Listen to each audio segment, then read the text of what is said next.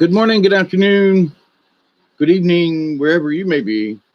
I'm your humble host, Mr. David Null, also known, aka, as Hawkeye Two Feathers. And I come to you with the love and the honor of the infinite creator. And I continue to pray that each and every day, each and every one of you, your friends and your family, will continue to learn how to accept and receive the knowledge, the healing, the wisdom, and the blessings from the universe.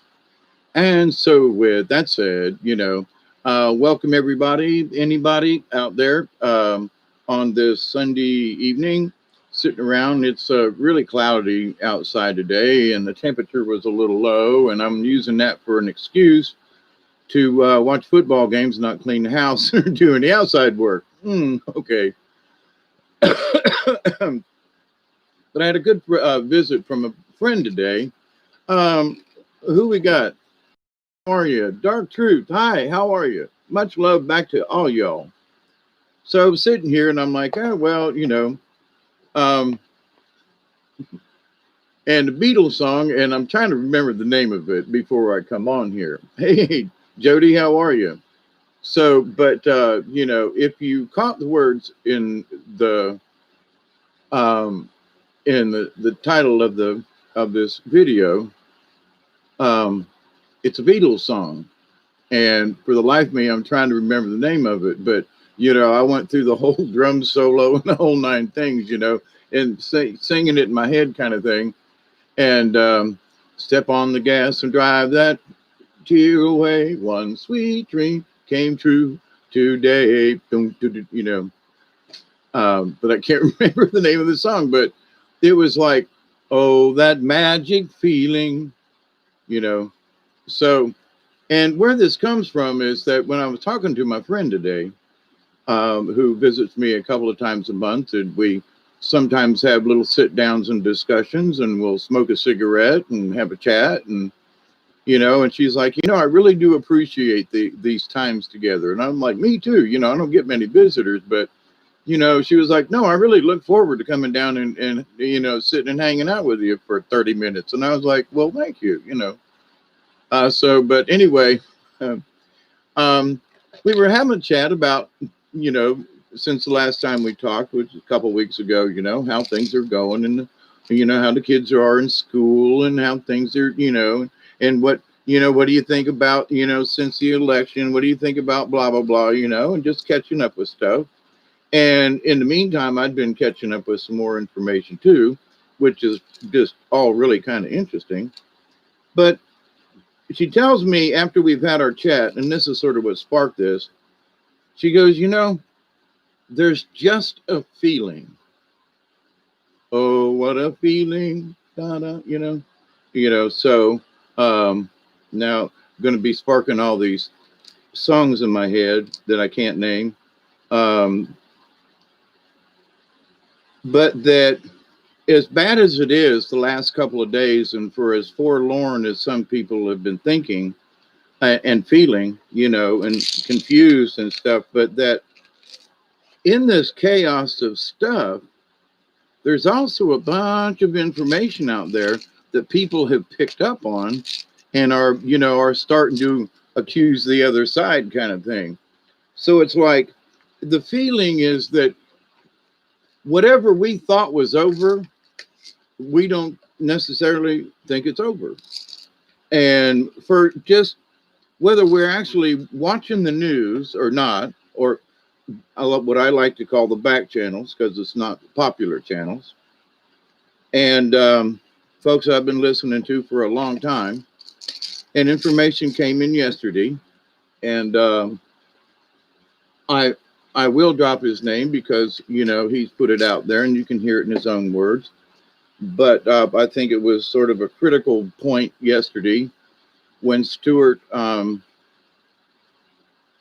I'm going to forget his name, Stuart Swerdlow. I know a couple of Stuarts.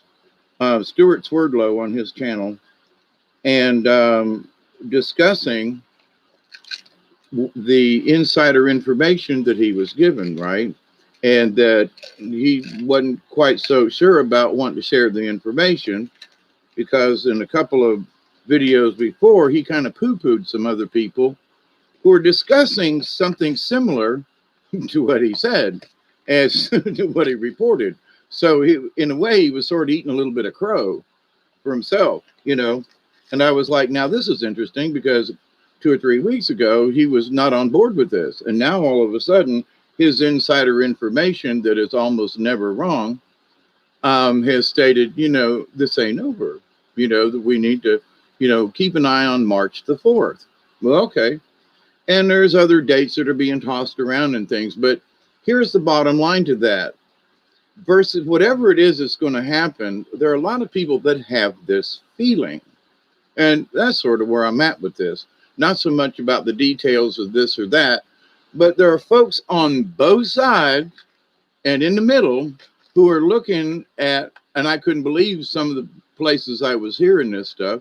Cliff High mentioned it in the live stream tonight, and some other folks mentioned it a couple of days ago, and I thought, well, that's peculiar. But there are other people who are picking up that where Biden was signing those executive orders was not the Oval Office that's in the White House. And they're talking about window spacing and wallpaper and stuff like that from pictures taken, you know, just a few days before when, you know, Donald Trump was in there. And they're talking about window sizes and what's outside. I'm like, and now these aren't from woo-woo channels. These are for people who are like, did you notice how strange that was? That doesn't look like the Oval Office. And so they got to compare and they're like, no, wherever Biden's at is not where Donald Trump was.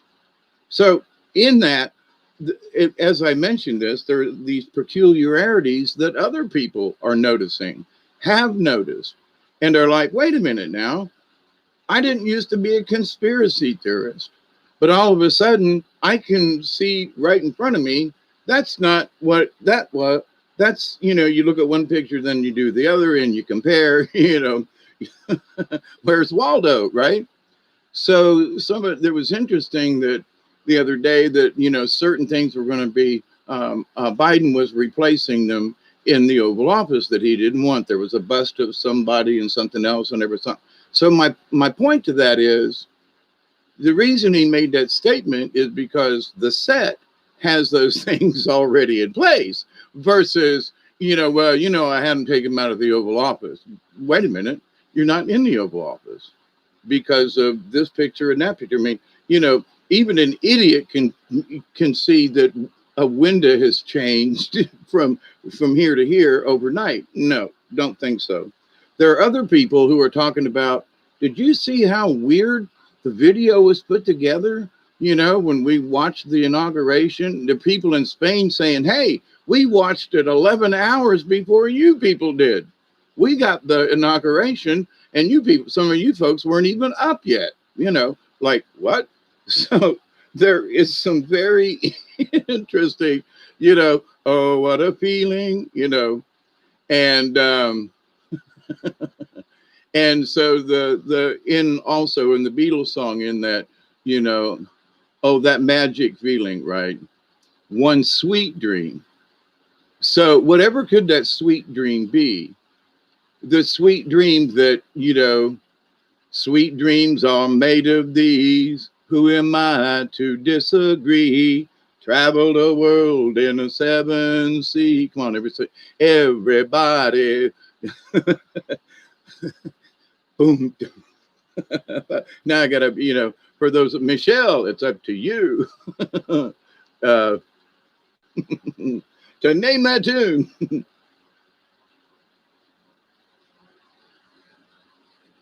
But the other day I was talking about this, you know, and I said, you got to laugh at this stuff.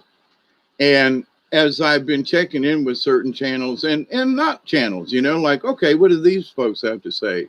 And they're like, something fishy, you know. I mean, for the people who voted for the current pres, or so it's supposed to be, you know, that he would sign a bill. And I was talking with my friend and, you know, her lovely daughter, Emma, and that, you know, that she would have to now go to school with maybe a boy, you know, that a transgender, and she's like, not me, you know. So, and that he signed this across the board. Everybody's going to do this now. And what about the people who are Democrats, who are Christian Catholic Democrats, supposedly like Biden, and that now, you know, they're going, "What did you just do? Hey, whoa, hang on a minute. Well, I just voted for you." So the internal machinations of destruction reminds me of a story. And now that I think of it, I can't. He wrote some really odd stories. Franz Kafka, and anybody that knows anything about brown shoes don't make it. Quit school, why fake it? I got all these song lines in my head from Frank Zappa, okay, and his earlier works. And we lost a great man when Frank died. But anyway, so and his wife and family won't release any of this stuff. It's really a shame in that respect. But who could play what Frank and the Mothers of Invention did? But you know, the whole idea of what's going on is, you know, is fake to those, you know, to those people who are active in it. It's reality, but at the end of it, it ain't my reality. It may be not your reality. So they're living in this quicksand of this reality that somebody has busted the hourglass, and it's just going to be damned funny to sit and watch. Oh, Franz Kafka and Frank Zappa. One of the albums, and I can't remember which, but the whole side of a whole section of the side of the album, which back in the days of in the early '60s, this was kind of sort of unheard of. And so he took this really long musical piece, and it related to this Franz Kafka story about this executioner, and he made this machine, this execution machine, and it did all kinds of tortures and things before it literally tore you apart at the end and spit you out into a basket. And so it had come in within the story, it had come to the attention of the people that they just, you know, that they had decided against killing and against this machine. And so when they all voted on it and they came to the guy, now they hired the guy. They told him, "We want you to do this. We want you to build this machine." And so he had, you know, executed many people. So they said, "You're going to have to tear the machine apart." And he said, "But I can't. I've literally spent my life in this machine. And yes, it brings death, but you all wanted me to do this, right?" So he has this philosophical moment. So as they say, "Okay, no more, start tearing the machine down," it starts up and he gets caught up in his own machine. And as he is caught up in the machine self-destructs. So Zappa did this whole musical section that corresponds with the story. It's very unique and very interesting. Even says so on the back of the album. I can't remember which one. It was one of his earlier works, but before he started doing Valley Girl and that kind of thing. But anyway, so because my teacher in high school, Mr. Rupel, uh, it, a hippie in his time, said, "Here, I think you will enjoy this." Why he picked me out of the room, I don't know. I think he knew I was a long hair before I was a long hair. And he said, "Here, he let me his album, and I went to the library and checked out the book and read the short story. And I have been forever changed just because of how you look at things and how people write things and how music is written to the mood of a topic, you know." And then a couple of months later or so, Jethro Tull comes out and they do Thick as a Brick. And, you know, anyway. So I was also thinking of, you know, the song Aqualung the other day as watching some of this politics go by, and they were showing, you know, Creepy Joe with his hand on some girl and this, that, and the other thing. And I was like, you know, I was going to make this satirical little thing and go, you know, "I'm so proud of our new president, I would even let him touch my hair," you know. Okay, that's that. Um, I'm not, but get the satire. But so anyway, so I can stay on Twitter, which I don't have an account, but that's supposed to be it's a joke, son. So, but in this reality of stuff, it comes back though that there people are talking about their feelings about this, not so much about the events, but they're going, I got a strange feeling about this, blah blah blah blah blah. I've got a strange feeling about that, blah blah blah blah blah. Both sides, each side, the middle, and they're all kind of looking at each other, going, "It's only been 5 freaking days, 4 days, right? What the hell?" And we're already noticing this other stuff. Um, um, so there's this feeling. Oh, what a feeling, you know. But like the Beatles song goes, and I still can't remember the damn name of the song. Michelle, it's up to you. Mossy Man, how are you? Chloe, howdy. Michelle, Dark Truth, good to see you. Blessings, everybody, on this Sunday evening. It might be earlier morning someplace else, but anyway, um, some of the regulars who were given daily updates and so forth are extremely quiet on many fronts. But in my opinion, out of left field comes Stuart Swerdlow's report yesterday. And I've been listening to Stuart for a long time. And he's, rarely wrong on some things. And when he does, he goes, I was wrong. I got that information. And that's actually what he says in his in his podcast yesterday. And that on YouTube. I don't have the link. I'd put it in there. But anyway, it's easy to find. Stuart Swerdlow, Hey, Jody, did I say hi? Hi, Teresa.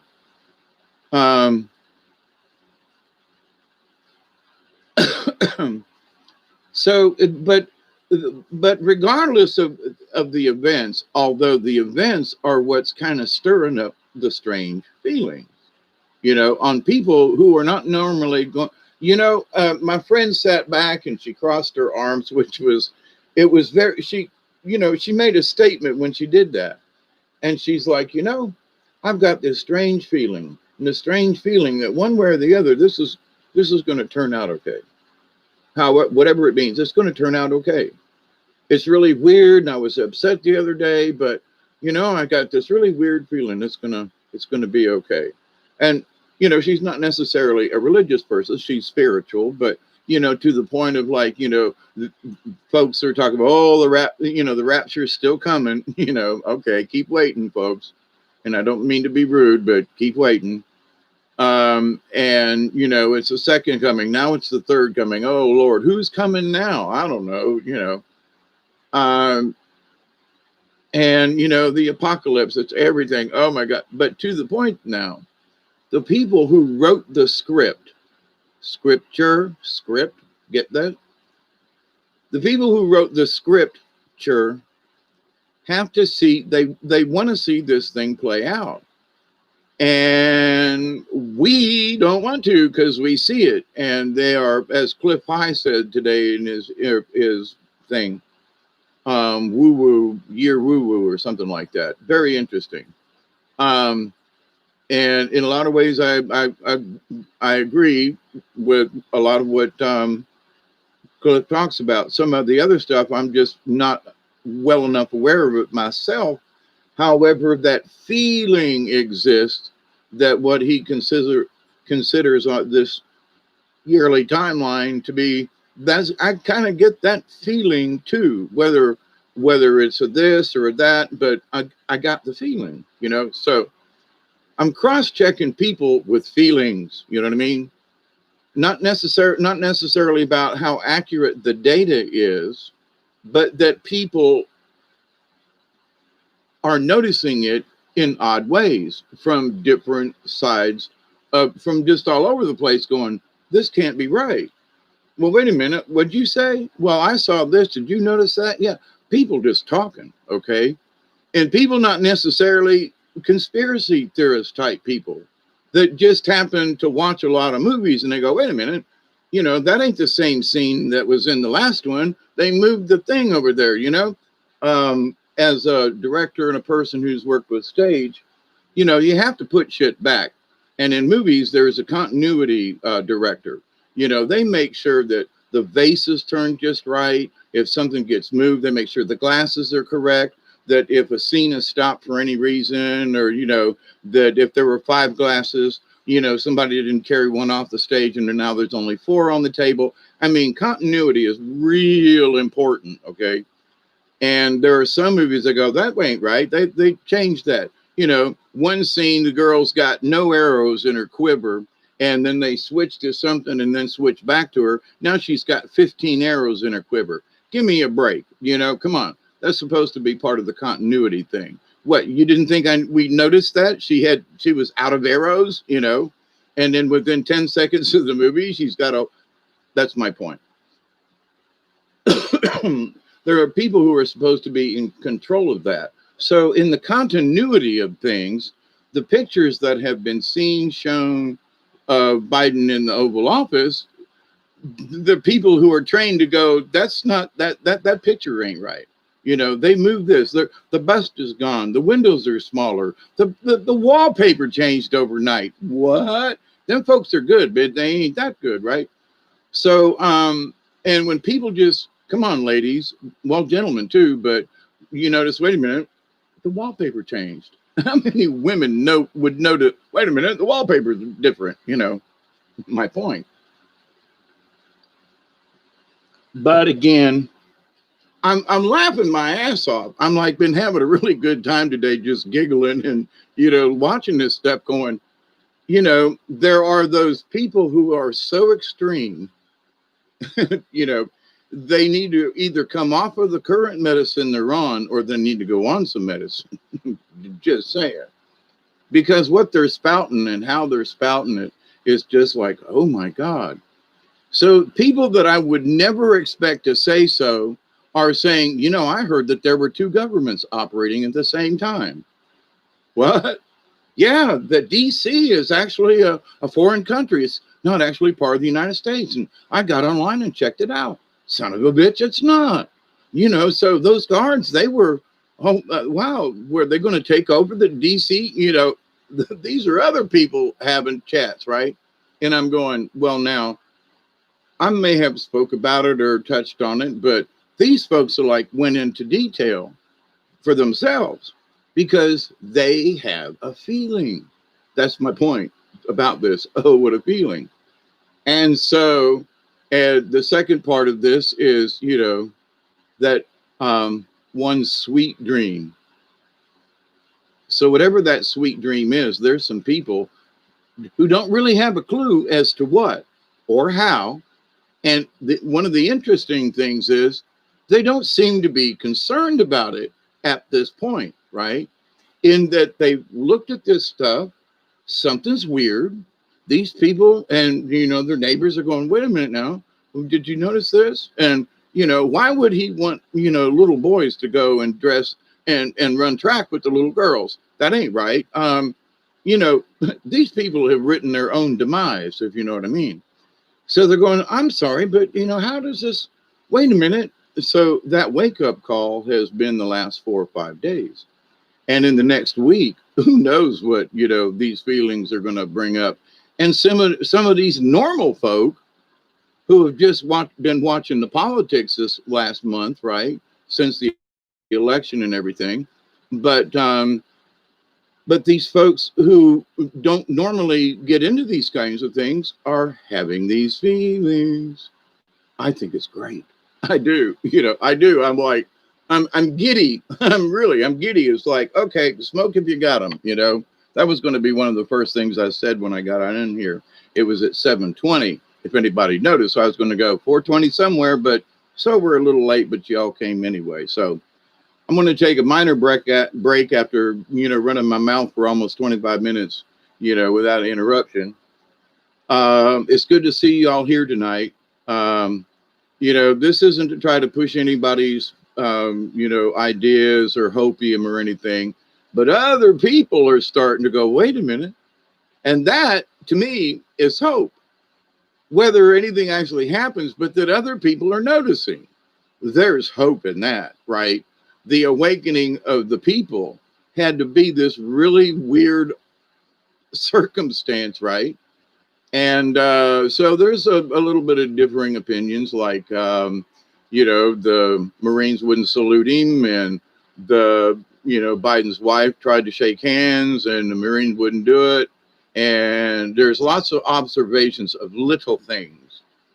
Man, why did they go in the service entrance of the White House instead of the front door? And anyway, but there's just, and other people notice this. I didn't go looking for this. There are other people going, hey, you should go look at that. They went in the side door, what? Yeah, they didn't go in the front. Oh, okay. So, but I just, I wouldn't watch it because it made me ill. But then having all these other people, I went back and watched it.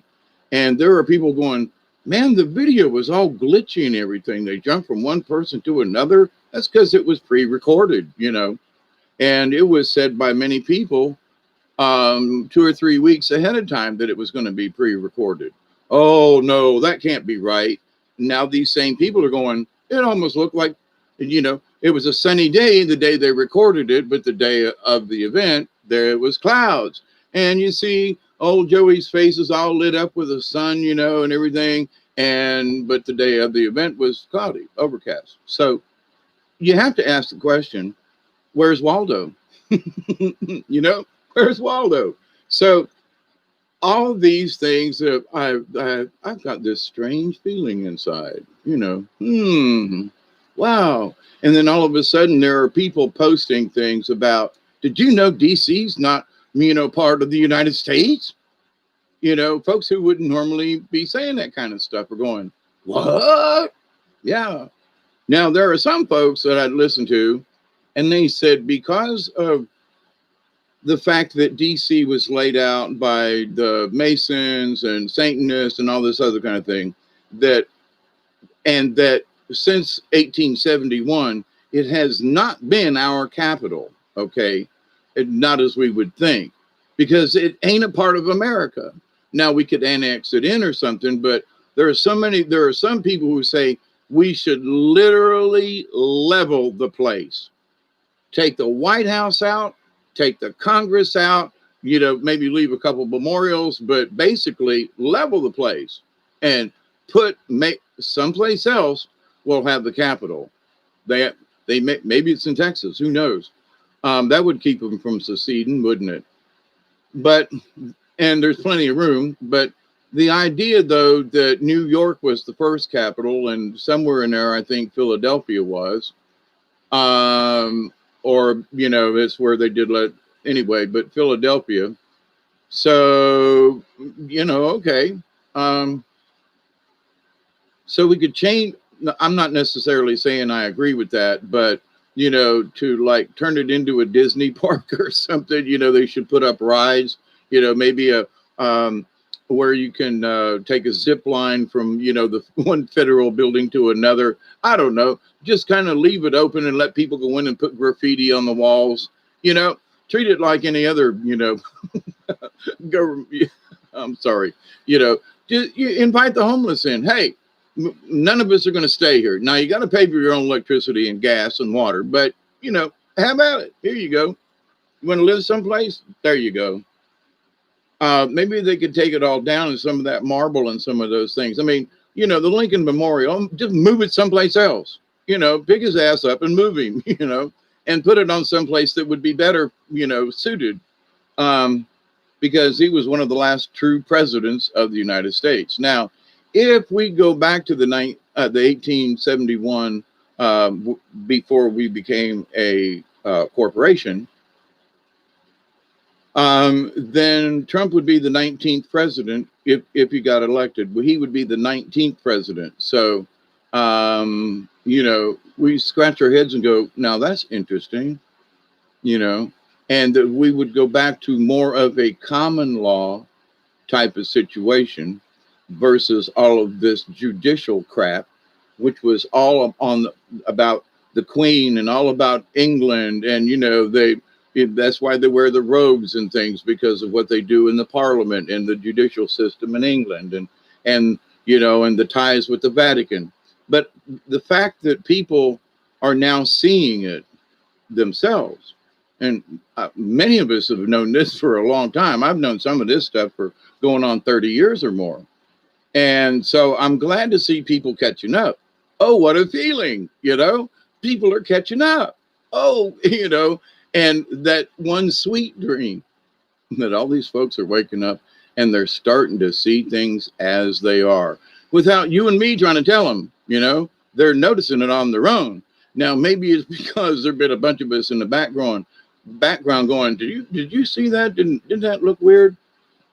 I'm so glad to see these other people bring up the subject. I'm like sitting in the bathroom. Yeah. I'm sitting in the back room watching going, oh my God, this is great. I'm going to have to make popcorn every night. This isn't just, they arrested everybody, but watching these people turn on one another, is like, oh my God, it's like a bunch of hungry zombies, want to eat each other alive. And it's like, this is just going to be fun. I got a feeling. And, that sweet dream at the end of this. Wow. One could be crude and say, is there going to be a climax to this? But in watching Cliff's video this evening, as part of my, duties as a watchman, right? And I was like, well, I don't know if I want to watch. No, they were like, you're going to watch. Okay. So in the timeline of events happening, so there is an event coming up at the 28th or 9th of this month, which a lot of people have been talking about. It's just a high spike. Something's going to happen. There are some people that might know, but that, there's a date in February that pops up, and there's a date in March that pops up through the data that Cliff gets, right? So, but in that, the other people have talked about that same timeline, though.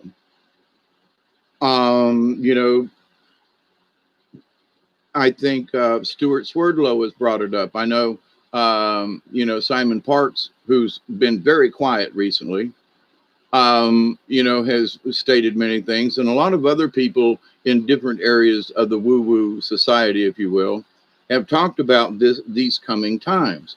Not necessarily in some kind of end of the world situation, but it is the end of the world as we know it, meaning that the lies are being seen. If it is true about, this thing, and the more the other people are seeing it, the more I'm going like, maybe this, there is a sweet dream to the end of this.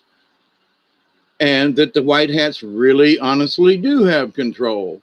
And that, when strange remarks from normal folk, I ain't normal, right? Go, I heard there were 2 presidents. What's that about? You got to go, what? You've heard about that? Yeah, it's all over and people are talking about it. Now, that's just interesting, right? So now it's been 33 minutes. Woo! And smoke if you got them. I've been waiting on this, and it's been 40 minutes since I, said I was going to light up.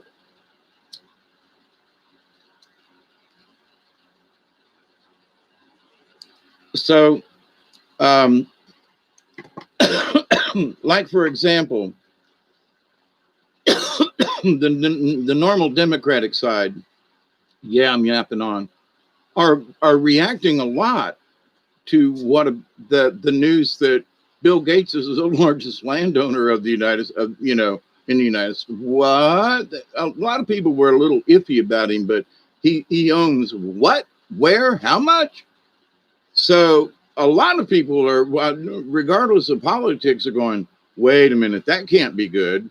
For whatever reason, that's just not a good thing for any one person to own that much property. He needs to just not own it anymore and give it to the poor.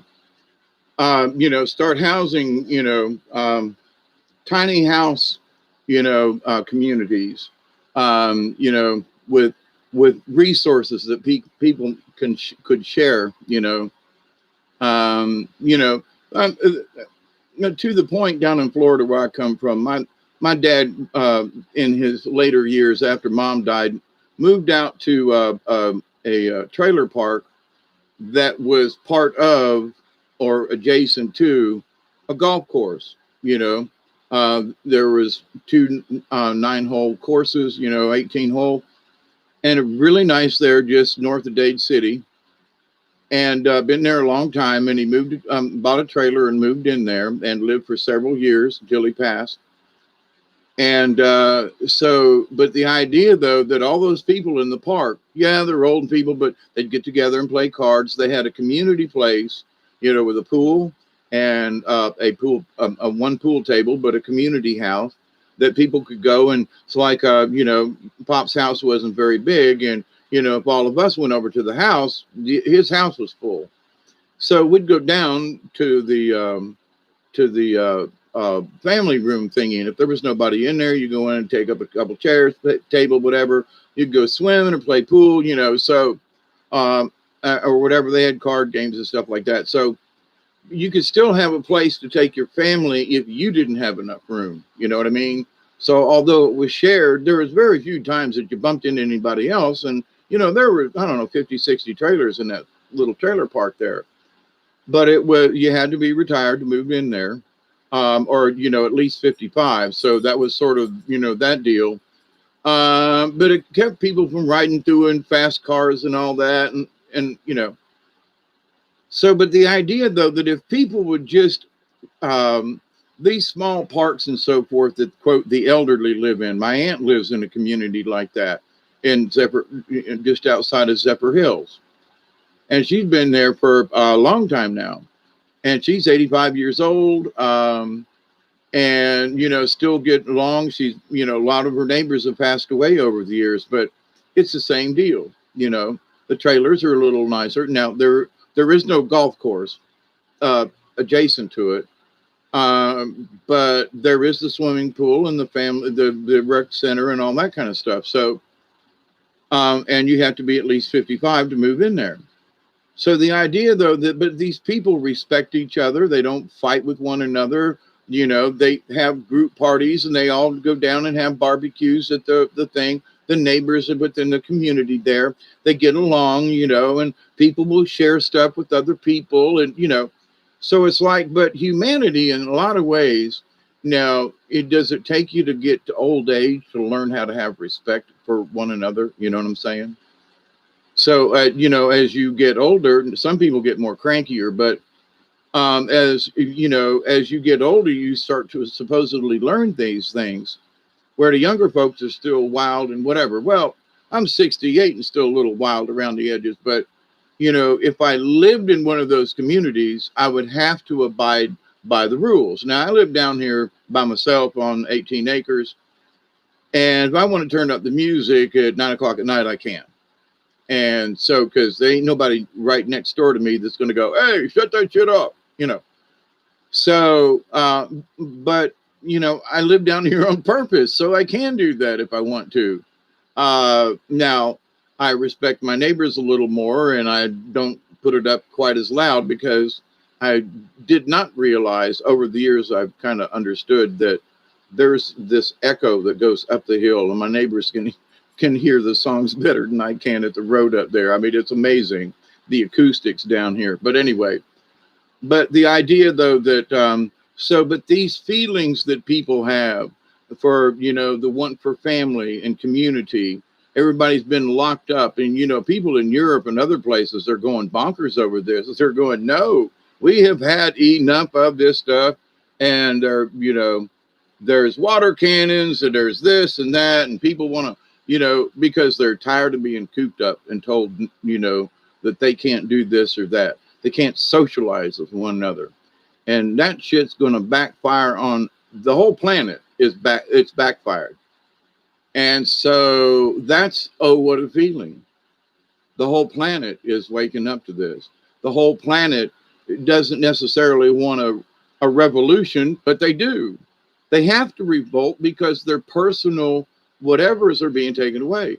And you go, no, I'm not wearing a stupid mask out here in the middle of the park. No, I'm going to arrest me, you bitch, or asshole, whatever your common cuss word is.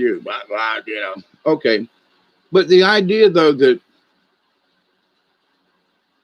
People have this feeling. And even though it's really strange to some of them, and we could see it's so funny watching some of these people overreact. I mean, they want to impeach Trump tomorrow. Are you seriously serious? Yeah, they are. Like, wait, he's out of office, but you still want to impeach him? What the are you people thinking? You're costing us time and effort. There are people out there that need to know something about a stimulus check, want to know where that rest of that $2,000 is that everybody was supposed to promise, didn't get, and then all of a sudden, ooh, now we're going to give it to you because now I'm prez, right? All of a sudden, Michigan and places want to open up their doors the day after the inauguration. Now Michigan and other places go, well, now we can let you open up. What was wrong the day before? Because their leader wasn't in office. So now other people are looking at it going, hang on, wait. 2 days ago, you said we couldn't do it. Now, all of a sudden, because it's the 20th, now all of a sudden, all these people are coming out with, yeah, we got all this stuff. Yeah, we're going to open business back up. And yeah, what? What did 2 or 3 days do? And there's a lot of other things that are coming out that other people are bringing up, and they're going, I have this strange feeling that these people knew about this ahead of time, and that they waited until the 20th in order to even bring up the subject. All of a sudden, a lot of Democrats didn't want anything to do with the World Health Organization. A lot of Democrats didn't want anything to do with the peace accord, the Paris Accords. And those are back on the books, and we're beholden to the rest of the world again. Are you serious? And for as much as you gotta love it, because I sit and the sad part is these folks think I'm crazy, right? Well, I wouldn't dare speak the way they do about me, because I obviously am now, because I voted for the man, not their guy, but that now I'm a domestic terrorist.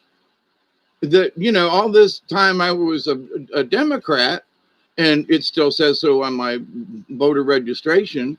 You're going to tell me that now, because I voted for this guy, I am now, along with 74 million more Americans, that we're now the enemy. And they're speaking to us as we are the enemy. And there are other Democrats that are going, wait a minute now, we didn't bargain for this. You wanted this guy in, we helped to get him in, if that's even true, right? But the people who thought they voted for him are going, supported supposedly, are going, hang on a second. You lied to me, as soon as you got in, you were even in a fake a fake Oval Office, and you signed these documents, and you're going to let boys into my girls' gym class now and into the bathroom without my permission. Adios. How that's not going to go over well. So, but it's proof to some of these folks. And what about all the people? I wasn't so much about the pipeline thing, but it's there. It's been working. We know people who work on the pipelines and so forth. So now all of a sudden, all these people are just out of a job all the way down the line, right? So all of a sudden, nope. And all the things that were already done about the wall, paid for, ready to go up. Nope, stop it. Nope, and no more. But the people that are coming up from the South have been interviewed as saying, Biden gave us 100 days to get to the border. Really? So, and that's coming back to bite him and to bite these other people. Oh, so you agreed to this? Really? You open borders, literally. All these people are coming up here, and you're going to give them a house, you're going to give them a place to live, you're going to give them money. You agreed to that, right? Because he just signed a thing saying, come on up. And all them people down there in Honduras believe they got 100 days to get to the border so they can get in. And there's how many millions of Americans out of work? We are locked down because of what? And we're going to let whoever comes up, that all of a sudden now we're just, no, just let them in because, that's our policy. We'll work it out when we get there. The people who were supposed to go back out of country, they've already been detained, gone through the whole system, accused, gone to court and everything, and are supposed to leave. Biden says, no, nobody leaves. But yeah, but he's a criminal. We're sending him back to Mexico. No, no, no, no. Hold him. Nobody's going anywhere. Why? All the papers are signed. No, no, no, no. So we have to spend more money detaining these people when the process was already made that they're supposed to go back, and he stopped it. Wait a minute. Well, wait a minute. We know they're the paper. Oh yeah, but I'm president now, so you ain't even the bad guys. No, we're leaving everybody here. Are you serious? So the comedy of errors that continues to show up in so many different ways. People have this gut feeling. Oh, what a feeling this is. Something ain't right here.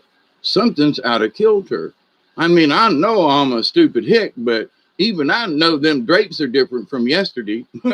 Even I know that wallpaper. Honey, did they change the wallpaper overnight in the Oval Office? Don't that look weird to you? Clem and Marlene are talking about it over possum, at the dinner table in their trailer. You know what I'm talking about? So, because they got a wide, big screen TV. So, ain't got much else in that their trailer, but they got a big screen and they're like, look at that there, Ethel. That ain't right. And I find that absolutely, I'm so giddy with the stupidity. It's like, it would be one thing for them to win and just go, okay, we won, but to go on with this stuff and we're all this. And if anything, I got to say a lot of good stuff to our side, right? In that a lot of people are holding their tongue. They're like, okay, we lost. Even though they've got this feeling something ain't over, right? But they're giving up to the idea of this is what it's going to be. We're going to be the better side. Where we may be a little bitter, we may have to put a little sugar or syrup in our medicine for the next 4 years or two. But there's already, God bless her, a representative here in Georgia. She is already, tomorrow she's going to register articles of impeachment for Joe Biden because of the crimes that he did as vice president and the fact that he's trying to cover up the investigation of his son, and that both of those are, nah, you can't be pres because you're in the middle of something like that, right? So, and she's serious and she has every right to. So, Georgia did, was disastrous in some ways. And there's some folks that are not really happy with our Governor Kemp. They had, Humvee type vehicles and the National Guard hanging around the Capitol the other day, and in Atlanta. But there was nobody there. Like, if anything, I don't want to see that some bitch. You go by the street and flip him a bird from 4 blocks away or something. But there's enough people in the state of Georgia that are put. If it was the old days, they would have went in there and dragged that some bitch out and tarred and feathered him. But Georgia's come a long way. But now here's the idea about this other strange feeling. So to carry this forward and out of it, so here's a what if situation, and we should really consider this. Oh, what a feeling this is, and what is that sweet dream? The sweet dream is that if this is true, we go back to our original Constitution. We go back to the original, American dollar, not the Federal Reserve. We go back to the rule of law that is from common law and not from the high orders of the British government, where everything is in maritime law and all of this If you go in and declare your sovereignty, they'll throw you in jail for, because you're not playing. Our idea of what justice should be is not the same, and we all know that. So the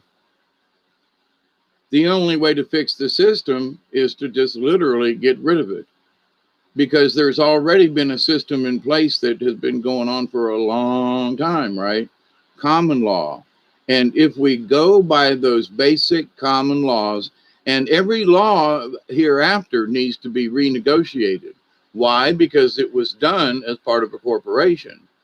So every law that was made since 1871 is null and void because it was made under false pretenses. So every single law, every this or that is going to have to be challenged. Think about it.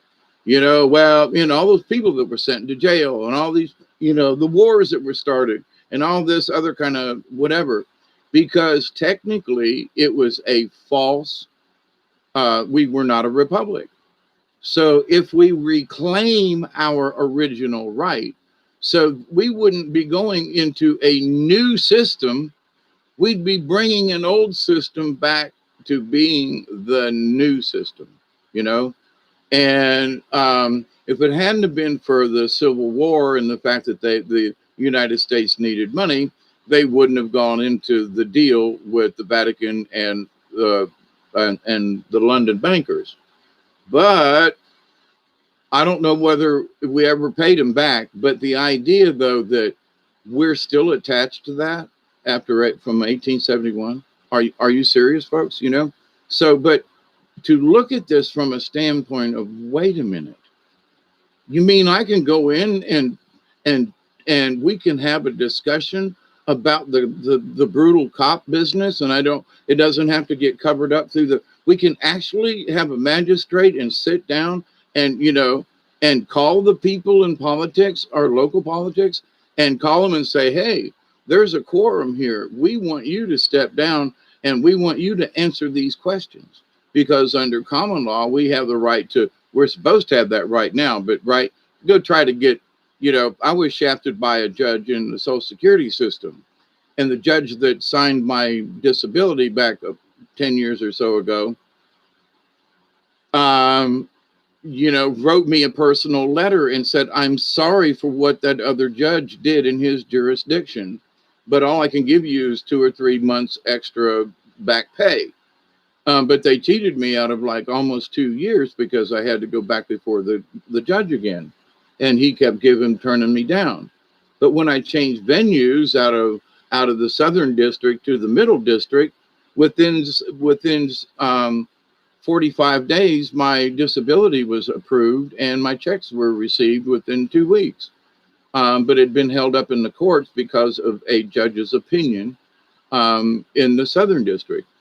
And it was a distance of 40 miles between Thomasville and Moultrie. Anyway, in filing. But to the point, though, could I bring any charges up against that judge for disallowing me the ability to get my disability through Social Security, which I earned? And could I get any recompense? He should have paid me the back pay himself. I should have been able to sue that judge, but you can't do that, you see. So, but if the laws went back to common law, I could bring that up and go, that guy did me wrong. But because so many people in charge of things get away with it because we don't have any recompense to be able to pull these folks in and go, hey, wait a minute, this guy's acting dirty.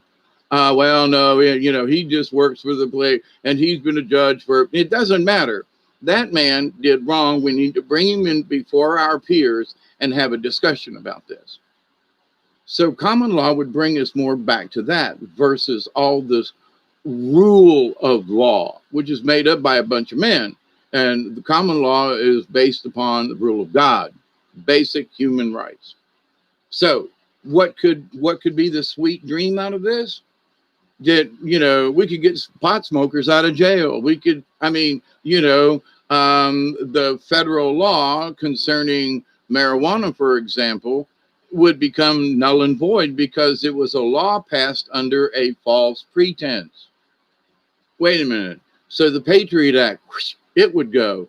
There are a lot of these other things that would just not be valid anymore because we would be operating under our original Constitution without the capital letters, without our money going anywhere but right here and staying in the United States. No London, no Vatican. A few years back, remember the Pope came? There was a handoff back then. Okay. A lot of people knew about it. A lot of the conspiracy folks talked about it. Nobody paid attention to it. But why is the Pope in Congress? And why is he going to Philadelphia, where, it was like, the Constitution and stuff. And, um, recently, when Trump was in England, he walked in front of the Queen. Nobody's ever walked in front of the Queen. But it proved to the world that we were no longer beholden to the Bank of London and to anything that had to do with the Queen, and the UK in that respect. And so these are all signs that are out there. So we look at these things and go, well, now, when I consider all these things that I've seen, it's obvious other people are pointing it out. Oh, what a feeling I have that something is changing. Holy crap. Do I know what it is? No, but it is changing. And we're all feeling it in our own way, in our own neighborhood, in our own state, in our own state of mind. But I would ask you, though, to consider what some of these people on the lefty left are blabbering and thinking, when they run a truth machine in front of some of these people, I think some of these folks might find out what it's like to be put in a straitjacket. Now, it ain't no fun to be tied down and all that, but some of these folks and their antics and how they're acting on TV and how, we are all, domestic terror. These folks are scared. That's scaring the piss out of them because there really are more of us than there are of them. And so they got to defend themselves right out the gates. So in looking at this stuff, people who want to be depressed, I go, don't be depressed over this. Look at the clownish way these folks are acting. They want to take away our rights. And there are people on the Democratic side that commentators and stuff are going, I was pissed off when they took Trump off of Twitter. And I was pissed off when they, even though I don't listen to him, but now they're taking people from my side of the, thing, who are asking, what are you, oligarchs and you big tech giants doing, censoring people? No, wait, yeah. I don't agree with these people, but censoring them isn't the right idea. And so when they listen to their own people, supposedly, who are saying, yeah, we need to do this more, they're actually saying, wait a minute, you better be careful what you wish for, because the next time it's going to be you. They're telling it to themselves. So I'm sitting here watching this going, this is sort of like Ringling Brothers, right? The greatest show on earth. And so if you start to get a little depressed about what somebody's saying and what somebody's doing, listen, these folks that are putting it out on, quote, what I still call back channels, although it's open to all people who want to listen, that there's something going on and whatever it is ain't over. And that these numbers, the dates and so forth keep coming up. The prophets and the this people and that people. But here's the thing. I think it's gotten into the quantum reality of things. And many of us are just picking up. Because a couple of weeks ago, I was having, towards the end of January. And then somebody come up about, January 22nd, and then January 28th and 9th. And okay. And I'd already kind of, received my little download for whatever it's worth. But my downloads are that, well, I had this feeling, oh, they're having it, oh my God, there's 30 people having the same kind of feeling. Well, must be something to that download, right? So I think that some of this information is literally in the cosmos. It's literally, all you got to do is allow it to kind of come into you. Now, I don't think that the guys who are in charge really know what's going to go on, but they've got an outline and they've got their,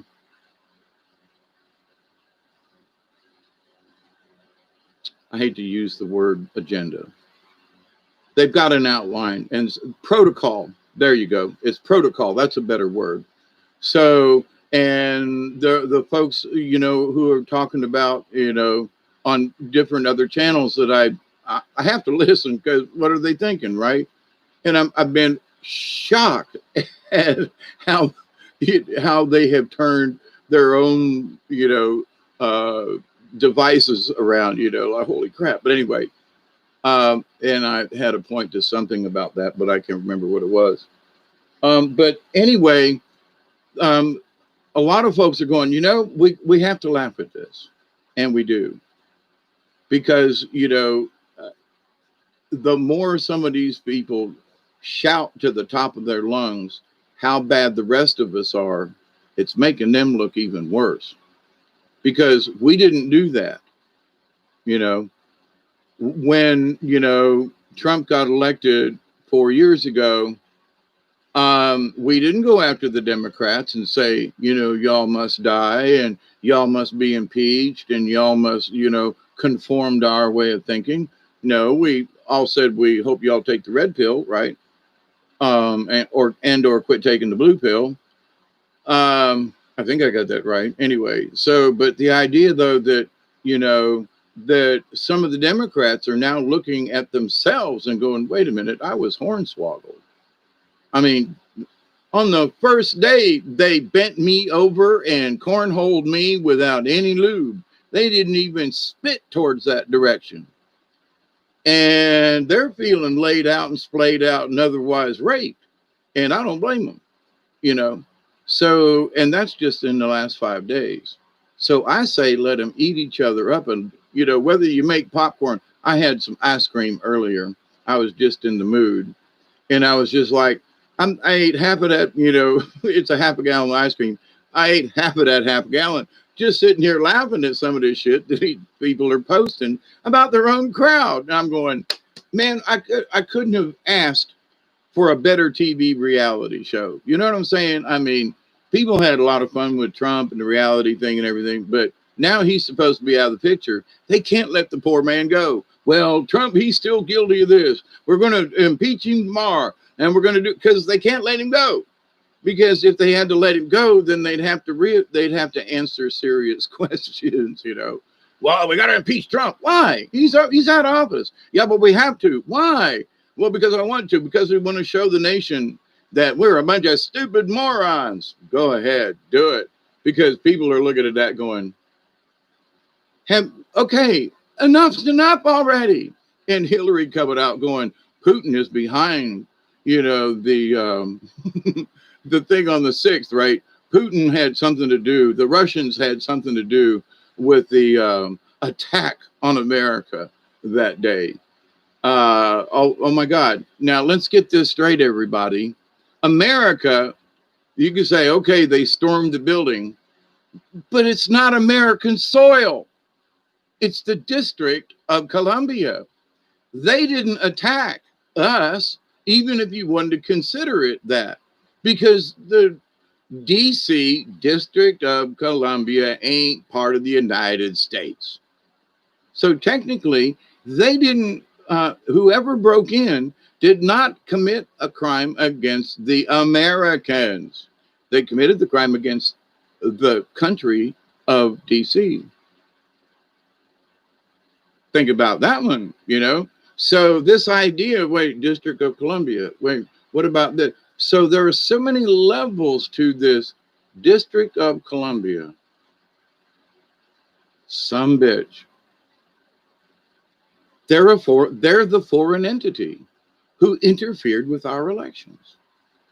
Joe Biden is because he was the selected one, is the primary person who should serve the term for that, because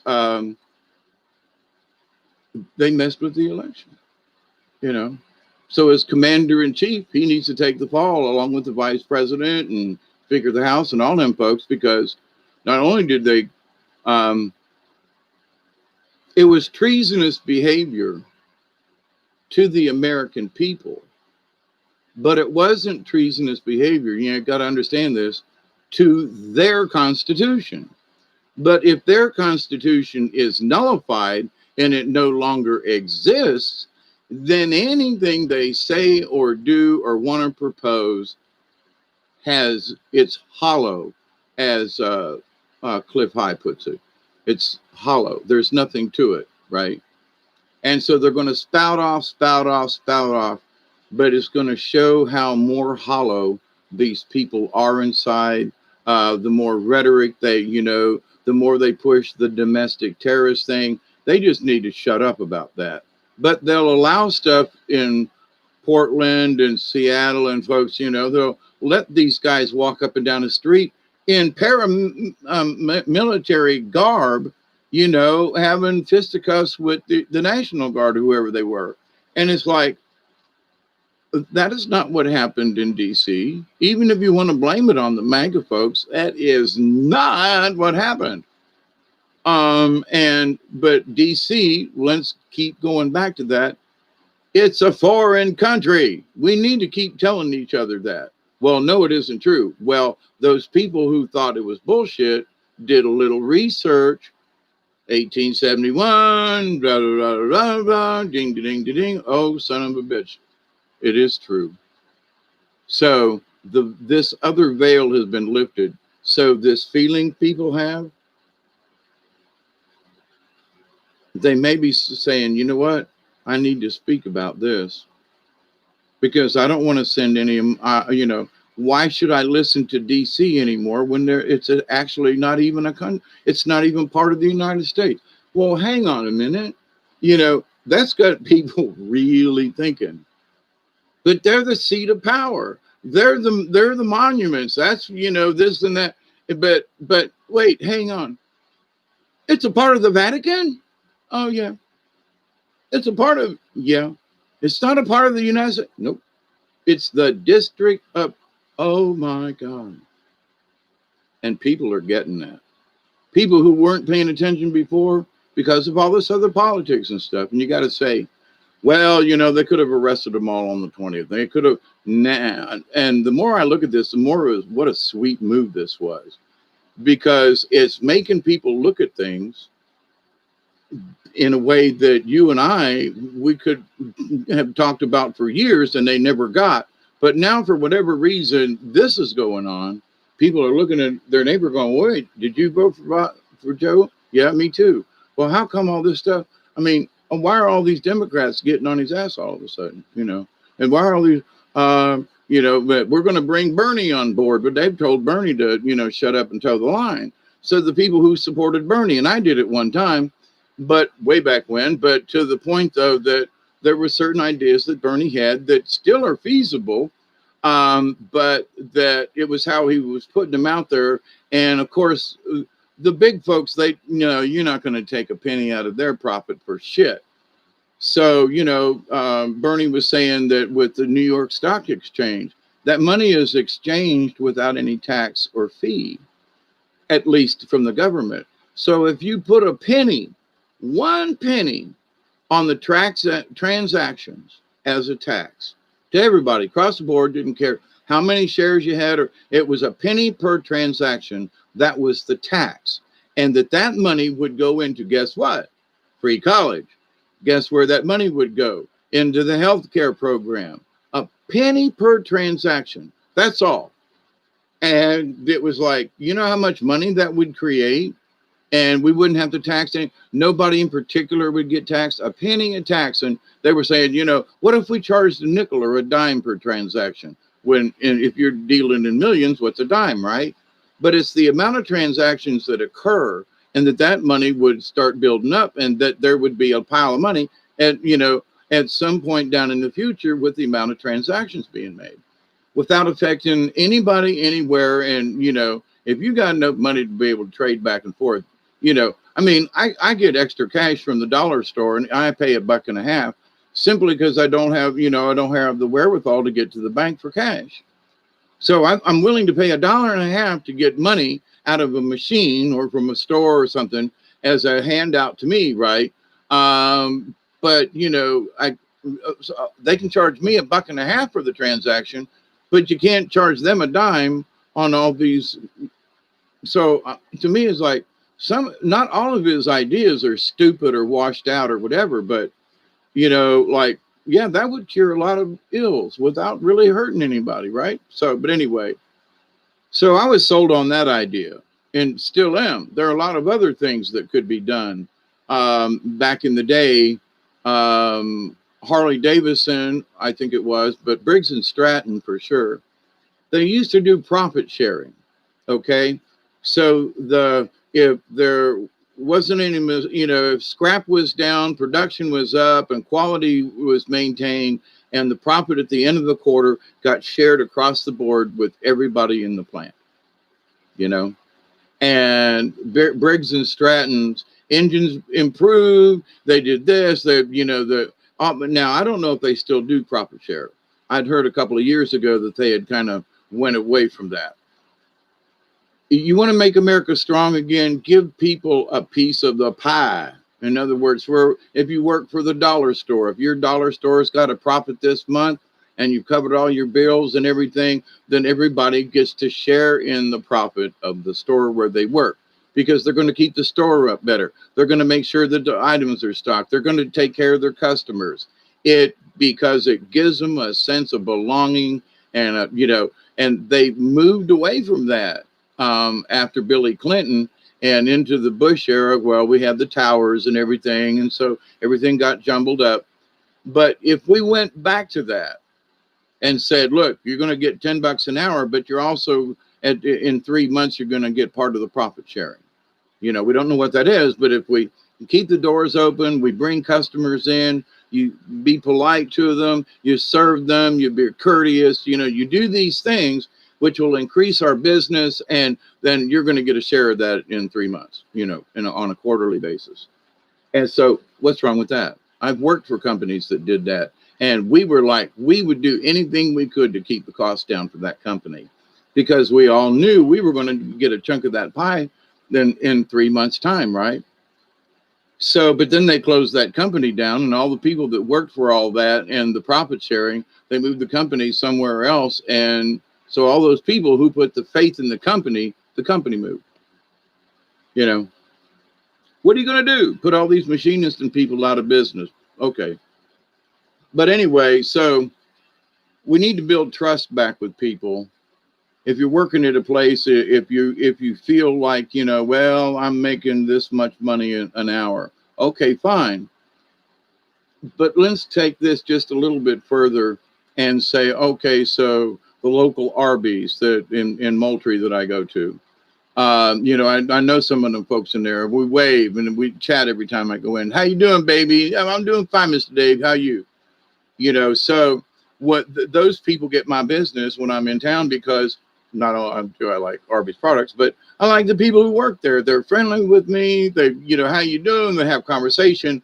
So those people, in my opinion, because of the business and how they interact with their customers, they should get a bonus at the end of the quarter or whatever, because I try to help to keep their business going. Just one of those things. But so franchises and things, well, so much money has to go back to the franchise. Well, why don't these franchises quit asking for so much money back and allow the local franchise people who work there get a piece of the pie? Just let that, you don't have to give up all your money. Just give up some. Make people that are working for you feel like they're actually a part of something. That's got a lot to do with stuff. And a lot of people saw that with Trump. I did, bring jobs back to America. How hard is that? You go down to Mexico, you load them onto trucks, and you bring them the fuck back up here. We had to load them up onto trucks here and ship them down there. I know how you can do it. You put them back on the trucks and bring them the fuck back up here and put people back to work again. Excuse my language, but there you go. Simple. Put them back on the truck and bring them home. They were here first. But the idea, though, that wait a minute now there's, I don't know how many people are in Honduras walking towards the border, but there's interviews all over the place about, yes, Mr. Biden, he gave us 100 days to reach border. He let us in and give us opportunities. Wait a minute. He won't let us in America. He won't let us Americans have the opportunities we supposedly had. Mask on, everybody, keep things closed down. Um, but so here's all these people, and how are the Democrats who are unemployed really going to just say, "Come on in, y'all"? You can come live under the bridge with me. I got an old '57 Chevy that we kind of turned it into a little place to live. It's a little cramped, but there's 5 of us living in here in this car, and we take turns snoring and sleeping. But you're welcome to sleep in the trunk.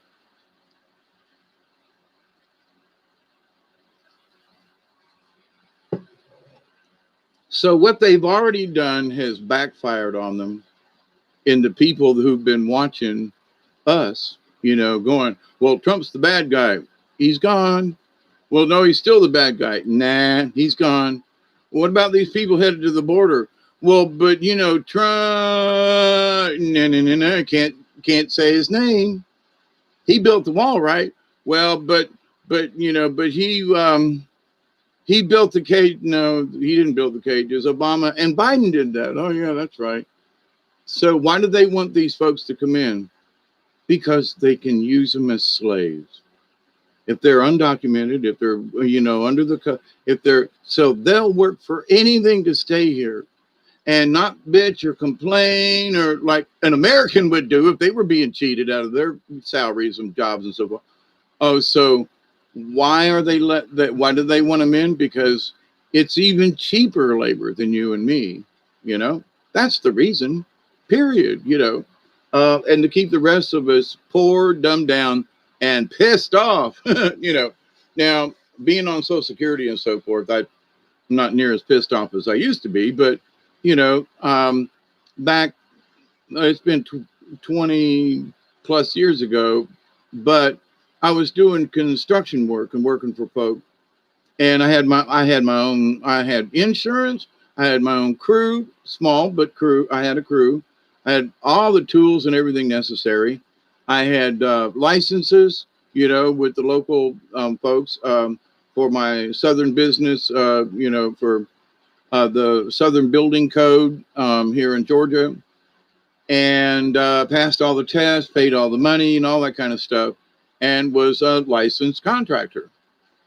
And so I'm out there, and there was a lot of business, but then it was all of a sudden, there were, 4 Mexicans show up with this white dude on a construction site. And I happen to know a couple of these white dudes, right? So they had fired or let go. Well, I don't have the work for you, was the excuse, right? People had worked for them for years. Mexicans who could barely speak any English hired them in their place. So they hired 2 Mexicans for the price of 1 regular carpenter. And so instead of having 2 carpenters, they had 4 Mexicans who would work, who didn't care, lunchtime, whatever, they would work, right? Didn't care how much money. So the carpenters were getting $10 an hour. So the Mexicans are getting 5 each. It's the same $10, but he's getting it done twice as fast as anybody else can do. Not necessarily better all the time, but twice as fast. So now those of us who are still working for $10 an hour, my salary wasn't any better than my workers. I was making $10 an hour too, but it was my $10 an hour, But the idea though that I couldn't compete because there were 2 Mexicans for every one of me at the same price. So I'm trying to underbid, which put me into the $8 an hour category. And, so they're getting, there's 9 of them living in a house in Thomasville, and they're sharing expenses, got 1 car between them, right? And so they don't have to worry about insurance because they don't, they're breaking the law on so many levels. And, but they're the ones making the money, and put a bunch of us, quote, us white supremacist people out of work, good carpenters, for the cheap Mexican labor. And, that's well over 20 years ago. And yes, it's still going on. This idea that, these quote, these people don't affect us here. If they were regular folk, then they should, be paying taxes and all this other kind of stuff. And, If they had green cards and were legal, I wouldn't care. If they're a good carpenter, then if a good carpenter, I don't care what, race, religion, or whatever. If you're a good carpenter and that's what you do, then do it. But this idea of just getting these folks to come in and holy mackerel. And I worked for this guy for cleanup, and I would have to go back in and tear off what some of these Mexicans would do wrong. And, he'd bitch because he had to pay me $10 an hour when this guy was working. And I said, but if he was so good at that price, then why are you paying me twice as much to fix his mess? Well, because I trust you. And, you can take that apart and put it back together and make it look okay. He doesn't have that skill, does he? No, he just nails stuff up. Oh, but I can go back in and I can pull it off and correct it. Oh, I had to take off all this molding one time and totally redo this room. It was, it was okay with me. I got paid, but they nailed it up so fast. They nailed it in upside down, crown molding, upside down, the whole room. So everybody else is doing it the right way. And you come into the, like the main room and it's like everything was upside down. He was not happy. Crown molding is not, it's not cheap, especially the kind we were installing. But anyway, it was like a $750,000 retrofit on this house in Thomasville. Oh, some of the work we did was absolutely gorgeous, but a little overpriced. But anyway, but it was still beautiful work. So, but anyway, so what's this got to do with this feeling, right? Well, the people who lost their jobs to the Mexican influence, well, that isn't really here. Well, yes, it is, because a lot of people down here have lost their jobs because of that. And they, although they have, we have Mexican friends and so forth like that, this idea of just allowing people to come in and being able, well, we want to be Americans too. Yeah, but what about the rest of us who are already here? Just saying. So the rest of the world has this opinion, and folks down in Honduras and everywhere, they got this idea that open border when we get there. So what are we supposed to do? Are we supposed to just take it and go, well, come on in, let's tear that wall back down? I don't know about it, if that's such a good idea. But, am I trying to be racist towards anybody? No, but I'm really pissed off about how, now it's not the Mexicans' fault, okay? It's the white supremacists, and some of these had mixed colors, so it wasn't just the white folk, but it was the white supremacist people who were hiring the Mexicans at half the price to put other white supremacists, okay, I'm white, not a supremacist, but to put other whites out of business because of greed.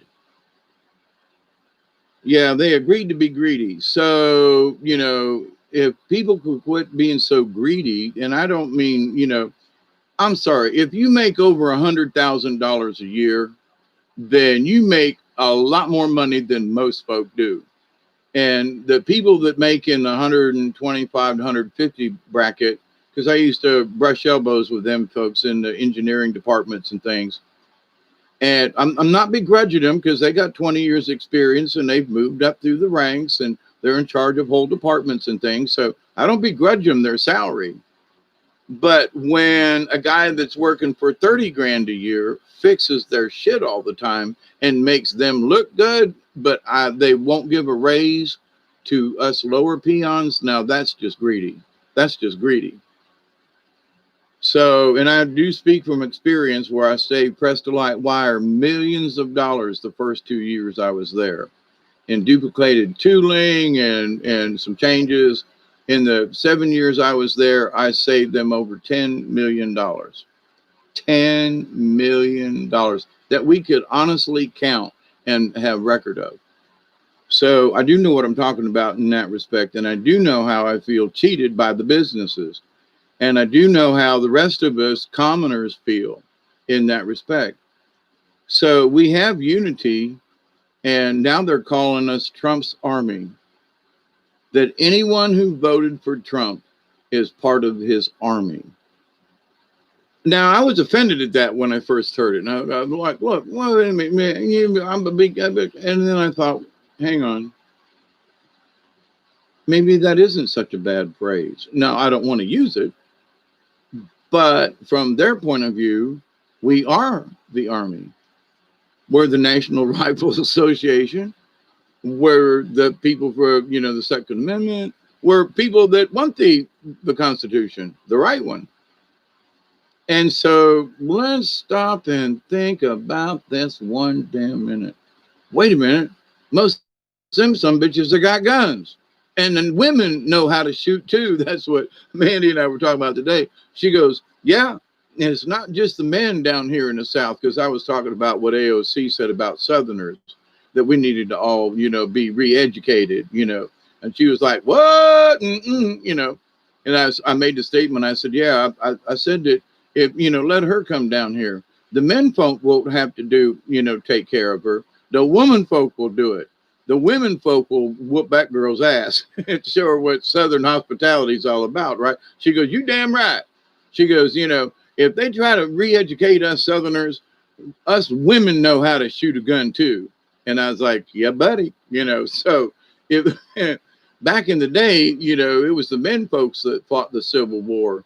If they want to start another, sure enough, Civil War, the women folk know how to shoot sometimes better than the men folk. So y'all better be careful what you wish for, But I got to say that the people, though, that I've seen down there have all been restrained. They're not really happy, but they're looking about going, there's this feeling. Oh, what a feeling. Don't know what it is. Can't really put my finger on it, but I'm listening and I'm watching and wow, oh, what a feeling. And what's that sweet dream at the end? I'm referring to the Beatles song, okay? One sweet dream, get on the bank, ride that jet away. One sweet dream came through today. Came through, then the drum solo, boom. Anyway, Michelle, if you're still there, what's the name of that damn song? Pretty hair, Hawkeye. Thank you. I've been brushing it today and trying to keep the bugs out of it. Hey, ISB Project Skyfalls, David Castle, how y'all doing? So I was just kind of sort of giving a little bit of, Esty, how are you? Lady Spitfire, NRA filed for bankruptcy. Yeah, but I don't mean the thing, but the people of it, Oh yeah, we're racist too. Yes, as Lady Spitfire. Yeah, and I'm probably got mostly Native American in me, and who knows what else. But the idea that they want to put white on Caucasian, on my birth certificate or whatever, they don't want to include any of my Native American heritage because that would look crappy, especially in '52. I'm going back up to look what y'all been. Yeah, I know you folks chat between yourselves. ST Project. Okay, if Mossy Man's in the house too, howdy y'all. Jody, I don't know, it just came to mind. If they're not technically a part of America, but yet we Americans, in the form of the troops, acted upon their orders to go to wars that we went to, would it technically have been our fault? And they can wash their hands and clean up just because we just did as they said. Jody, if you're still there, in so many words, yes. And that's why they haven't really felt like they are to blame for anything. Because, see, they know, those people who really know, well, I signed my name and I took an oath of office. So how many people have broken that oath of office, when the towers fell, we all know that was an inside job. So, but we, the powers that be sent troops over to, the Middle East to blow up sand. And after all that time, oh, Osama bin Laden, and they found some guy in a cave. And they found, oh crap, what was his name from Iraq? Saddam Hussein, hiding in a hole. Well, because it's hot in the desert. Of course you go hide in a hole. But the idea that, that probably wasn't the real Saddam anyway. But the whole thing that, remember those days? Remember how all that played out? And all of our guys and women getting shot up, blowed up. It's still happening, all because somebody's got this great idea we should be helping out the world. Now, I'm not against helping out the world, but if they're going to try to blow me up, I'm going to say, y'all fix your shit and I'll be back. That's all. If I'm going to come over here and try to help you, dig a well, put in good water, whatever, and you want to blow my ass up, I'm going home. Like, Cartman says, I'm going home, So, if you want our help, fine. But, if you're going to try to kill us while we're there, no.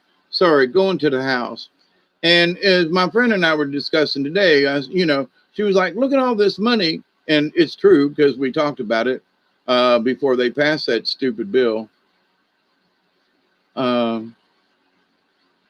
Okay, Michelle, what's the Beatles song that has the lyrics in the title of this live stream? Hey, Fox, how you doing? Dark Truth, how are you? I just wanted to come up and be on tonight. It was Friday, and I was thinking about pulling a couple of cards. But at the moment, I still want to eat supper, and this is sort of an early time for me to do anything. But it's the Beatles, so you can, it's the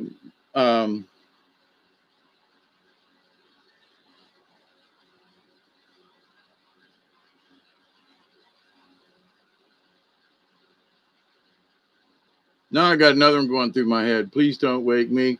No, don't shake me. Leave me where I am. I'm only sleeping. Anyway, um,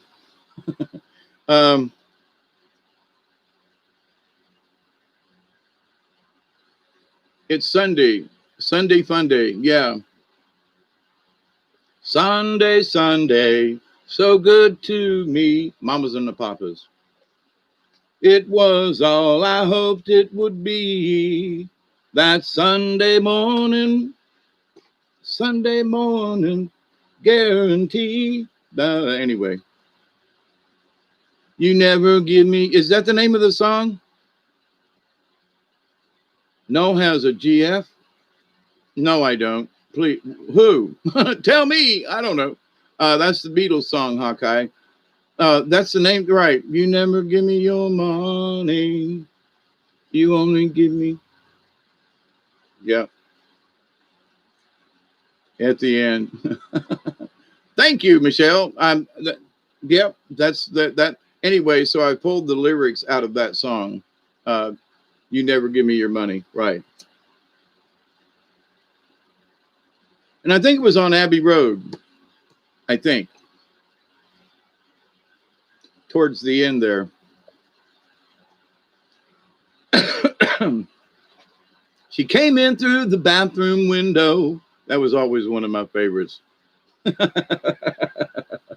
Like the bathroom windows I've seen are really small, so she could get in the bathroom window. She must have been a midget, a string bean, or uh, an elf, something like that. Yeah. Anyway, so but how many? Just y'all raise your hand. I didn't ask you, but I'm just going to ask this for the hell of it. Um, how many, regardless of what you see or do or whatever, do you have a feeling that there's something else? Whether it's the government change it, regardless. I mean, regardless, do you feel that there's something else? Abbey Road. Thank you, Michelle.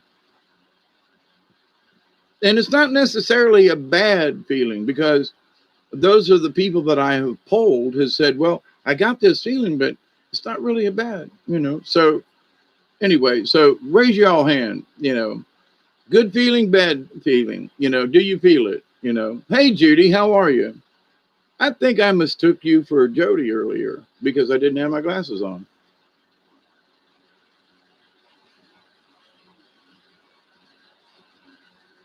Um, okay, it says there's 20 folks in here tonight, this evening.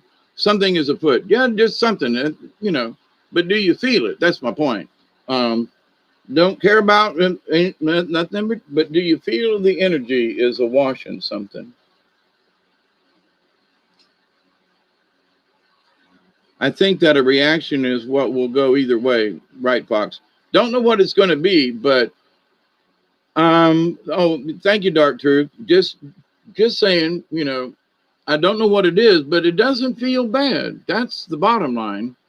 Um, you know, 2 or 3 days before the inauguration, I was feeling like, oh man, this ain't gonna go right, you know.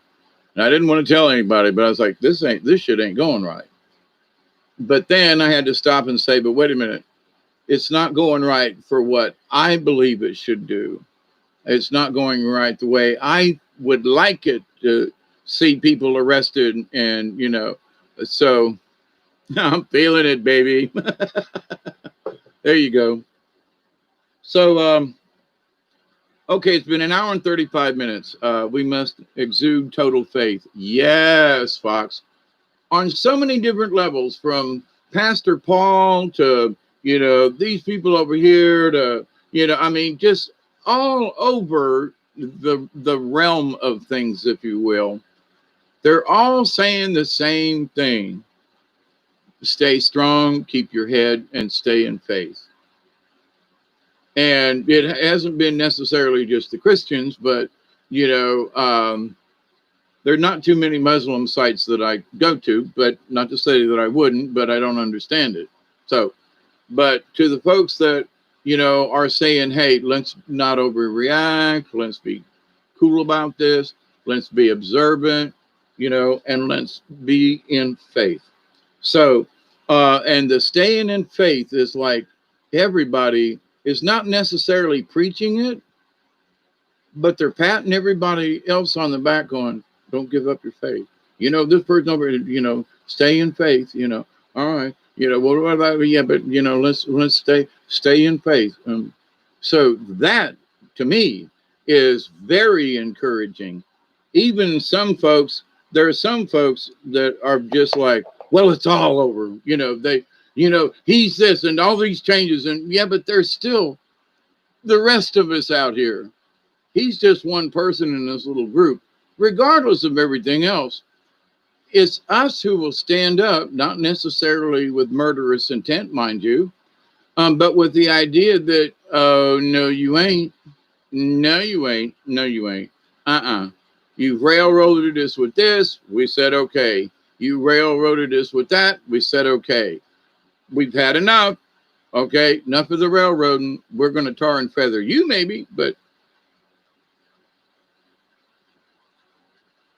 the tide is turning on themselves, not necessarily for us per se, which it is. It is so funny and interesting to watch. I just every time I think of some of these people that have made remarks and stuff, and I mean, and they're like screaming, you know, it's all Trump's fault. Wait, your guy just won, but it's all Trump's fault. He's in, and the Russians are at it again. Holy Jesus, you know. It's over, dude. But all those people, they don't have anything to scream about. So we can just stand there and go, okay, okay, all right. So when we don't overreact to their overreaction, that's going to drive them batshit crazier, you know, because they're not getting us the response they think they should get from us, you know. We're too calm about it, you know. And there have been times when I've been in fights before, and verbal fights, you know, and debates, and the quickest way to like bring the tone down is to just go, yep, okay, sure, all right. Well, I may disagree, but okay, I understand your point. Okay, and you don't you don't give them anything to argue at you with. They throw stuff at you and just go, okay, all right, okay, that's your point of view. All right, you know, and what you think and how you respond by not responding, it drives them crazy. So it's our turn to go, okay, who's the better person here? Not to say that I'm better than they are. But if you're going to scream and holler and tell me I need to be re-educated and what?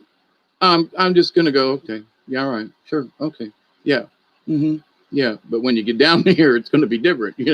So I think there's sort of we need to be self-assured with ourselves in that regardless of what they do or what the woo-woo says or what just a lot of folks have got a feeling about.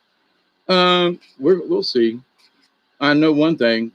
I have bitched and complained over the years about, why am I born here? Why am I have to go through all this now? Why me, Lord? What have I ever done to deserve even one? Lord, help me, Jesus. Yep. And I was even going to do a video the other day, and it was like, nah, hold up. I was like, the video was going to be, Lord, help us all. That was going to be the name of the video. Lord, help us all, because we damn sure need it. But after a couple of days of looking back and seeing what, you know, it's almost like they created this sore. And won't go into gory detail, but a pussy, nasty sore, a boil, and something gooky and smells nasty, right? They have created this sore. And that now it's gotten to the point where, you're going to have to go to the doctor and they're going to have to do something about it because this sore has kind of gotten out of hand. And so it's like, now what do we do? Well, we can't patch it because we made the damn sore so sore. And, that good people, kind of got, some of them that pus on them, and now they got a sores, bed sores, bad sores, right?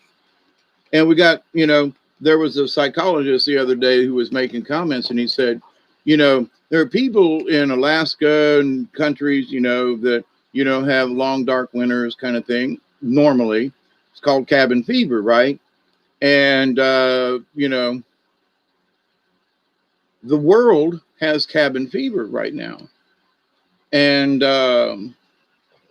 it's interesting how people are overreacting. In the UK, they busted a bunch of kids or folks for having a rave outside, busted them, right? Big deal, right? Ooh, all these people are arrested because they had a rave. They got together and were having a good time. So having a good time's against the rules. So anyway.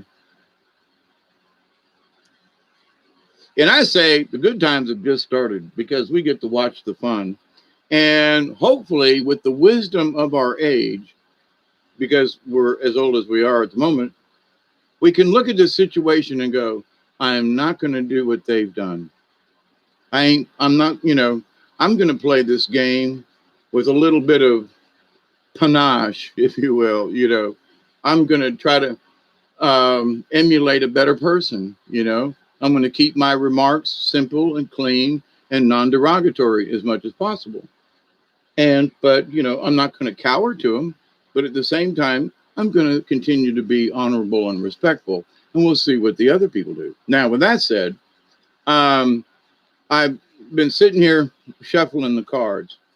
So somebody asked about it, and I was thinking about it earlier anyway. So it just sort of reinforces this. I'm going to pull a card, maybe two, for all of us, for no particular thing in mind. Okay, just I'm going to pull a card for all of us. Like I said, maybe two. Who knows? So if somebody else wants a card, I will do that afterwards. Okay. So anyway, so.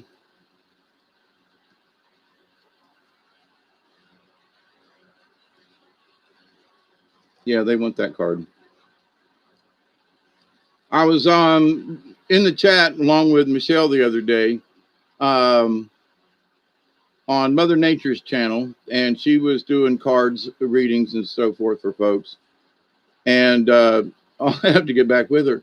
I think she made a statement that if I wanted a card reading, that she'd do one for me. And I thought, did she mean me? And I was so embarrassed. I was like, did you mean me, Mother Nature? But anyway, so she's a lovely lady in many ways. and is very true and heartfelt. And, she's always saying, to me, keep pimping that shit, Dave, Hawkeye. So, and pimping that shit is peace on earth and love and how we can learn to, continue to learn to get along. Okay, there's 3 cards. Whoops. Dadgummit. All right. So, but anyway, some of you already know of Mother Nature's channel. So with that, give her props and, a good thumbs up. Oh, otter. Now, can y'all read that? Does it say otter to you? Because it's backwards for me.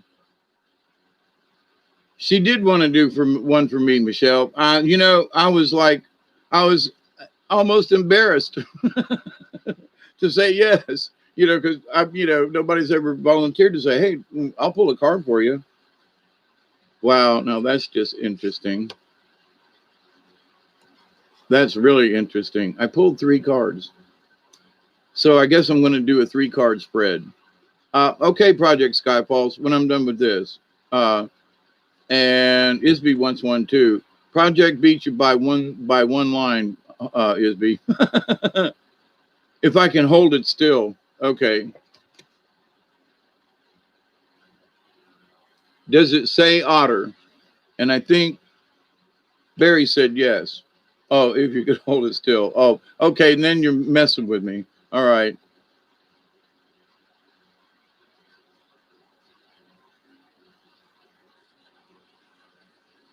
She's got 22K subs. Wow. Good for her. Okay. The first card up is otter. Now, I shuffled these cards 4 or 5 times. While I was chatting with you here these last few minutes. And so, I fingered through all of them. That sounds nasty. 2,000 subs. Oh, okay. That's still good. I mean, I got 500 and something, and I'm happy with you folks. I am. Whoa. And even opened the page right to it. Otter is woman medicine. Now, this is for the collective. Yeah, Jody. Sure. Absolutely. Otter, so playful, coquettes by the stream, the medicine of women, the realized dream. I got to get my double set of glasses here. Hang on a sec. Let me have some coffee. Say hi to Bob. Thank you, Michelle. I don't ask for props here. I don't ask you to share, like, or anything. I just feel like, that whatever I do, it either fits or it doesn't. It's part of the system or it doesn't. And anyway, so I'm very grateful for all of you. There's 19 folks, it says, and 14 likes. I'm so proud just for that. So, and I want to take a hit off my bowl. So,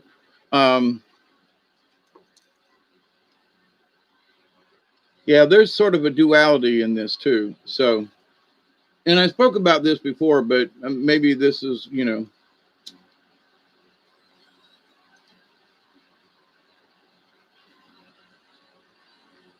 I want to make a statement here about something that might piss a few women off, and I don't mean to. But I was listening to a channel that I've listened to for a long time, and they said, people talk about the divine energy, and they say that the divine energy is the female, that divine energy. And somehow there are folks who believe when they say divine energy that it is the female energy. And they made the point, they said, divine energy is both male and female. It's divine. Now, there is the divine feminine, but if you just use the word, now here's the point, if you use just the divine, then you are accepting both male and female. You're accepting both sides, the yin and the yang, okay, because both are necessary. But if you say the feminine, the divine feminine, you have put it in the right category. You know what I'm saying? So they asked me to point this out to some people because there is a difference. I believe in the divine energy, but it's not just female, okay? And it's not male, it's not androgynous, it's both, okay? So anyway, wanted to throw that out there. But you do that too with your glasses. Why I Otter? Yeah, that's a really good line too. The medicine held by Otter is a set of lessons in female energy. This applies to both men and women, as all of us have female sides.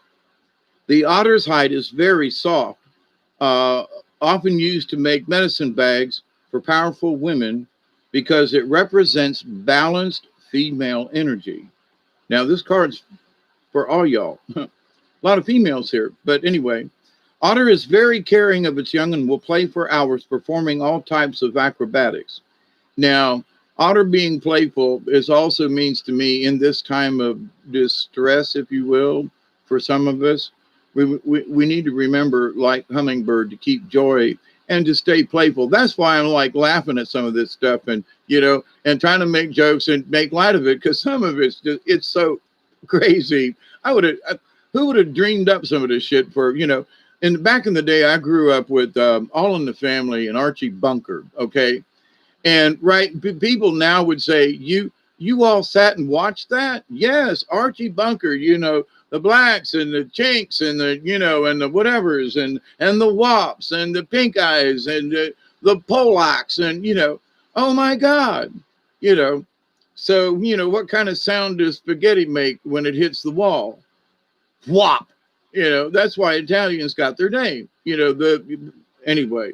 So, but, poor old guy, he would have gotten nailed today for being a racist and a bigot, but that was what he was trying to portray. So anyway, in this, we have to be male or female. We have to stay playful. That's anyway. So the otter lives on land, but always has its home near water. And we all know water element. The elements of earth and water are the female elements. At home in both of these elements, otter is the personification of femininity, long, sleek, and graceful. Otter is the true coquette of the animal world. Otter is always on the move and is very curious. Unlike other animals, otter will not start a fight unless it is attacked first. This joyful little creature is adventurous and assumes that all other creatures are friendly until proven otherwise. And I think we're all kind of learning that lesson right now that, as otter is for us, in that, we're going to accept someone as our friend and we can go outside like the otters and play on the banks of the river. I'm thinking of me watching the otters in my backyard. And yes, they are very sleek and playful and so forth. And, anyway, the fact that, they'll be your friend unless you give them a reason not to be scared. I've been on the river and they've been on the riverbank running alongside me when I'm kayaking. And, they wouldn't be scared. They'd be watching me like, what's he doing down there?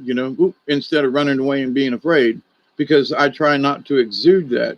I've had animals come up to me and so forth. But anyway, the character traits are the beauty of a balanced female side, the side of ourselves that creates a space for others to enter our lives without preconceptions or suspicions.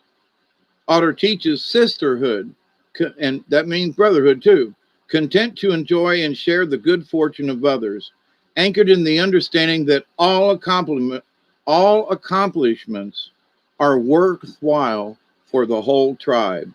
Otter people express joy for others. Long ago in tribal off, a woman were widowed. Her sister would offer her own husband to the widow as a lover to keep her from drying up and not using her creative urges.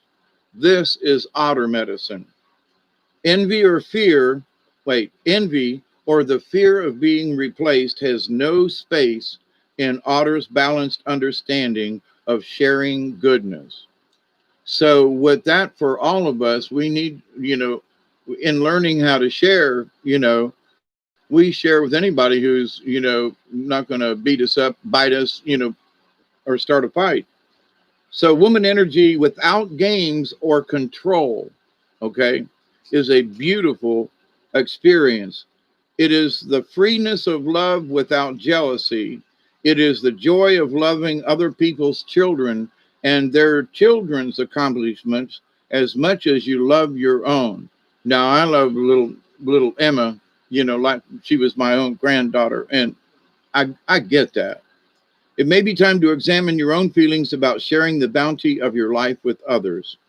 Otter may be saying that the finer qualities of women need to be striven for in both men and women so that a unity of spirit can be achieved.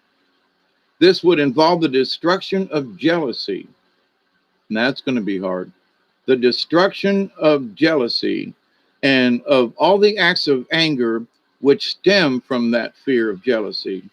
It would It would mean keeping a hawk eye on your ego and maintaining total trust. It would mean a world full of people coming together to honor the right of each person to be.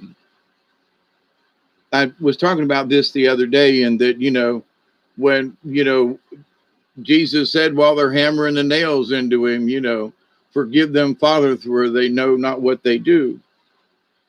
So in this, we have to understand that, whether we like demons or not, they have a right to exist.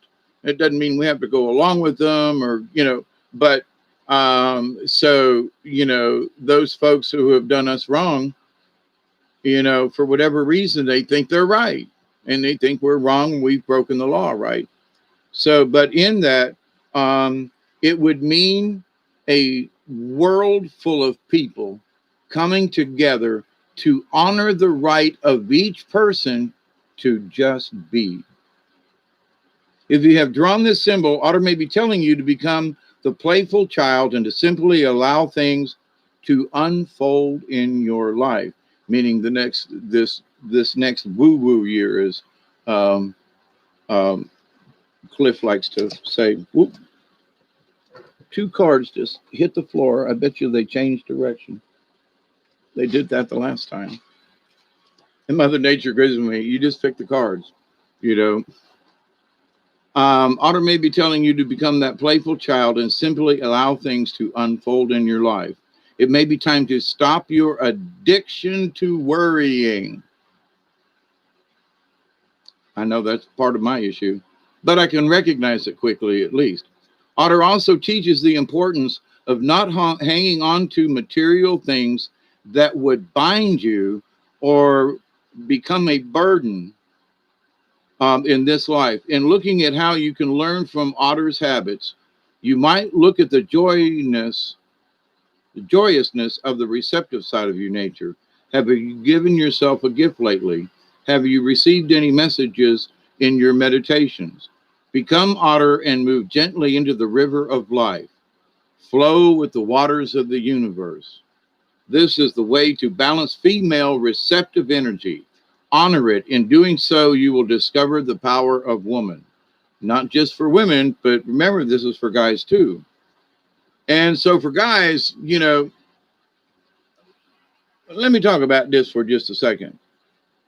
I've talked with a lot of women in my day, and I've talked with quite a few guys in my day. And some guys and some gals have an Archie Bunker kind of attitude about men or about women. Well, all women are whores, and all men, all men are sluts and looking for the same thing.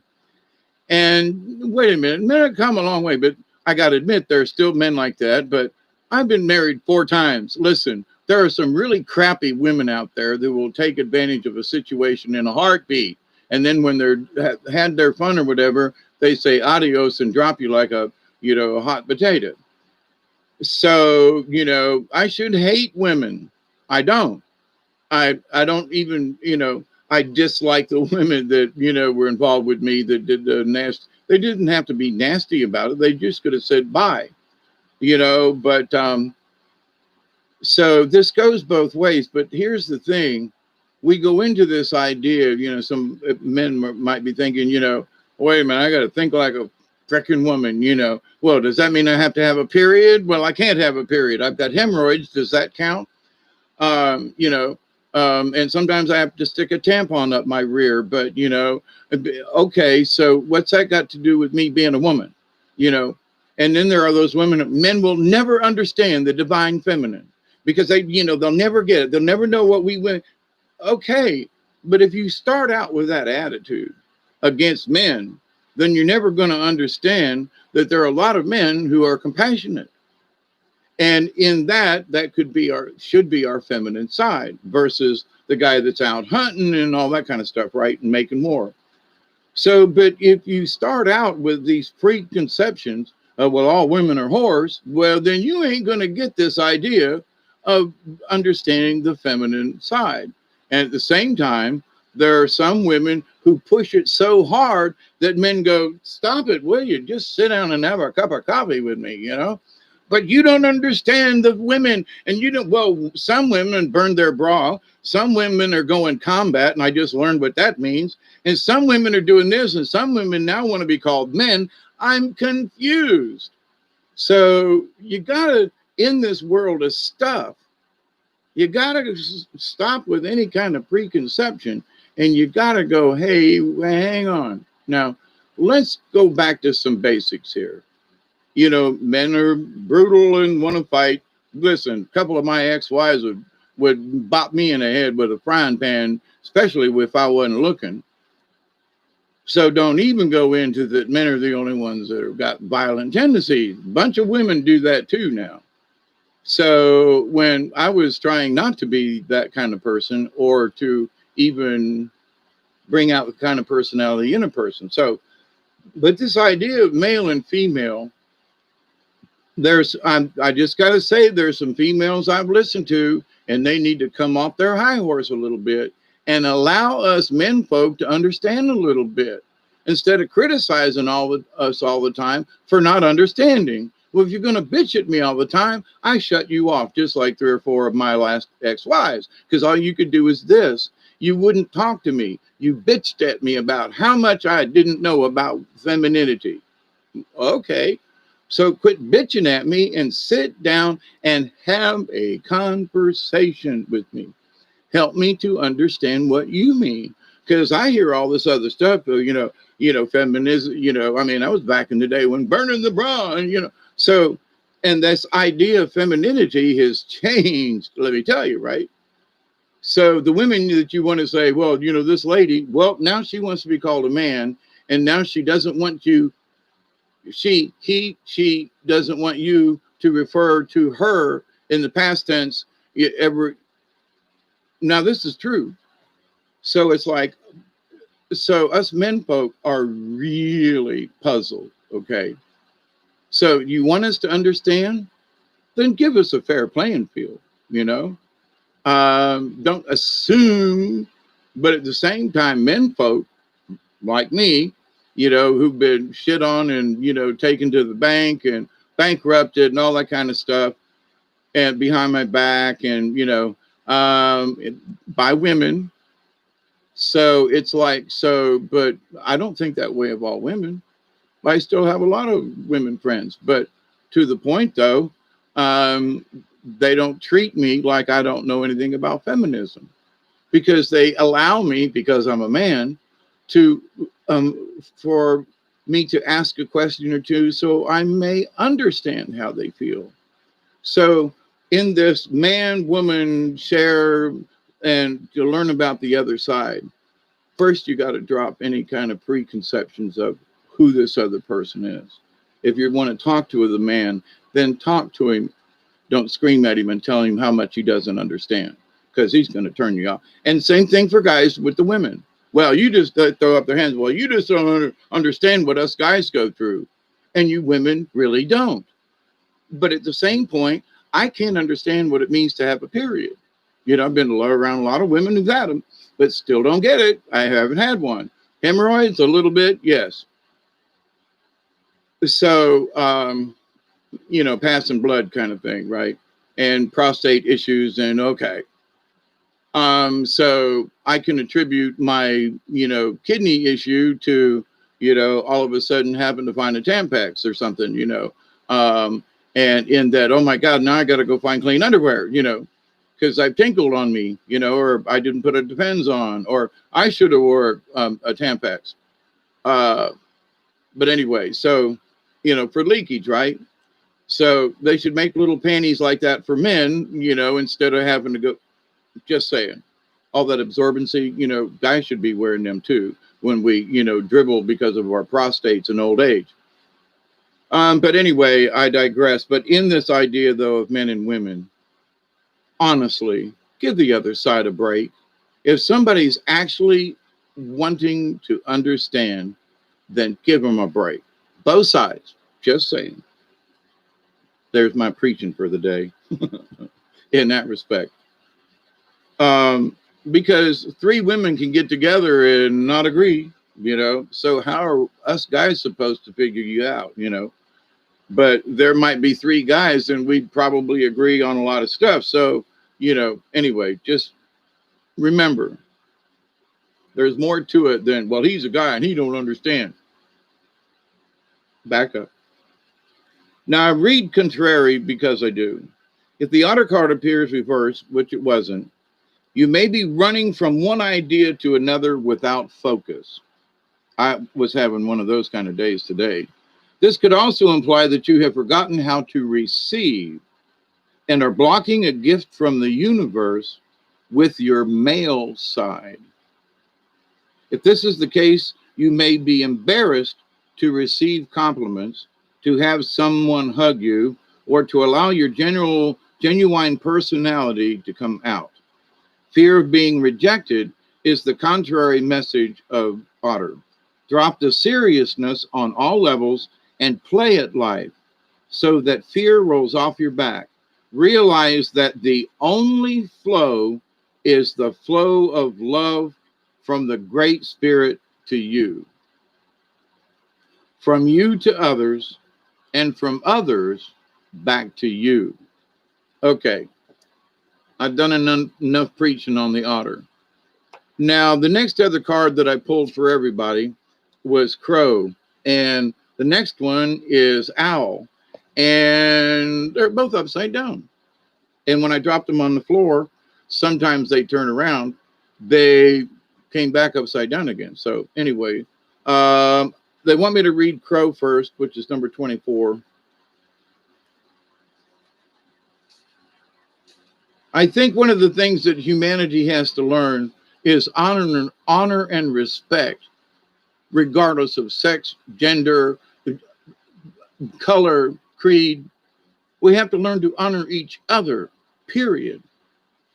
And then we'll learn more about, individual, crow, are you cawing so I may know the secrets of balance within my soul? Or are you sending your sacred call just to remind me of universal law? Crow is the keeper of law. This is a medicine story that tells of Crow's fascination with her own shadow. She kept looking at it, scratching, pecking at it until the shadow woke up and became alive. Then Crow's shadow ate her. Crow is dead Crow now. Dead Crow is the left-handed guardian. If you look deeply into Crow's eyes, you will have found the gateway to the supernatural. Now, a lot of us are seeing into that area right now.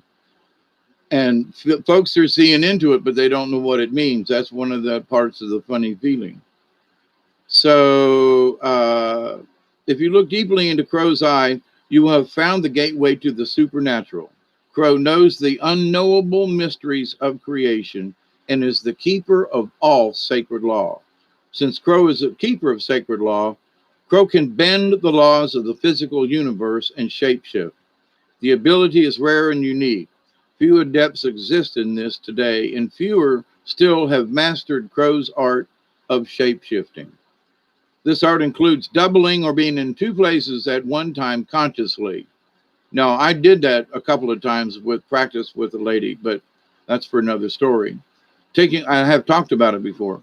Taking on another physical form and becoming the fly on the wall to observe what is happening far away. Now, that's like remote viewing. So you're in two places at one time. That's crow medicine. The Europeans that came to Turtle Island were named the boat people by Slow Turtle. Even with the knowledge of alchemy possessed by the certain boat people, none had ever seen the powerful shape shifting of shamans who utilized crow medicine. Many boat people were frightened by what appeared to be animals coming into their camps or dwellings to figure out their medicine. Crow medicine people are masters of illusion. All sacred texts are under the protection of Crow. Creator's book of law or book of seals is bound in crow feathers. Crow feathers tell of spirit made flesh.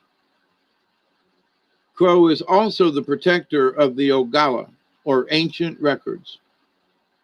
The sacred law belts or wampum belts beaded by native women long before the boat people or the Europeans came to the continent contain knowledge of the great spirit's laws and are kept in the black lodges, the lodges of women. Interesting that there's women, both of these have to do with. The law which states that all things are born of women is signified by Crow.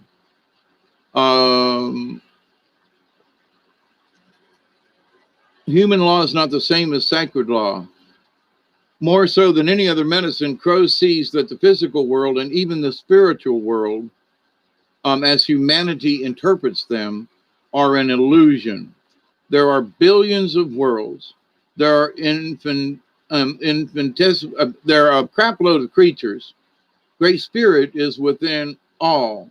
If an individual obeys Crow's perfect laws as given by the Creator, then at death, he or she dies a good medicine death. Now, that's what I hope for, a good medicine death. Going on to the next incarnation with a clear memory of his or her past. Crow is an omen of change. Okay, appropriate for tonight. Crow lives in the void and has no sense of time, null and void. The ancient chiefs tell us that crows see simultaneously the three fates, past, present, and future. Crow merges light and darkness, seeing both inner and outer reality. If crow medicine appears in your card spread, you must pause and reflect on how you see the laws of the Great Spirit in relation to the laws of humanity. Crow medicine signifies a first-hand knowledge of a higher order of right and wrong than indicated by the laws created in human culture. With crow medicine, you speak in a powerful voice when addressing issues that you seem out of harmony, out of balance, out of whack, or unjust. Now, talking about balance, Otter's asking the same thing, the balance between female and male energies, and to stay in joy.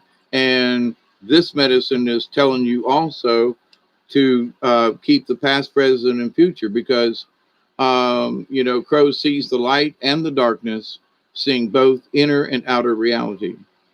If crow medicine appears, you must pause and reflect on the laws of the Great Spirit in relationship to the laws of humanity. With crow medicine, you speak in a powerful voice when addressing issues. For you seem out of harmony, out of balance, out of whack, or unjust. And that's coming up for all of us to see. Sort of a topic for tonight. Remember, the crow looks at the world with first one eye and then the other cross-eyed. In the Mayan cultures, cross-eyeds have the privilege and duty of looking into the future. You must put aside your fear of being a voice in the wilderness and call the shots as you see them. As you learn to allow your personal integrity to be your guide. A lot of folks, that I have watched in chats, not here per se, but you allow your personal integrity to be your guide. Your sense of feeling alone will vanish. Your sense of feeling alone will vanish. Your personal will can then emerge so that you will stand in your truth. The prime path of true Crow people says to be mindful of your opinions and actions. Be willing to walk your talk, speak the truth, know your life's mission, and balance past, present, and future in the now. Shape shift that old reality and become your future self. Allow the bending of physical laws to aid in creating shape shifting world of peace. So the contrary, which it was upside down. So you are an outlaw today. This is one of the varied messages of Crow reversed. The rebel in you has given a yell, and all hell is about to break loose. Now that's interesting. And I dropped it, and it came up upside down again. So a word to the wise at this point: make sure that if you are stepping on toes, you have some backup. The catalyst for a ballroom brawl is usually with the person with two black eyes. That is what it means to eat crow. If you do not plan to go to such extremes, crow reverse may indicate that you are merely cheating a little on your diet or covertly watching the neighbors have a spat or thinking promises are made to be broken. If any of these situations, the only loser is you. If you are lying to yourself on any level, you have lost the power of crow. They want me to repeat that. If you are lying to yourself on any level, you have lost the power of crow. And that's a hard one, to be truthful with yourself. Think about it. Maybe your inner truth will come to you. In seeing what is true, you may need to weed out past beliefs or ideas to bring yourself into the present moment. And I just talked about that, about the divine. You know, women have to give men a break, and men, you got to give the ladies a break. You know, we need to weed out our past beliefs or ideas to bring yourself into the present moment. Meaning, if we truly want to be all of the members of the same tribe, then we want to understand each other, and we can't do it by screaming and hollering and throwing stuff at one another. Contrary Crow speaks of the needing to remember that divine law is not judgment or denial of self truths. Divine law is honoring harmony that comes from a peaceful mind, an open heart, a true step, a true tongue, a light step, a forgiving nature, and a love of all living creatures. Honor the past as your teacher, honor the present as your creation, and honor the future as your inspiration. Yeah, I can see where this upside down crow in that paragraph right there. Refusing to honor the shifts in your reality can cause emotional pain. An implosion of energy is apparent when rebellion surfaces. Contrary Crow speaks of broken law. The law of expansion is broken by suppression. We understand that. This may apply to a situation, an old habit, a person you have given your authority to. Who have we given our authority to? Or your own fears. It is always your own creation. So call on Crow and shift that creation to your new reality. And that's what a lot of us are doing. We're changing our realities. Our realities are being changed for us, and we need to adapt. And this one paragraph.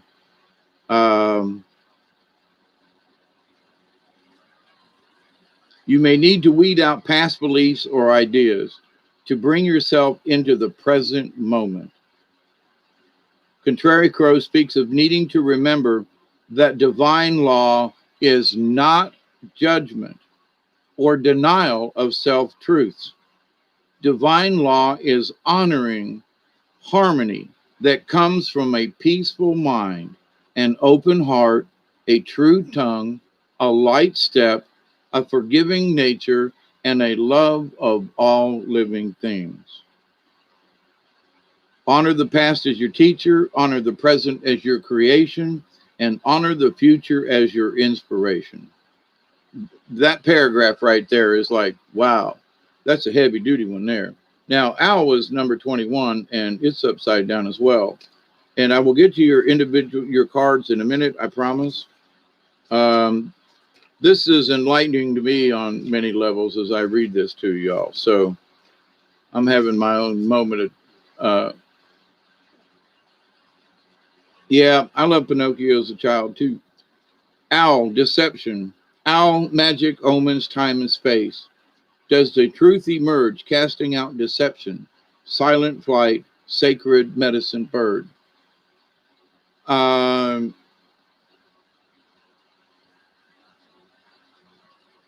there's a lot in here that we already know about, so I may skip a couple of the lines in this thing to get to the meat. Um, because we all know that owl medicine is symbolically associated with a clairvoyance, astral projection, and magic, both black and white. Owl is called night eagle on several medicine wheels used by Amerindian teachers. Traditionally, owl sits in the east, a place of illumination. Since time immemorial, humanity has been afraid of the night, the dark, and the unseen, waiting fearfully for the first crack of morning light. Conversely, night is owl's friend. Uh, Owl hunts at night. Not only can it see in the dark, but it can pinpoint and identify sounds. Owls are night hunters. Some native people are fearful of the owl and call its feathers deceiver feathers. An owl feather is silent. You cannot hear owl when it flies, but its prey definitely knows when it strikes, for its beaks and talons are razor sharp. Owl is oftentimes the medicine of sorcerers and of witches.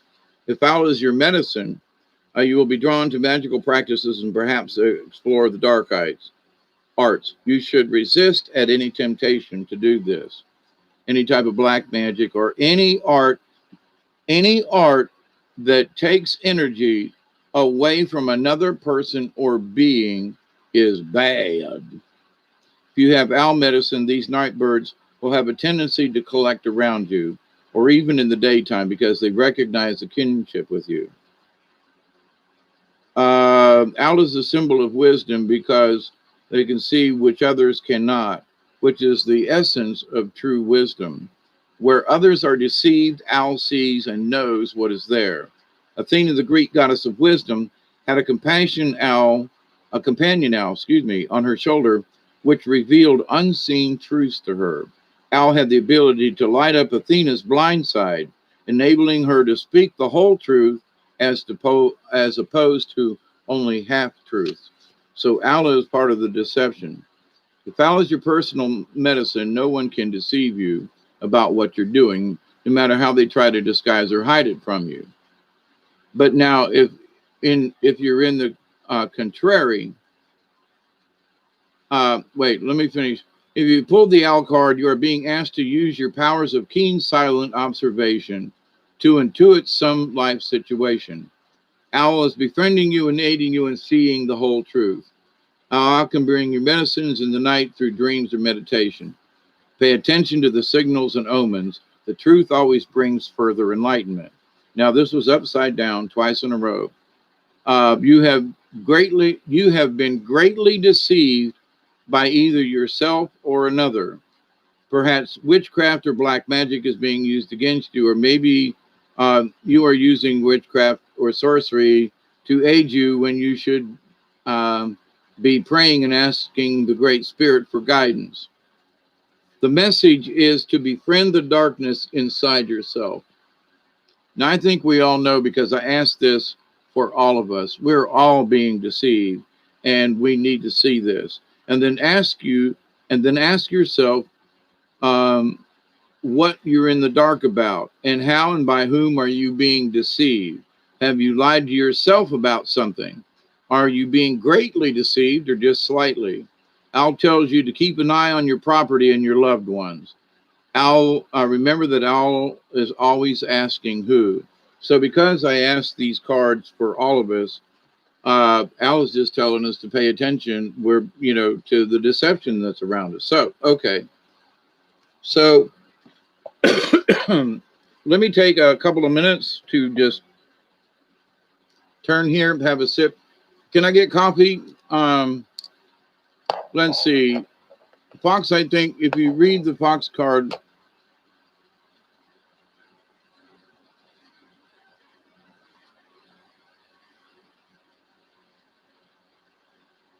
a lot of people are scared of valves. Let me go get some coffee. If Jody's still there, I know I owe you one. And Project Skyfalls, I think.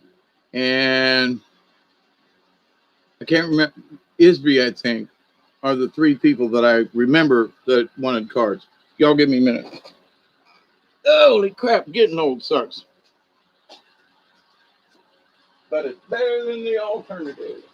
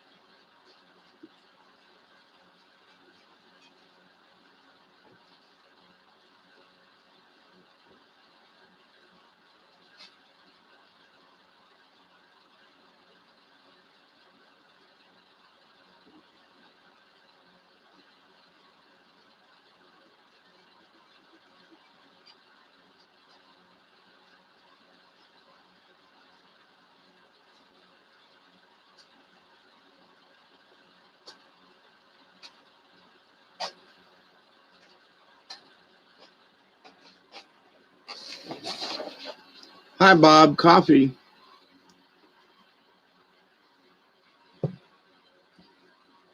So Project Skyfalls, I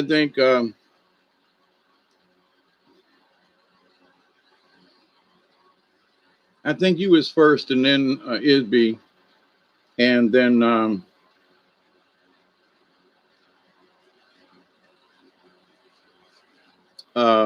Jody. I can't believe that took so long.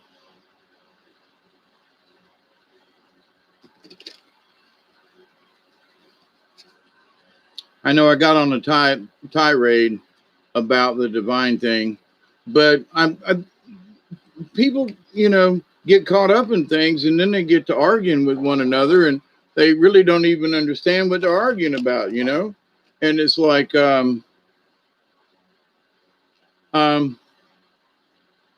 everybody calm down, and understand. Let's set some rules here, and let's have a discussion. I'm all for having a discussion, but being berated and belittled, called some women is shaking her finger at me, telling me I don't understand. That's why I'm having a conversation. Quit shaking your finger at me, And I know some men who do the same thing. So we just had to stop that. And what Crow was saying, we have to learn about honor, And that's what I was talking about before I read about Crow. So it's interesting. I picked those cards with the topic tonight. So, but anyway, so Project Skyfalls, anything in particular you want to? So, haven't seen any of y'all's pictures. So I focus on your whatever is down there, green tea time. I focus on your little, add the little thingy. I can't think of the word now. Avatar. There you go. Okay. So I hope I'm not keeping anybody. It's a Sunday night, and the 24th of January. I like the 24th because it reminds me of my birthday on the 24th in September. So I've made it to another 24th. Now, so shuffled the cards, got them here, and Project Skyfalls. Wow, that was easy, sort of. Ooh, that's interesting.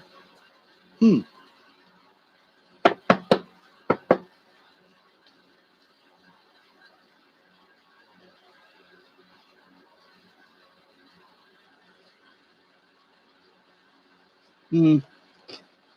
Let's see what that one says.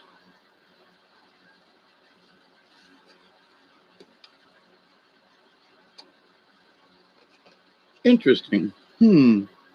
Okay. Swan upside down. And interesting that I pulled the swan, and I was watching a sort of like a documentary about the black swans. And I did not know, I've heard about the black swans, but did not know what it meant, what it was about.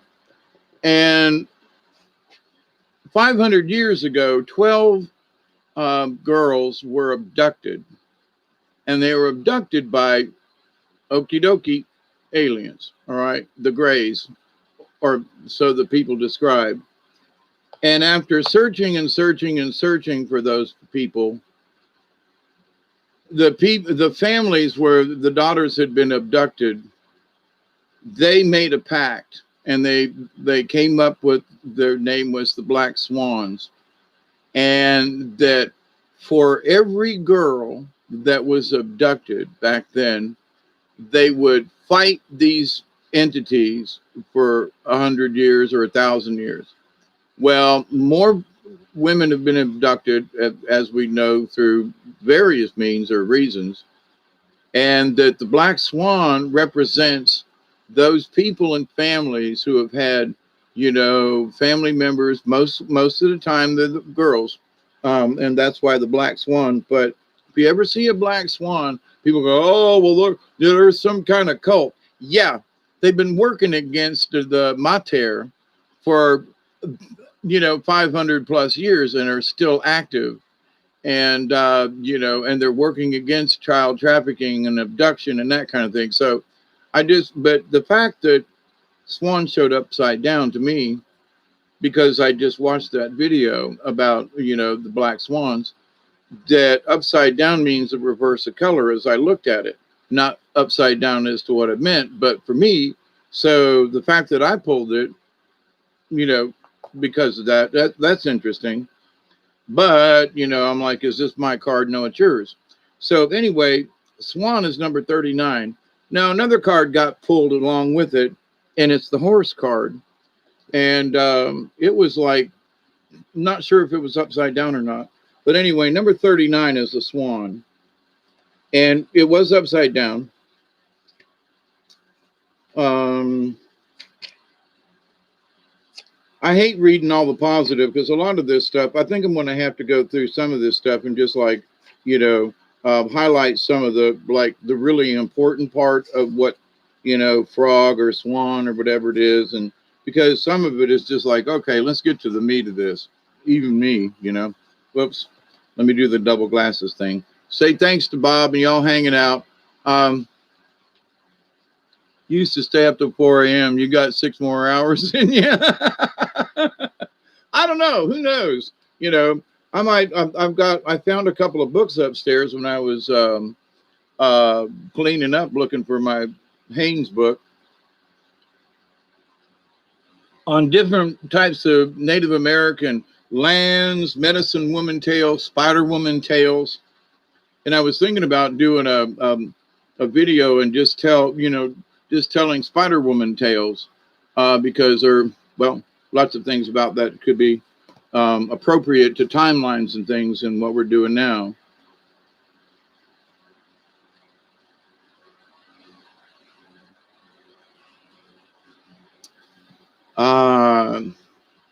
I remember reading Swan not too long ago.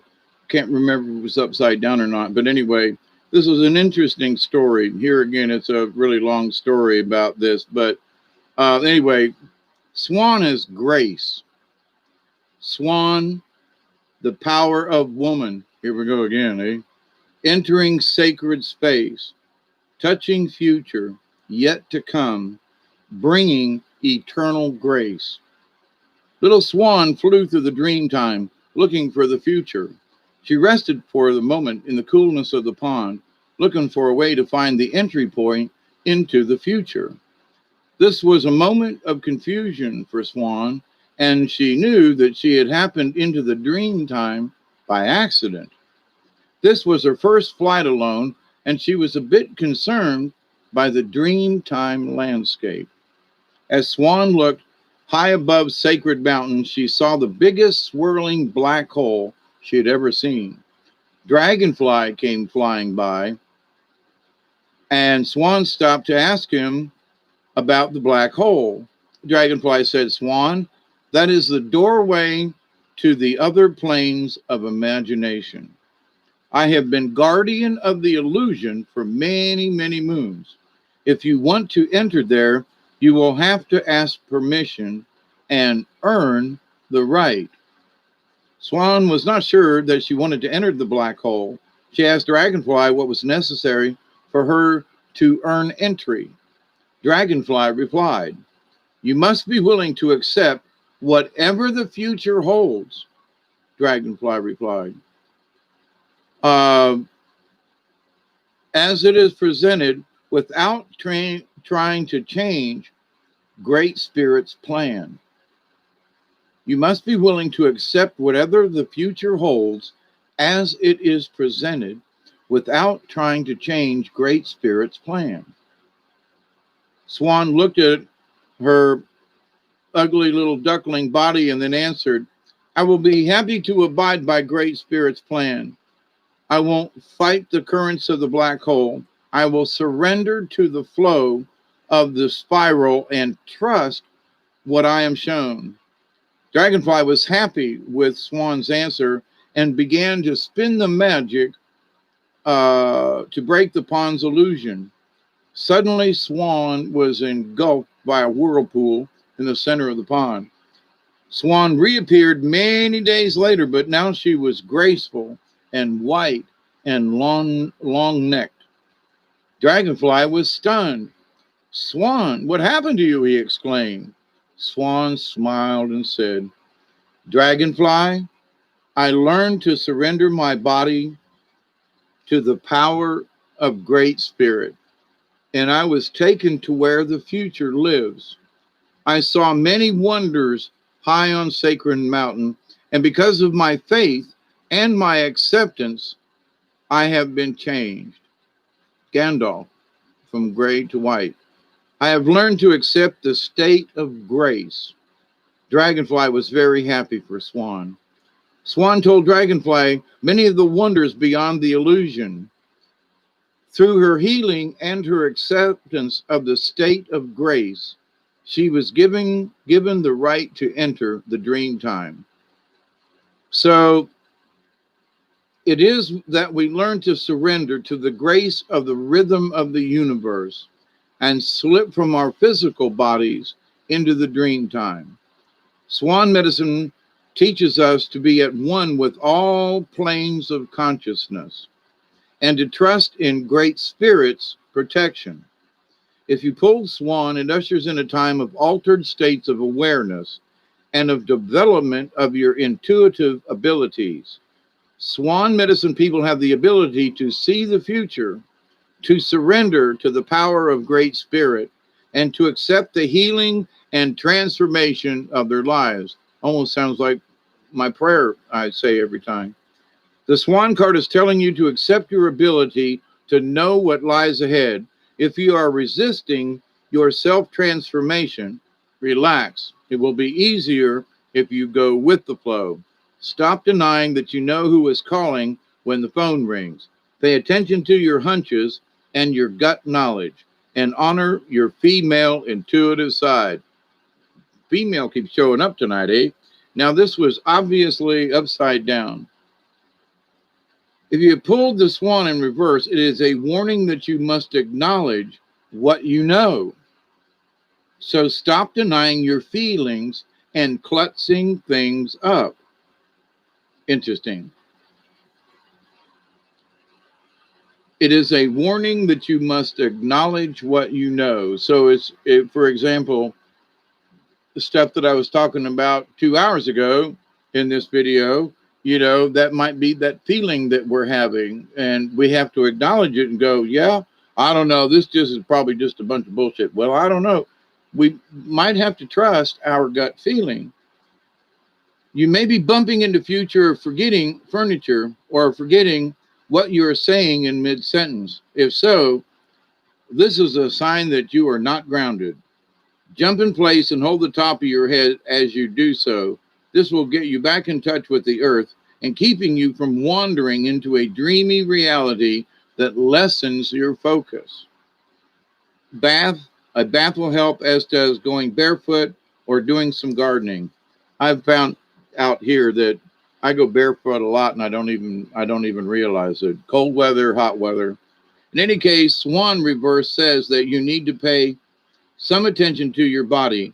It can seem as if you are flying without a pilot's license if you're not aware of when you take off or land.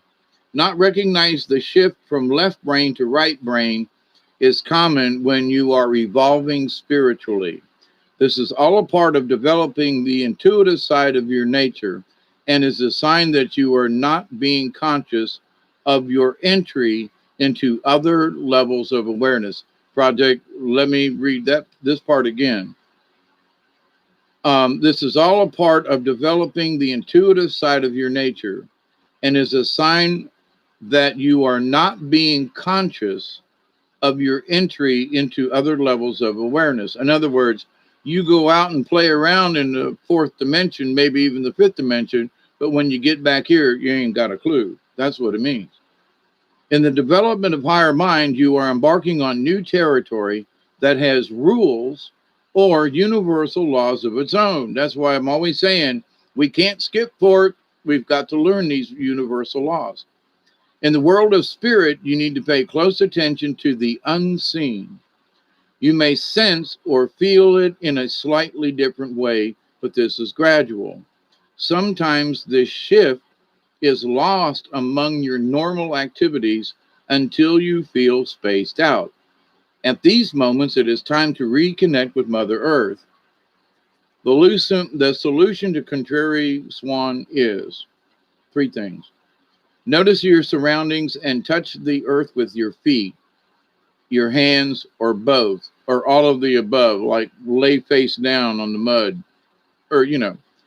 Two, focus on one reality or the other. If you're being called to visit the dream time, stop what you're doing and be still.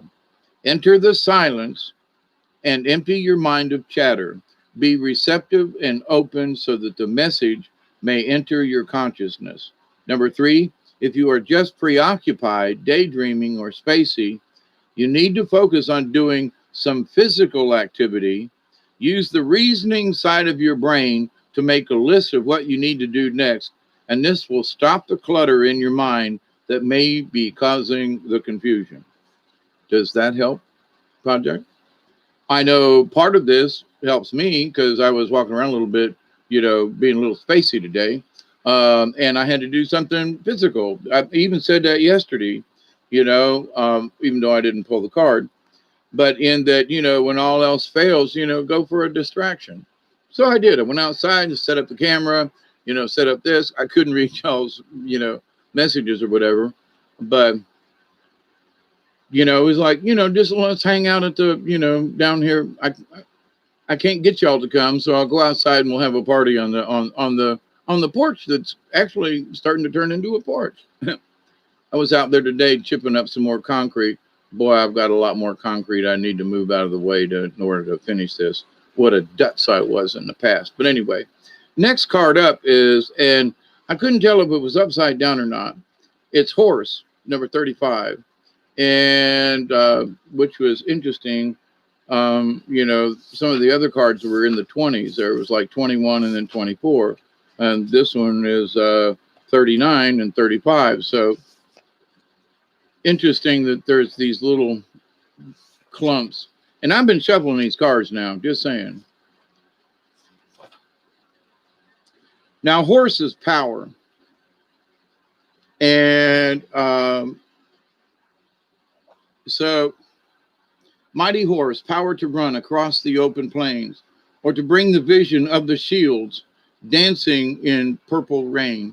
Now, they're telling me this card's for you, Project, but also for us. It's a sort of a shared card. Stealing horses as stealing power was a statement made frequently in historical Native America, and a reference to the esteemed role in which horse played on the native cultures. And I had several friends of mine who were from a Rosebud Plantation in South Dakota, and they talked about in the old days where they used to steal horses, and it was sort of a given right that, several different tribes, for a brave to be a brave, he had to go steal horses from another tribe. And they tried their best. It wasn't about going and killing somebody to steal the horse. It was about the stealth. It was how sneaky could you be, and how, could you get away with one horse or three, or whose horse, so from the Native American thing. So they went from stealing horses to stealing cars. And that was a story by, a Native American friend of mine. So, but anyway, horses' physical power and unearthly power. In shamanic practices throughout the world, horse enables shamans to fly through the air and to reach heaven. Humanity made a great leap forward when her horse was domesticated, a discovery akin to that of fire. Before horses, humans were earthbound, heavy laden, and slow creatures. Once they climbed on horses' back, they were as free and fleet as the wind. They could carry burdens, they could great distances. Through their special relationship with horses, humans altered their self-concept beyond measure. Horse was the first animal medicine of civilization. Humanity owes an incalculable debt to horse and to the new medicine it brought. Now, that's to the Americas, because horses have been, on the continent with, Chinese and, the Huns and, so, but in this medicine, it's Turtle Island, which didn't have horses. Okay. So, but horses are all over the place, anyway. So it's the first medicine brought to us. Dreamwalker, a medicine man, was walking across the plains to visit the Arapaho Nation. He carried with him his pipe. The feather tied to it, his long black hair, pointed to the ground, marking him as a man of peace. Over the rise of a hill, Dreamwalker saw a herd of wild mustangs running toward him. Black Stallion approached him and asked if he was seeking an answer on his journey. Black Stallion said, "I am from the void where the answers lives. Ride on my back and know the power of entering the darkness and finding the light." Dreamwalker thanked Black Stallion and agreed to visit him when his medicine was needed in the dream time. Yellow Stallion, notice he didn't go with him right away. He said, "Thank you, I'll come visit you if I need to get to the dream time." So Yellow Stallion approached Dreamwalker next and offered to take him to the east where illumination lives. Dreamwalker could share the answers he found there to teach and illuminate others. Once again, Dreamwalker thanked Yellow Stallion and said he would use these gifts of power on his journey. Red Stallion approached, reared playfully. He told Dreamwalker of the joys of balancing work and heavy medicine with the joyful experiences of play. He reminded Dreamwalker that he could better hold the attention of those he taught when humor was integrated in with the lesson. Dreamwalker thanked him and promised to remember the gift of joy. That word keeps popping up, eh? Dreamwalker was nearing his destination. The Arapaho Nation was close at hand. White Stallion came to the front of the herd. Dreamwalker mounted White Stallion's back. Okay, so he was offered to ride with the others, but when the White Stallion came, White Stallion was the message carrier for all the other horses and represented wisdom in power. This magnificent horse was the embodiment of the balanced medicine shield. No abuse of power will ever lead to wisdom. No abuse of power will ever lead to wisdom. That's an interesting statement. I lost my place. Said White Stallion. You, Dreamwalker, have made this journey to heal a brother in need, to share the sacred pipe, and to heal the Mother Earth. You have the knowledge through humility that you are an instrument of the Great Spirit. As I carry you upon my back, you carry the needs of the people on yours. In wisdom, you understand that power is not given lightly, but awarded to those who are willing to carry responsibility in a balanced manner. Dreamwalker the shaman had been healed by the visit of the wild horses and knew that his purpose in coming to the Arapaho was to share these gifts with them. In understanding the power of horse, you may see how to strive for a balanced medicine shield. True power is wisdom in remembering your total journey. That's a heavy sentence. True power is wisdom found in remembering your total journey. Holy crap. Wisdom comes from remembering pathways you have walked in another person's moccasins. Compassion, caring, teaching, loving, and sharing your gifts, talents, and abilities are the gateways to power. Now, if you was to listen to other people, the power is in abusing other people's talents and abilities for your own. So, and that's supposed to give you wisdom. But in this, it's just the opposite. So now the contrary of this, which it was, it wanted to be right side up and upside down at the same time. So here's the other side. If your ego has gotten in the way, you may have failed to notice the lack of respect you have been receiving from others. You may notice the lack of respect you have been receiving from others. In other words, I can't, like Rodney Dangerfield, for those of you who might remember, I can't get no respect. Remember the times in your own life when you have fallen out of grace with the Great Spirit, and then have compassion for the brothers and sisters who are now doing the same. If you are overpowering another or feeling overwhelmed, horse medicine in both the dignified and contrary positions is a simple reminder of how to balance your shields. In allowing all pathways to have equal validity, you will see the power and glory of the unified family of humanity. That almost sounds like preaching. This is the gift of the rainbow warrior or warrioress. The eye has no place in this whirling rainbow that comes from the great mystery and is replaced by the universal we. All colors of the rainbow and all pathways are honored as one. Apply this knowledge and reclaim the power you have given away by forgetting to come from compassion. Untangle yourself from the present situation and understand that every human being must follow this pathway to power before galloping upon the winds of destiny. In allowing all pathways to have validity, I was talking about this earlier, Jesus said on the cross, forgive those, for they know not what they do. And so as much as we don't like these folks, we have to honor them. And here's another message from the universe, not just, for project that was supposed to be a second to you, but also to all of us.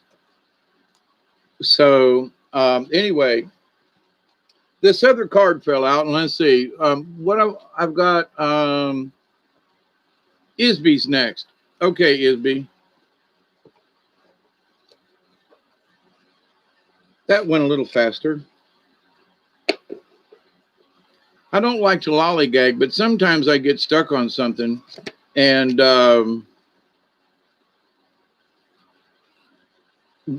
like talking about the divine, and there needs to be a separate video on that because I believe in the divine. I believe in, the both sides, the male and the female. I mean, there was a one time when I was growing up, I had all these men that wanted to to go out with me and do things to me. I couldn't get a date with a girl, but I had all these guys that would really, ready to punk me at a moment's time. I had such a cute ass as a kid. I reckon that's what they told me. So, but with this conversation, though, it's like, so I have been the subject of men's affections, if you will, and have to the point of being raped and that kind of thing. So it's like, do I know what that feels like? Now, from a man's perspective, it isn't that sort of, I understand what females have gone through. So, but with some folks, well, that doesn't count.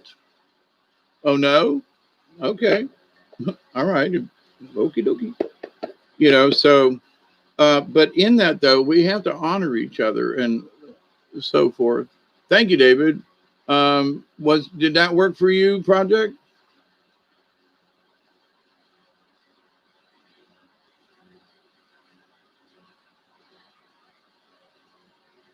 I was talking about the Warriors of the Rainbow in a chat right before David went live. Hopi Prophecy, Rainbow Warriors, yeah. And there are some people, me and my tirades, right? There are some people that have a different view of this rainbow thing. Ooh, rainbow's all about gays and rainbow's all about, this and like, hang on there a minute. I'm sorry, but some of these folks are stealing the rainbow thing for their own something. I don't know what it is. And I'm sorry. I agree that they should have their honor and their rights and so forth. But this idea of shoving this rainbow shit down my throat ain't working, you know? And they call me a this and a that. And I'm just saying, I understand you're right, to be who you are, but I don't understand your right to be able to beat the rest of the world up with your personal issue. I've talked about my personal issues, but it's to try to help explain where somebody else might have had an issue, or you know um, a friend of mine called me the other night at like 10 o'clock out of the blue, and she was like, I've had some wine, and and I'm like, yeah, and I think I've upset my sister, and I'm not, and I didn't know who to talk to, and is it all right if we chat for a few minutes? I was like, yeah, okay. So in a way I was sort of blunt. I said, so what do you need me for? What do you want? Because I rather than bandy about, you called me for a reason, so what's your bottom line here? Let's get to it and have a conversation. I was being polite about it, but at the same time I had to be truthful. So, well, I had this issue with my sister, and I think I was too loud, and she had a headache, and I think I upset her, and I didn't really want to upset her, and I've had some wine, and I'm a little louder than I normally am, and I was like, okay, for one thing, calm down. And because, is there anything you can do about it tonight? And she's like, no. And I said, well, then, okay. So, but can you say right now that you're sorry for what you did? Yes, and she was crying on the other end. And I said, okay, so you're sorry for what you did, right? Yes. And I said, well, then, is there anything you can do now? Well, no, it's too late. She's probably asleep. And I said, and you're still a little tipsy. You're still a little drunk with the wine, right? Yeah. And I said, so then what do you think's the logical thing to do? Well, I don't know. Maybe I could talk to her tomorrow. I said, exactly. That's the answer. You have the answer. Calm down. You're upset because you're a caring person. And you had a little too much wine, and you wanted to call your sister, and it was an inappropriate time for her. And that sometimes that's why I don't call other people, because I always seem to interrupt something.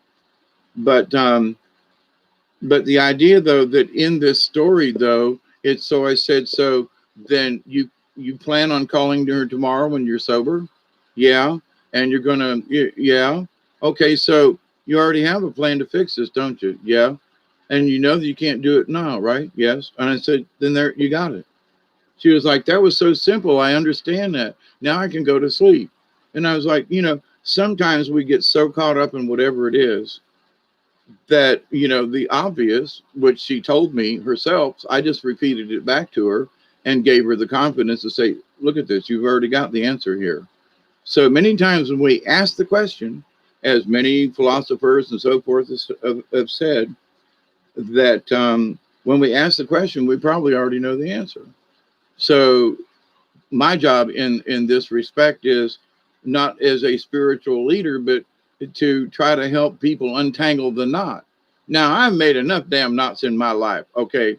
So, and I talk to you openly and freely about the knots that I've gone through. So, but in this, make sure that you're not tying yourself in knots, and that you, if you, then talking about this, I said, we sometimes will go into loops. We'll talk about the same thing over and over again, and you won't even understand it. And I looked at myself years ago and I thought to myself, oh, holy shit, I'm talking in loops.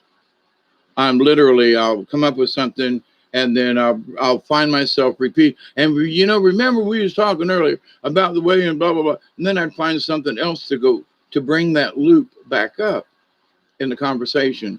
And at the time, it was how bad doctors were treating me, how the Social Security was dissing me, and so every place I went, how you doing? How you Social Security? And I went into this loop, and I would go through this thing, and it would upset me every time I went into the loop. And I realized one day on my own that I was looping, and I was like, wait a minute, I just said this thing then another person asked me how, and I repeated almost verbally the same thing from this person, and I realized every time somebody asked me a certain question, I went into this loop, this tirade of sorts. Well, my condition is, the doctor still has me on, and I'm still going to therapy, and and then I realized I could have just said, I'm okay. But no, I had to go through this long list of stuff. So, but anyway, there are quite a few people that I know that go into loops. Okay. And I just all over the place, they go into this looping of the conversation. I've done it in when I'm talking to you all sometimes. I go into a loop. That's not what we should be doing, right? So anyway, Isby,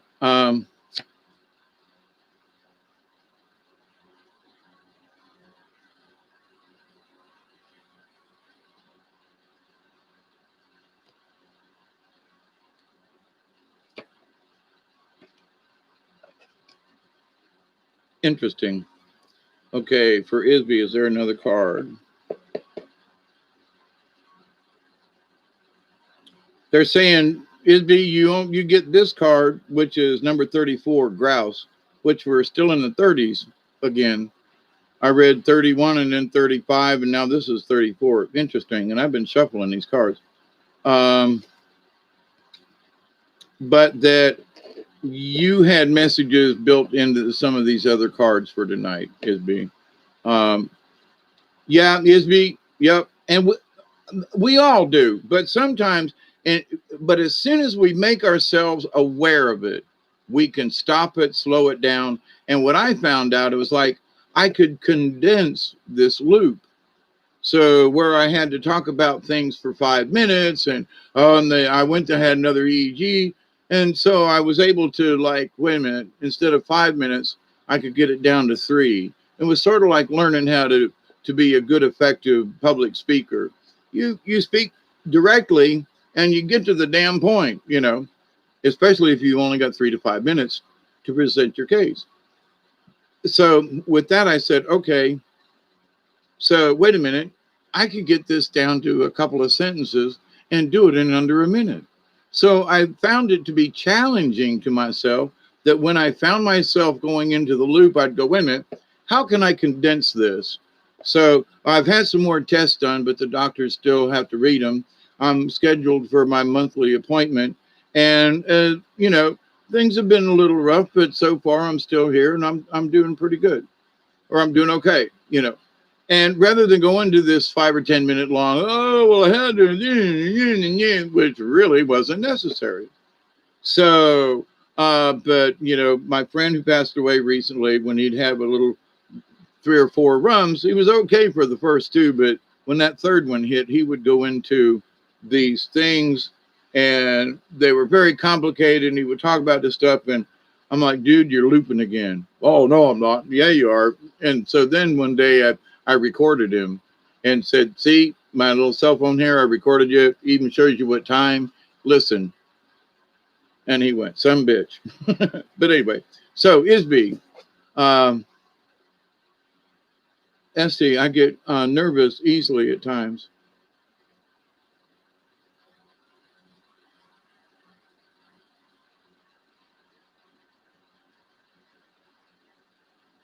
Yeah, Michelle, literally a loop factory. I was coming up with new shit every time. And one of the things that I might have been talking to Mandy about it. I'm not sure. But anyway, in the conversation, I said, in the looping, um, I would look forward to things that I could include in the loop. So instead of like new information, I would literally go backwards and go, well, last month, because I had to repeat some of last month's loop to bring it up to date. And while now they're in the new stuff. So I was always looking for stuff to add to the loop, which is nuts. Whoa, here's a good one. It'd be hang on to your underwear. All right. Hang on. Let me get a drink.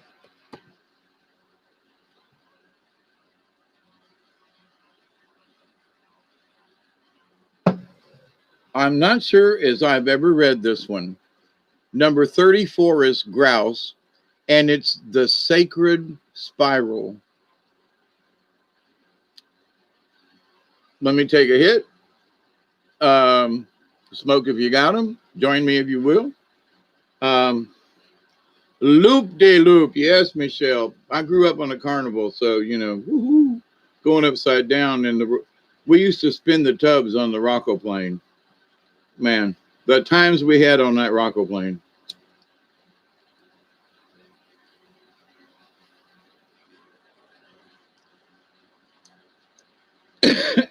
I remember, okay, a little Rocco plane story. When I was growing up on the carnival, like a lot of some of us other kids in the neighborhood, we all worked this summer sometimes. And when the carnival got to back down to Florida and to Tampa, we'd go work on the weekends or, setting up, tearing down, or, maybe running the train ride or taking tickets or something on the octopus or something like that. But anyway, as we got older, then we started, driving the trucks over the road and stuff like that. So quite a few seasons in a row, my brother, myself, and a couple of us, we rejoined the carnival older. I was already had a child and out of jail and some bad times, but I could always count on getting a job and at least a place to stay and put my feet down because I hadn't bought this place yet. And I could always pick up a little pocket change. I knew damn near every ride there, how to set it up, tear it down, So, and I was a jack of all trades in that. But anyway, the Rockoplane. So the Rockoplane, is like a Ferris wheel, but it's got tubs on it that you can, when you're sitting in it, you can hold the thing back and go upside down with, right? So when we'd get bored at the end of the night, and Miss Iveen would want the Rockoplane to turn because it meant we were open and you could see the Rockoplane from a long way off, whereas the carnival looked for the Rockoplane. Literally, when I'd go into a town, I would just, if we didn't know where the lot was and we were coming to help for a weekend, we'd just ride around town a little bit and see, to a high spot. Whoop, there's the Rockoplane. We could find the lot. Anyway. So me and my brother, Butch, and a couple other, friends, family, folks that we grew up with and all, even on the carnival, we would get in the tubs, okay? And where you would sit in the tub and pull the thing all the way tight so you couldn't fall out when you went upside down. We would literally put it in the highest position so that we could crawl out of the seat, okay? Which we did. So then one person, and of course you had to get it balanced, otherwise the ride would do this number. But we would get in and start to rock the cage, right? And so in the business, it's called a tub. So you get the cage going. So you'd actually be sitting opposite of the seat so that you could get sort of a neutral spin. So once you started spinning, you know, they would count 10 revolutions of the ride. And then there'd be people on the ground, and we'd like bet a beer or something like that, or a hamburger, whatever, that we could do more turns in 10 revolutions. Right. So we'd get this thing going, man. And I mean, you talk about rolling around, because when you're sitting on the cage side, the cage is more balanced and it just spins. There's no, you know, you got to keep it going kind of thing so much. Well, so 10, and then ride to go around 9, ride to go around 8, and somebody else is counting each one of us as how many spins we're doing as to who wins. And I mean, you know, like 25 or 30 or 40. I mean, we got, you know, we were bored, you know, young people back then in our 20s. And but then people say, well, you did what when you was, yeah, you would just not believe it. Now, years later, I went to the carnival, and I was going to get in, and I just wanted to ride. Didn't want to go upside down, nothing. I just wanted to ride the you know, in the tubs one time, just to get that old feeling back. And I started to go upside down, and I went into this puking mode, and I was like, whoa. And I was like, but I've had a lot of head injuries since then. So what used to be fun back then ain't no fun no more. So, but it's amazing what you do as a kid, but you can't do now. But man, whoo, spin them tubs. Okay. But speaking of sacred spirals and spinning tubs, you know, it was interesting. Grouse the sacred spiral, leading us on to reach the everlasting heights where we can live as one. Ooh, sacred spiral. Grouse once flocked in abundance throughout North America, kind of sort of like quail, but ain't here no more. There is an absence of them. Many Plains Indians tribes dance the grouse dance to honor these birds. They'll get real low to the ground and do this thing. Anyway, the movement of the dance follows a spiral, which is the ancient symbol of birth and rebirth, the ribbed tunnel of eternal return. The ribbed tunnel of eternal return. The sacred spiral is also one of the oldest known symbols for personal power.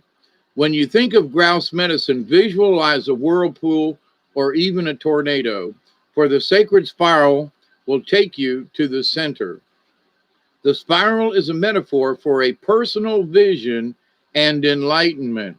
Listen.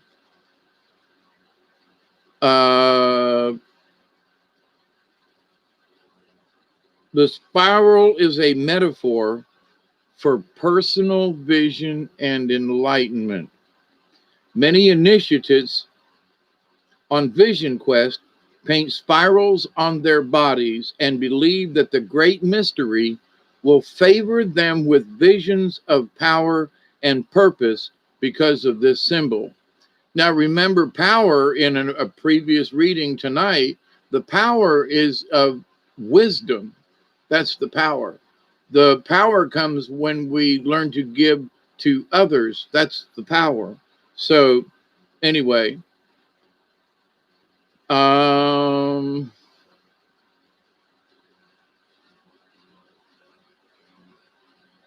whirling dervishes of certain Sufi orders are masters of the spiral dance. I have read this before, talking about the whirling dervishes, and can transcend to higher states of awareness through the repetition of this sacred movement. It is said that dervishes can travel to the center of the spiral and return with any magical power. And there's stuff moving around in here tonight, y'all. Sorry. It is said that dervishes can travel to the center of the spiral and return with any magical power they choose. In the dervish state, one enters the great silence. Notice that the great silence, the great mystery, has been sort of a theme tonight in a way, and has direct communication with the Creator by spinning clockwise or counterclockwise The dervish draws or repulses specific energies. Sufi dancing is a system which connects one with a divine source through ritual treatment of motion. Motion. The divine source. And again, it's not male or female, okay? Divine source. If you have, because otherwise it would say female divine, right? It said so in one of the other cards. Just pointing that out. I know sometimes I have to be the grown up in the room. You know, they make me do it. If you have grouse medicine in your cards, undertake a meditation on the various qualities of movement within your world. Okay, this is for you. Begin by visualizing the sun as one member of a huge group of stars swirling in the massive pinwheel shape of the Milky Way. Then draw yourself out of this pinwheel of light and into the spiraling of your own DNA's double helix. An arrangement similar to a rope ladder coiled like a corkscrew. Analyze the way you move through your world. How do you picture yourself in the act of locomotion? It's easier said than done. What kind of reaction do you create with the energy you send into the universe? Now, Hisby, I'm saying this for myself, not about you. But if I'm confused and I send confusion into the universe, well, what am I going to get back? Sometimes confusion.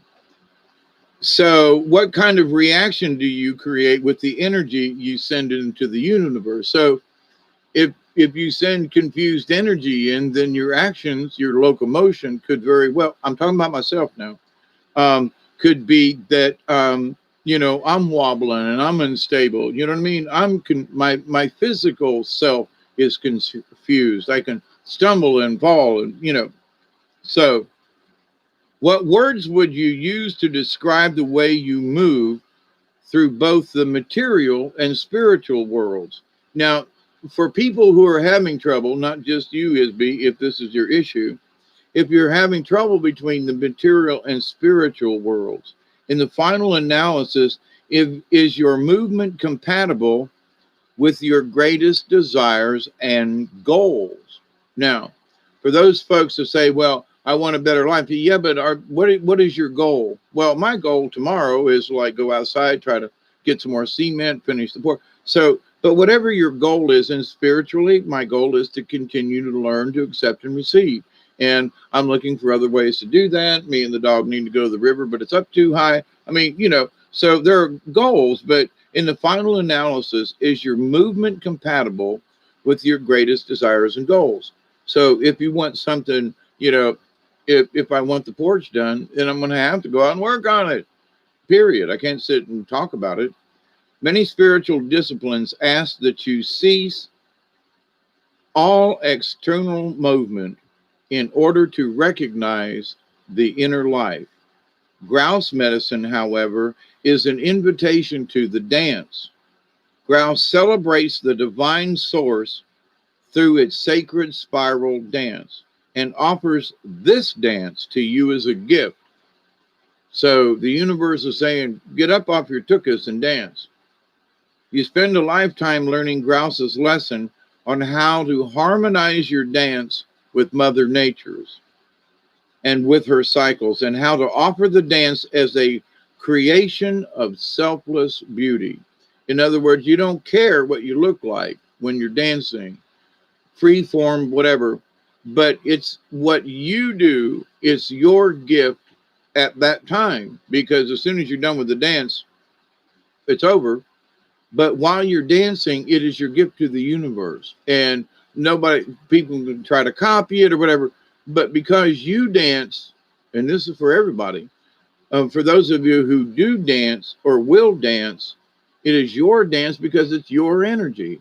And I've been on stage with other dancers and folks and stuff, and everybody knew the same dance steps, but certain ladies would do certain steps with a certain wiggle feminine little thing that was like sexy as hell, where another lady at the other end of the line, She just raises her hands and goes through the motions. Some guys are like that. They're very, fluid with their motion and their dance.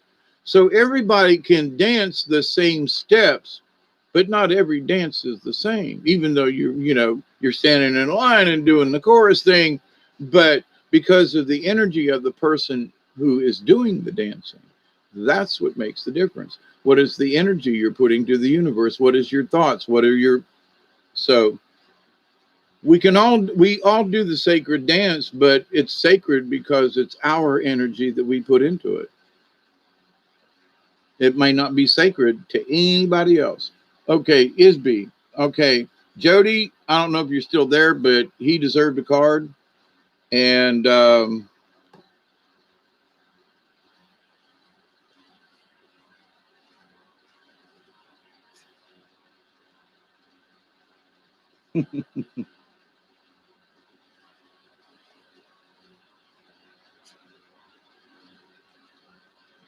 I know this ain't on purpose, but that really speaks to me, brother. The okie dokie.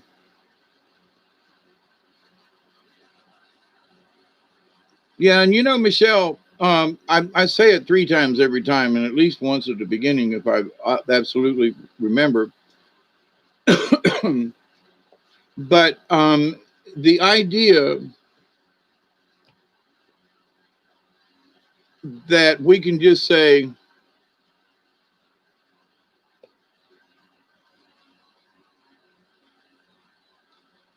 um, to the universe, okay, I accept. Accept what? Because there are a lot of different energies. So to learn to just quiet yourself.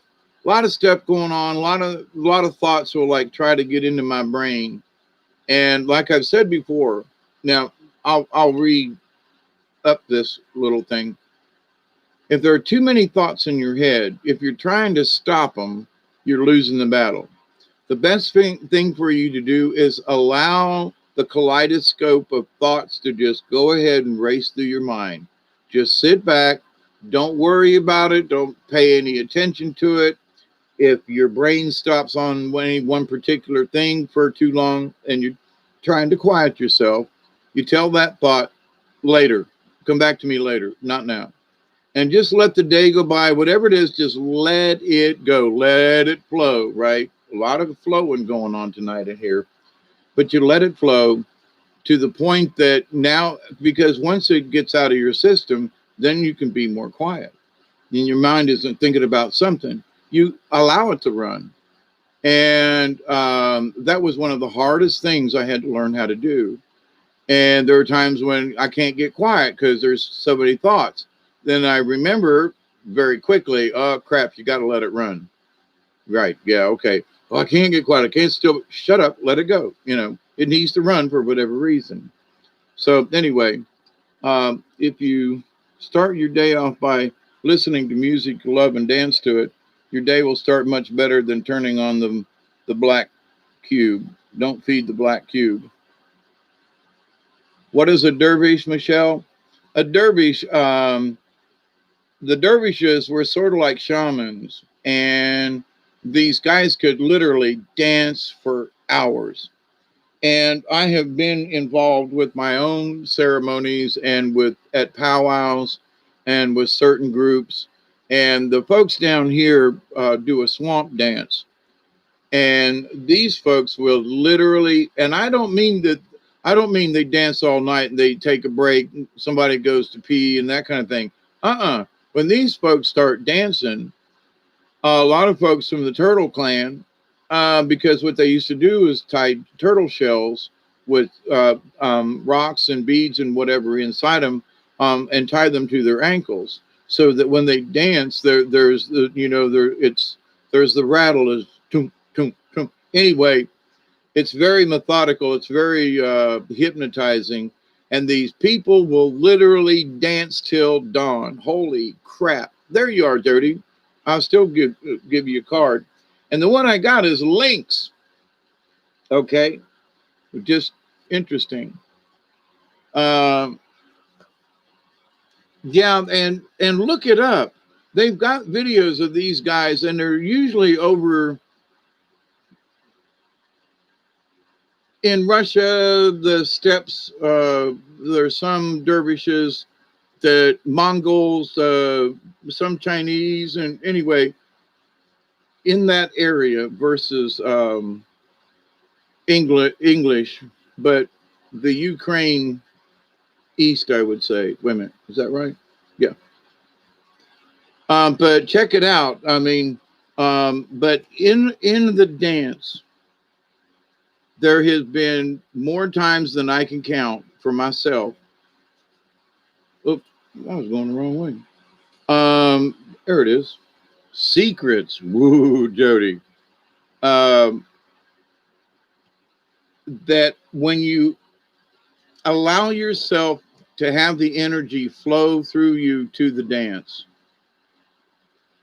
that my back is hurt, my leg, my knee, you know, I go out there and I say, Creator, give me the strength to dance. Give me the strength to dance with you, you know, with the universe. And I might start out a little, you know, can't do this and get caught up in the dance. And I don't know, there have been times that, you know, 3 minutes is all I can do. Or, you know, it might be that 3 hours later I'm still dancing because there's something in the spirit of it. And sometimes, you know, there have been times, and I did this with my shaman guide, and he was like, he said, most dances that I see, he said, but you know, I know that you're a heyoke. And so he goes, you know, a lot of the dances go clockwise. And so he was like, you're going counterclockwise. And I was like, yeah, the spirit just said go this way. You know, and because my idea of the dance, he was trained in dance through the Lakota and different nations, right? And so that to go clockwise. So his instinct was to go clockwise because that's the way he was trained to do some of these dances.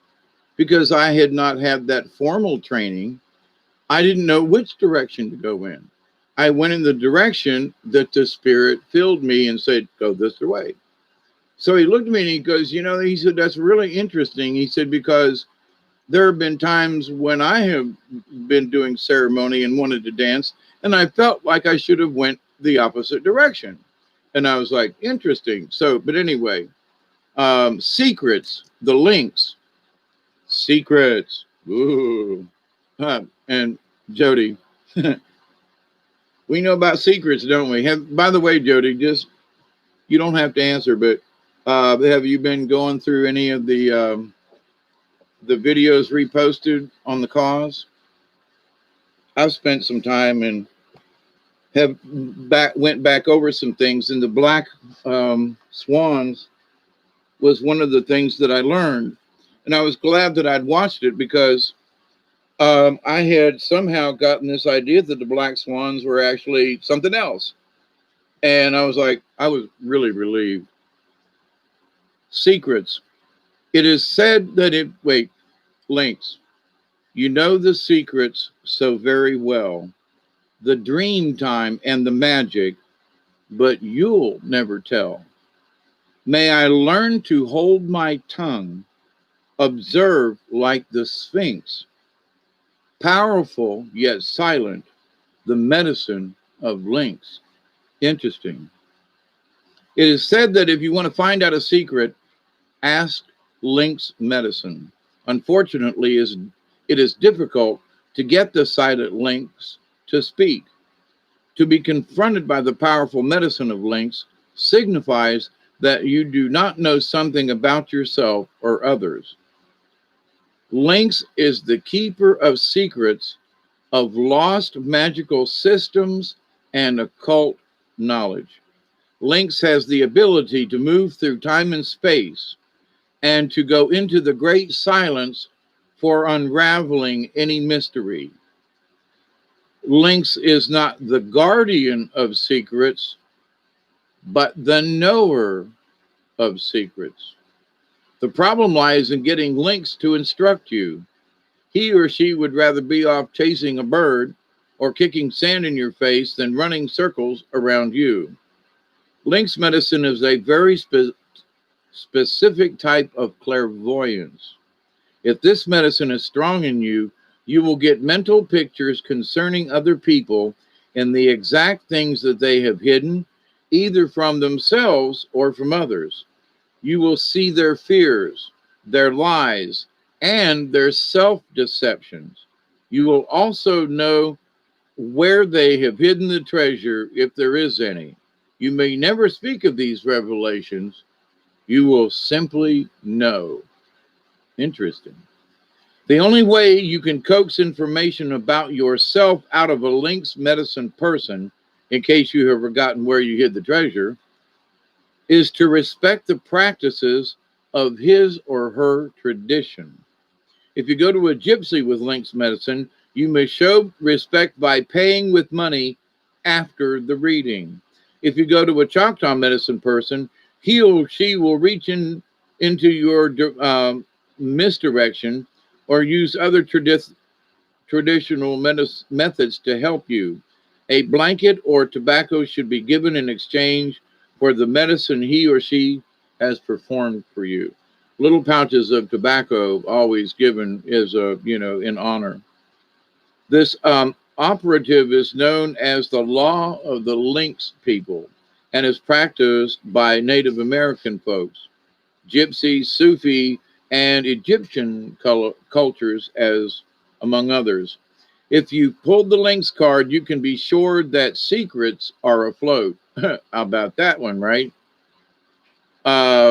If this is your personal medicine, you should listen to your higher self. Be still and pay attention to the revelations you receive, either in the form of mental pictures or through a high singing voice in your inner ear. They tell me to read this again. If this is your personal medicine, you should listen to your higher self. Be still and pay attention to the revelations you receive, either in the form of mental pictures or through a high singing voice in your inner ear. Perhaps you will receive information in the form of omens. You can be sure that Mother Earth is signaling to you in some manner. If Lynx is at your door, listen. Brother or sister Lynx can teach you of your personal power and of things that you have forgotten about yourself. Links can lead you to lost treasures and connect you to forgotten brotherhoods or sisterhoods. Interesting.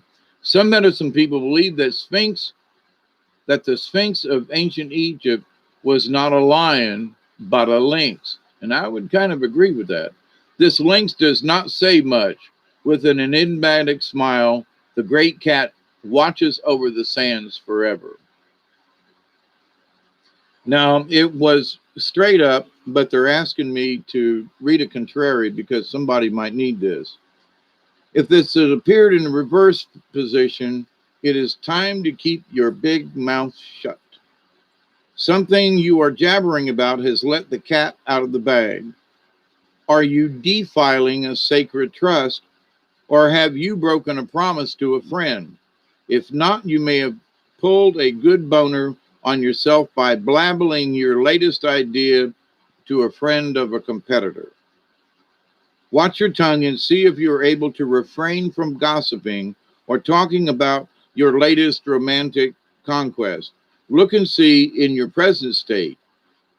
Are you able to listen and truly be interested in someone else's stories or ideas? On this level, Lynx is telling you to become worthy of trust. Then the secrets will be available to you. You might be looking at choosing to have your brain in gear before your babble starts. Now, this isn't necessarily for you, David. I mean,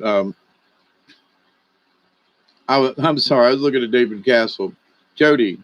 But in this, I think this is just sort of good information in that, if we're blabbling too much about certain things, we need to, be careful, especially what we're talking about. After all, talking leaves no room for hearing or listening or learning. Lynx is a tough teacher.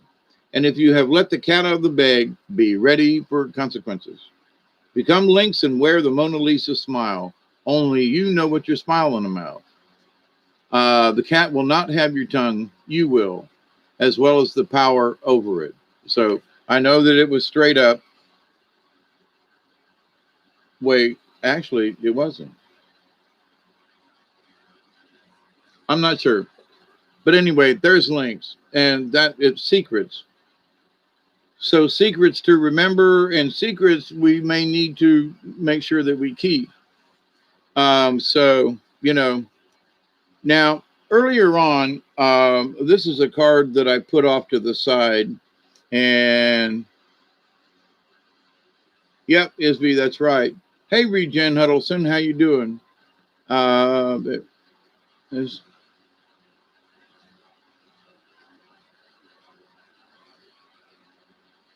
and I want to put something to what you said, David. Yes, the more you force yourself towards joy, the more joy will fill your being. Now, be careful with that word force, because there are people who force themselves with joy and become drug addicts and alcoholics, because I did that. I said, every day is a holiday. Every day, filled myself with joy. You can go too far with that. So, in that, if you force the joy. So, David, I thank you for your comment, but my own personal life says, let me give you this little tidbit, you know. Um, Now, if you're just rejecting joy at all levels, that's different. And if you have to force feed yourself the medicine, that's different. But if if you're forcing yourself to the fact that, let me have another bottle of whiskey, or it could be any number of things, that could force you to be happy. Just just saying, there's that part. I pulled this card earlier tonight, and they made me just put it off to the side. It kind of fell out, flipped out, and it didn't seem to belong to anybody, but it belonged in tonight's story, or card pulling, after 3 hours and 37 minutes. How am I doing there, Michelle and David Castle? You wanted to know if I could last till 4 in the morning.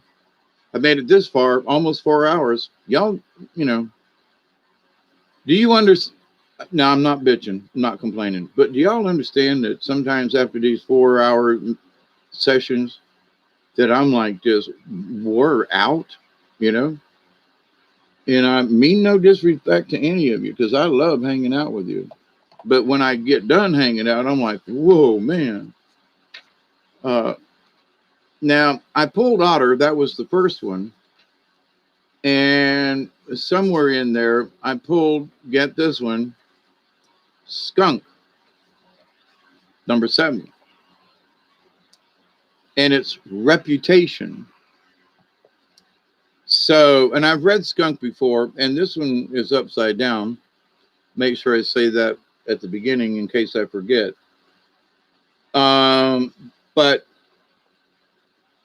the every night that I have done cards, through the night or the next morning, in the dream state, or in the silence, I would rather say, in the silence of what I've already read, it comes back to me in a way that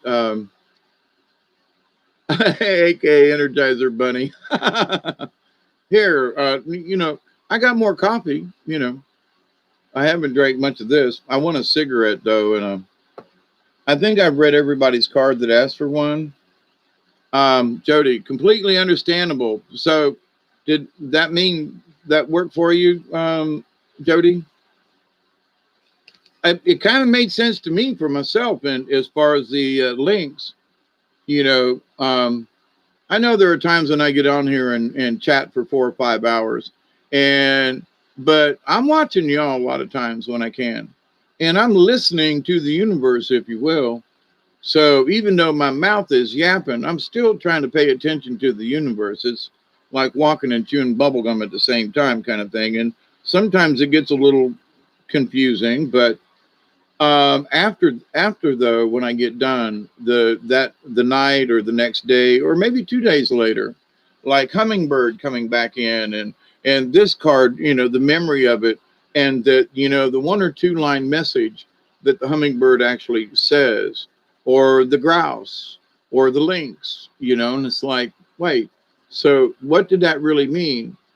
And not necessarily as a lesson to me, but as a reminder to me that this is what we should do, not an I or a me, but it's what we should do. And a lot of times I'll think of, am I still letting joy come into my heart?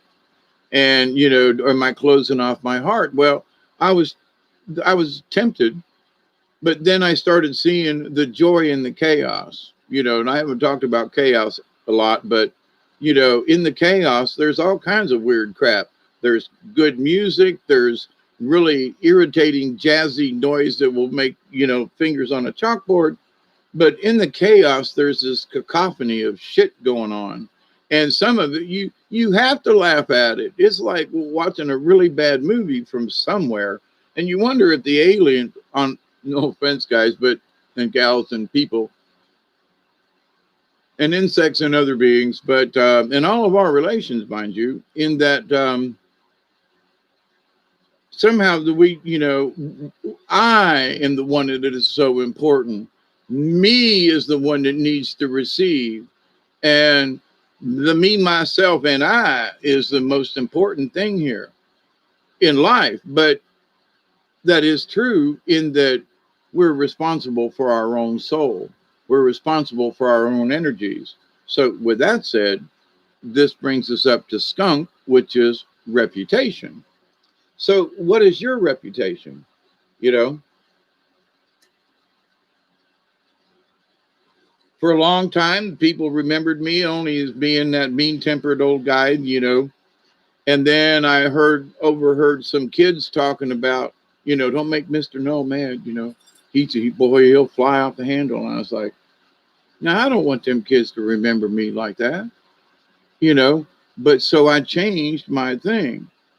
So, but they knew that there were 17 kids in the play that we did. Um,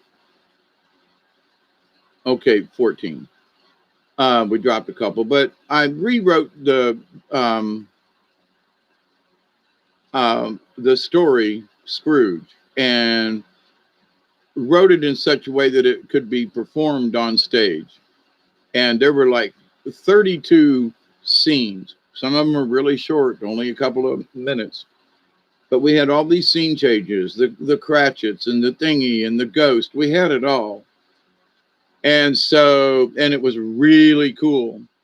But in that, though, with all that and me being the director and not really having an assist, an AD, I realized, though, that everybody had a position in this. But if all they could think of me as being Scrooge, Mr. Davis, Scrooge, I was like, so I got all the kids and I sat them down on the stage and I said, listen, I love every one of you. And I said, sometimes I have to be Scrooge to get y'all's attention. And I would rather just have this nice conversation with y'all and say, listen, when you're backstage, you have to be for 2 hours, you must be quiet. You just have to, because the audience out here is listening. And when it's very quiet and you all are very noisy. And I said, but if you get out of line, Mr. Scrooge is going to have a conversation with y'all and he's going to holler at you. Now, how about that, everybody? So everybody was like, well, Mr. Dave. So they had heard the hollering me, Mr. Dave. And when I overheard them, because they were too loud, you don't want to piss off Mr. Dave. I was like, okay, everybody come in here. We're going to have a chat. You're not necessarily pissing me off, but you're showing, what about the rest of the audience? What about your fellow actors? What about these folks? So when you're too loud, you're interrupting each other. Oh, so I had to present this information in another way, but then they all got it and they were all very good. And we were asked to come back the following year and perform it again at Thomasville on stage, which I was happy to do. And we were also invited over to the Christmas shindigs at the Cultural Center, and we performed it on their stage there. But anyway, so yes, I've written a play and have had it performed 3 times in public. Well, we actually performed it six times each time. So 6, 12, 13, 14. We performed it at least 15 times. But anyway, because we do 2 weekends in a row kind of thing. But anyway, and they asked us to come back in and do one more weekend, which we did. So, but anyway, but that to me was like, so I've written a play, produced it, directed it, starred in it, did the whole 9 thing, simply because I wanted to, you know. But I wanted all these other people, many of them who had never had a chance to be on stage before. And I remember this one young lady that, her first out, you know, uh, her mother had an issue because she was so young. She was, just in high school. And I was like, listen, there's this kid and that kid and this kid, and these kids have been involved in theater all this time. What's that got to do with the subject of reputation? I'm just saying. So I said, ask the kids. You as a mother, go ask the kids. How was Mr. Dave? How are these people? How's it like? Is anybody, like try to do anything nasty behind stage, or, you know what I'm saying? So she'd never been in this, and she'd heard stories about the theater groups and stuff. So she allowed her daughter to be in it the first year. And I don't know, she was like 14 years old or something. And so a lovely redhead young lady. And she's turned out to be a beautiful young woman. And thanks me for allowing her to be on stage, despite her mother's misgivings. And so she had to play, Bob Cratchit's, no, the nephew of Uncle Scrooge. It was his, girlfriend or something anyway. So the mother was really worried that because the guy that was playing her was an older man. And I was like, look, it's theater. People will get it. So when I calmed them down and allowed her to become this person, the second year when she came out, because I offered all the people the first year that had been in it to be that same character again, so they wouldn't have to learn blocking and everything all over. But so when she came back the next year, she was this developed young lady with poise. She became more active in high school. She joined the band. She did all these other things, but before she was too frightened. And I was so proud about a year ago when I was on Facebook doing a live stream. She came on and she goes, Mr. Dave, I want to thank you for giving me the opportunity, because by doing that, I've opened up and I've done all these things. I've been in theater and band and music and dance and all these things. And here was this timid young lady of 14, and now how that developed. And so you think, well, wait, is my time worth anything? My reputation as being a person who was respectful to their actors. I had to become Scrooge once in a while when people got out of hand, but sometimes you got to be the grown up in the room. But my reputation of being a kind person and someone who tries to help develop people and their acting skills. So folks are still out there going, thank you, Mr. Dave. And it was my privilege to be able to see this young lady develop.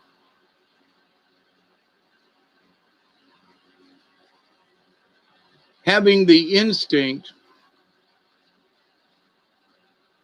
to be able to pull something that's instinctive in somebody else, but they're shy. So I had the instinct to say, this person's got something. Let me go in here and kind of fiddle,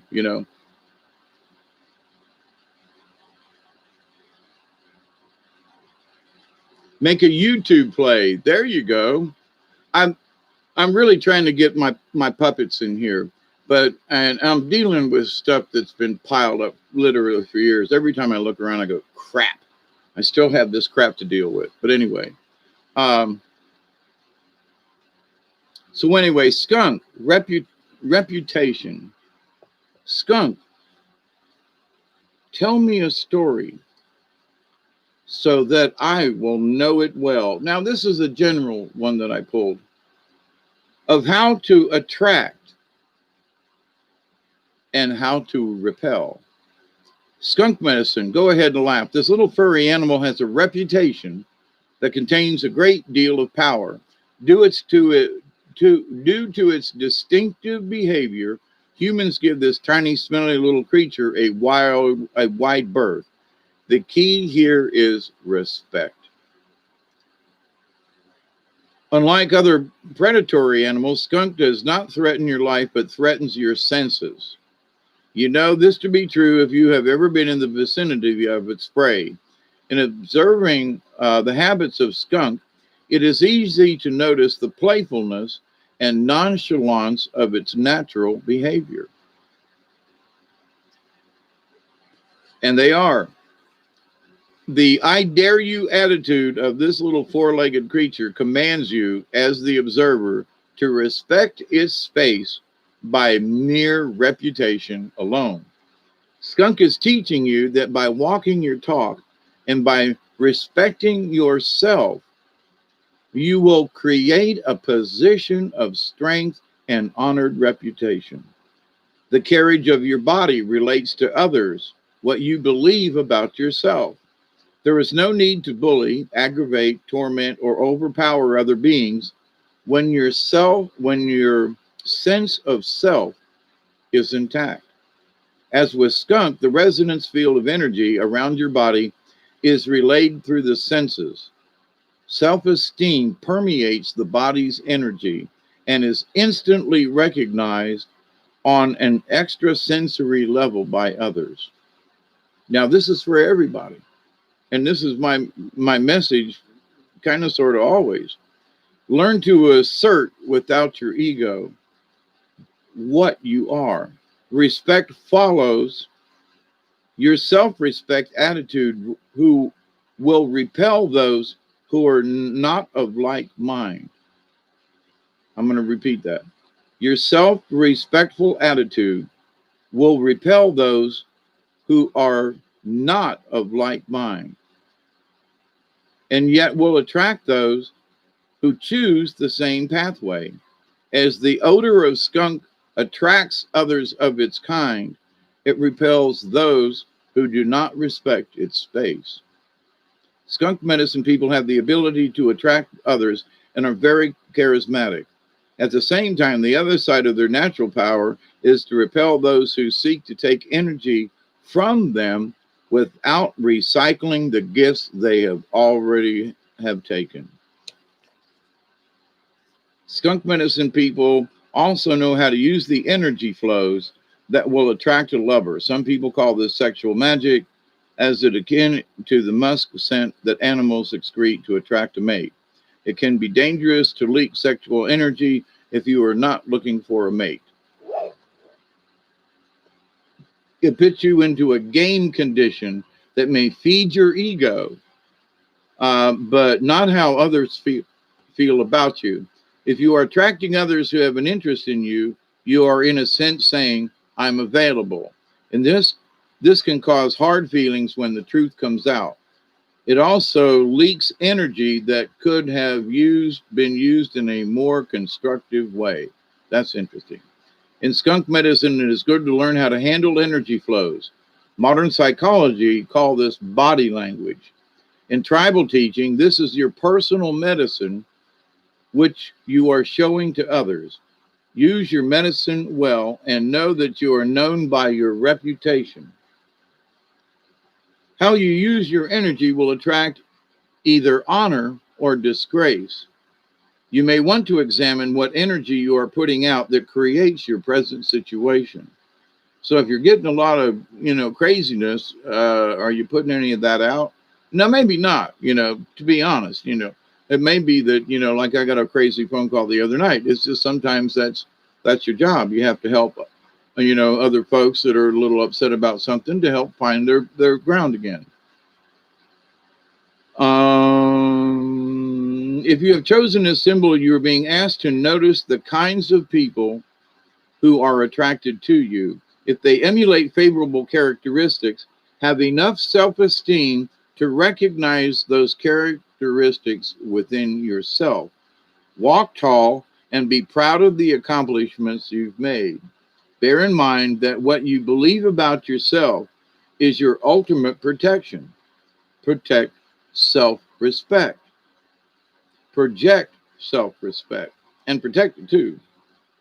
So, there are folks that feel like up to this point, they haven't really made a dent in society. Well, but they're still here and they're still trying. So you have to pat yourself on the back for that. Well, I didn't really do what I wanted. Yeah, but you're focusing on the negative. What, even the smallest things, the positive things, what have you done? Have you tried to be more honorable? Well, yeah, but I don't feel like I'm succeeding. But you're trying. Yes. Then pat yourself on the back because you're trying. Okay. Now, this was upside down, and I'm not sure if I turned it, but I'm going to read the contrary anyway. Skunk medicine operating through the contrary or reverse position indicates that your self esteem may seem to others if you're putting on airs. In other words, being a fake. Observe whether or not you are repelling others in your vicinity because of envy, jealousy, or projection of their low self esteem. Okay. We talked about this the other night in that make sure you're not picking up somebody else's energy because you may be a projection of their low self esteem, not yours. Examine your feelings. Be truthful with yourself. That's always the key. Write the situation by assuming the attitude of skunk, nonchalance. One could say that's the passive observer. In assuming nonchalance, you are neutralizing the effect of leaking energy. So just sit still and, kind of patch up the holes in your inner tube. In leaking vital energy, you may be stinking up your environment. This is similar to dumping all of your woes on anyone who will listen. Now, in that respect, I was talking about looping, right? So, not saying that now this was a card for everybody in general. That maybe this is similar to dumping all of your woes on anyone who will listen. And we talked about the looping effect. If you are doing this, it may be time to shut your mouth and go within. You may also be leaking sexual energy and repulsing the object of your interest. That person may be shy to tell you to lay off. Look deeply at your self-image and how others are reacting to it. The balance causes the balance to balance the causes and effects of your actions and energy flows.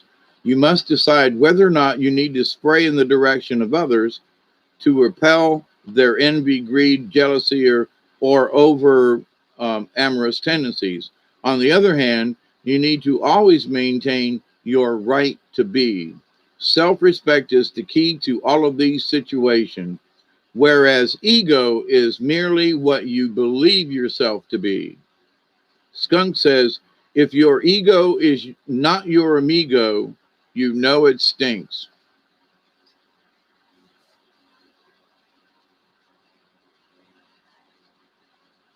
This reading's for everybody, Isby. This was the skunk card, but it has to do with self-respect and self-honor. And, we are known by our reputations. Wish y'all could blow me some smoke through the microphone. Yes, me too, And so, it's almost been 4 hours. How am I doing, Michelle, David? And since it's almost 11:20, it's 4:20 somewhere. So I'm going to finish off a bowl with y'all, and then I'm going to leave you because it's been 4 hours and I need to go pee and have supper. And, I've been here 4 hours. I love you all, I do. But in this last card of skunk for everybody, now there are a lot of times, and we have to, our ego is this part. So there were times when I was a good puppeteer and became a great puppeteer. But there was a time where ego stepped in, and I didn't have a fight with it for very long. But it was like, wow, I'm a great puppeteer and I can do these things. And then, White Dove, came to me and kind of smacked me about and said, Yes, you're good, but you don't have to tell everybody. Well, at the time, I was being my own self promoter. So, I didn't have anybody to help me advertise for me. So there was that. You have to be able to have enough ego to be able to sell yourself so you can go do puppet shows for people. And you have to have enough self confidence and a reputation, because it took me a lot of years to build up a reputation, so that they would hire me and offer me $400 or $500 for a day's worth of puppetry and storytelling and hands on, right? So, okay, 11:20, 4:20, somebody.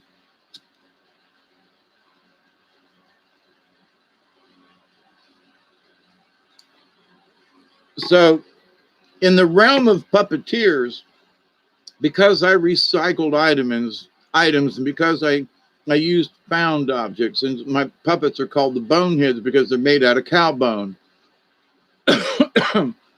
And this idea that, oh my God, they're cow bones, and there's something satanic, and no. So by doing puppet shows for free, and people seeing that, because the name of the puppets were boneheads and they were made out of cow bones, they were not some kind of slimy, creepy, some kind of satanic, there no kind of message in there. But through my reputation, and by performing for free and getting it out there to other people, this is actually who I am, and this is what these puppets represent. And through that reputation, I got more jobs, you see. So, and it took me years to build up my reputation. So once it's there, unless you cream it somehow, unless you self-destruct, that reputation will stay with you. And you can have enough ego where you tell people, yes, I performed, and because it was true. So I could state fact. Yes, I, performed at the Flint River, the opening of the Turtle Park in Albany, Georgia. And I was there for, all afternoon. And there were thousands of people that were sat on the hill and by the river, and, that listened to me because I had these great big humongous speakers turned up, right? So they could hear my stories up and down the river walk there in Albany. And they actually, it got dark and people still came up to the stage, even though it was so dark. And it was my last show for the evening, that they were like huddled around and people were holding flashlights so the people in the back could see the puppets. It was just amazing. So have I done these things? Yes. Have I taught a lot of children and young folks and everything and helped to bring their creative sides out? Yes. But you have to do it also. There has to be humility and humbleness in there. And it's by your actions, it's by your stance. I don't try to stand with my hands on my hips and look how good I am. I give them a list of places I've been in contacts and say, this is what I've done, and ask me some questions. I'll help you out. You got a special project you want to talk about, I'll write a little skit for you. What do you want? I may have already written something. So if it was the 4 food groups, Gorilla Glue. Oh, what? Your reputation precedes you. Yes. Going to buy a bunch of peppermint oil and keep them away. Swamp Camp Thoughts. Give me a second. Headed there once. That last hit was a bit much. Fox 920 for you. Blessings to you, Fox. Barry, the verse says tick last card. Okay, Universe says stick with last card. Okay, I'm not quite sure what that means, but anyway, yeah, stick like glue, Gorilla Glue. I think I'm catching up.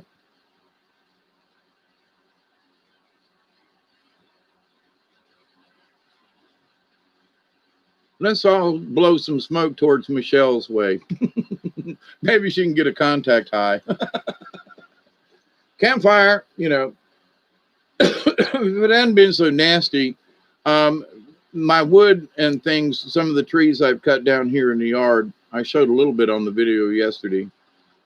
And I know I did a video earlier about the porch, but could any of you tell that I'd actually done something else? that there was more cement there. Could any of you tell that that I had actually made progress?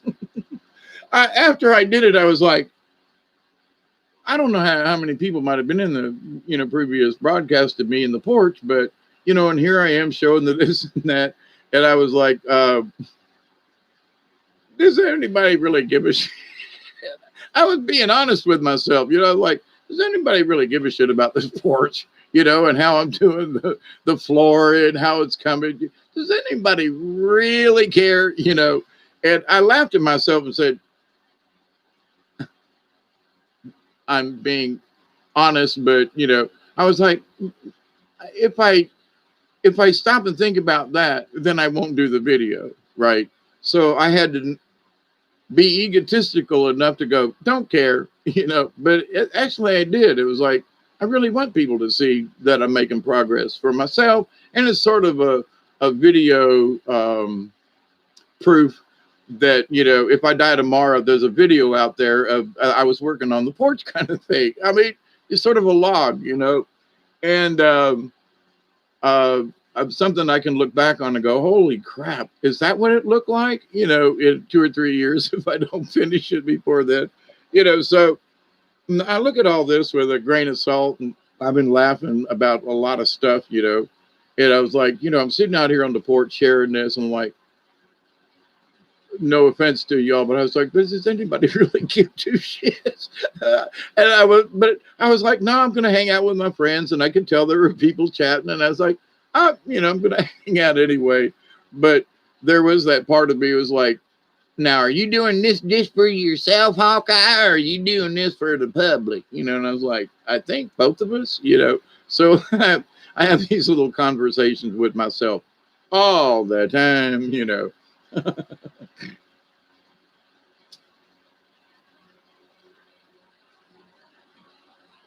Oh, and just as something to throw in there, I watched the Tampa Green Bay game, and I had mentioned a couple of months ago it's something about the the Rodgers guy for Green Bay. Now they played in Green Bay, cold as snot. Tampa goes up there and whoops their ass. Made a couple of mistakes, but they whooped their ass, beat them. So they're going into the Super Bowl. And where everybody's like, oh, Aaron Rodgers and all this and that. And I always kind of thought he looked a little snobbish to me.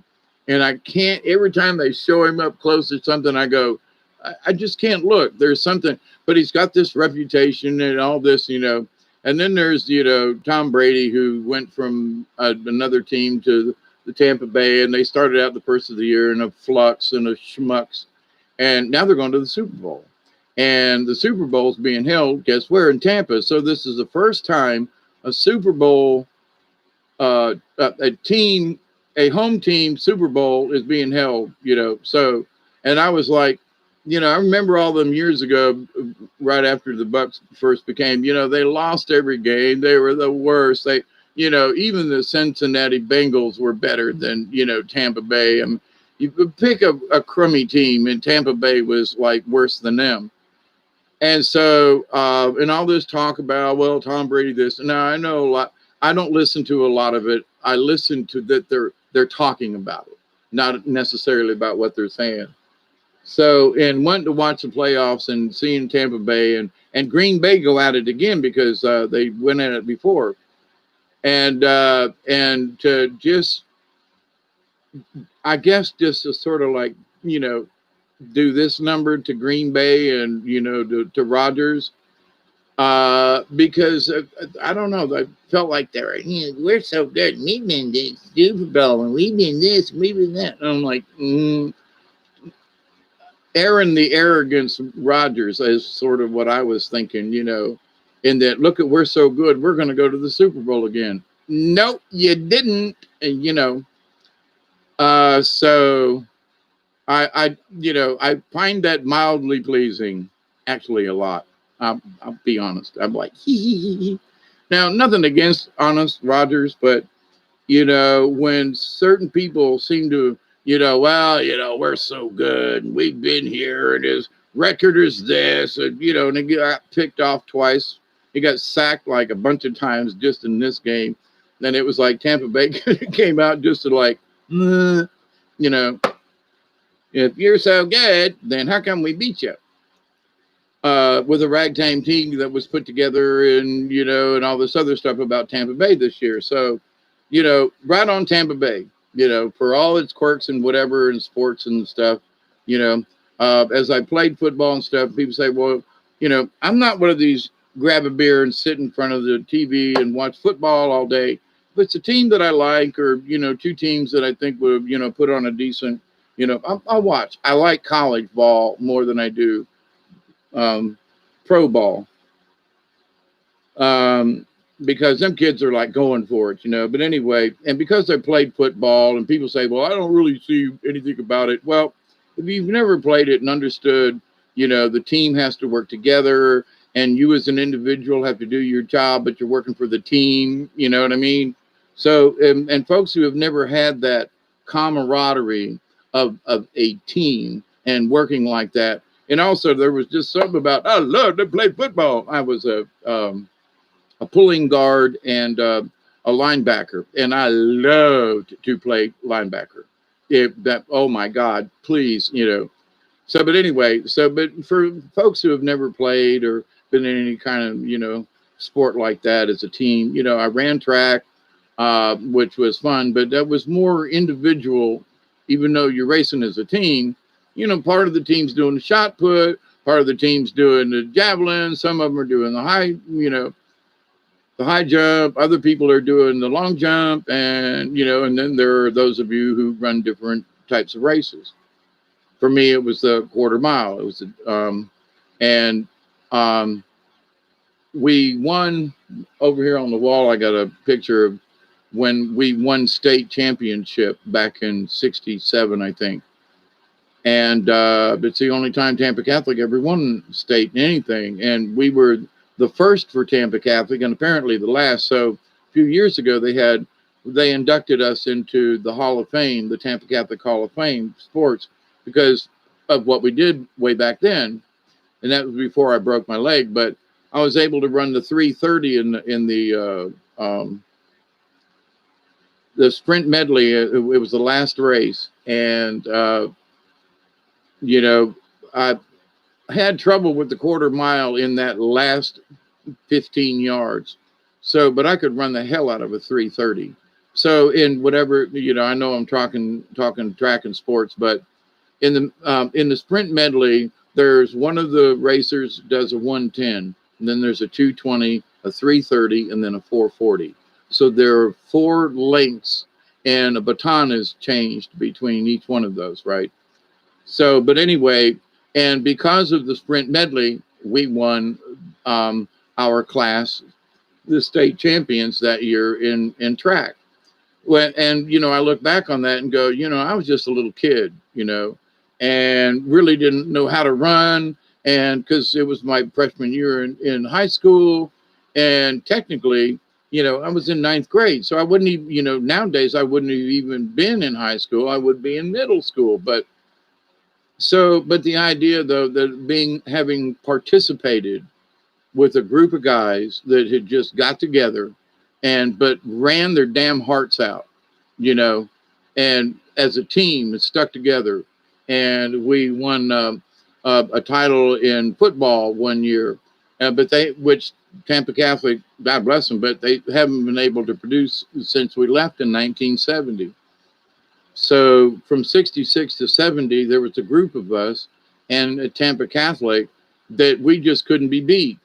I won awards in the National Forensic League, in Humorous Contemporary, and we did different shows, you know, parts of plays and readings, and for example, to be or not to be, that is the question.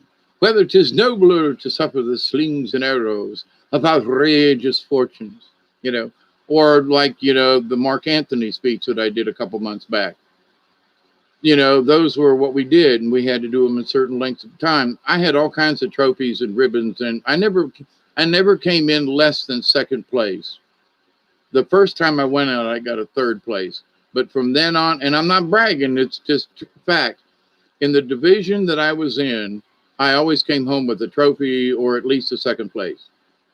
And, I was in at least 20 different competitions. So, I got to be good at that. But as a public speaker, and then they allowed me to call the track teams. Since I'd had my leg operated on, I couldn't run track. So they made me the announcer at the games and track meets and stuff, especially the home games.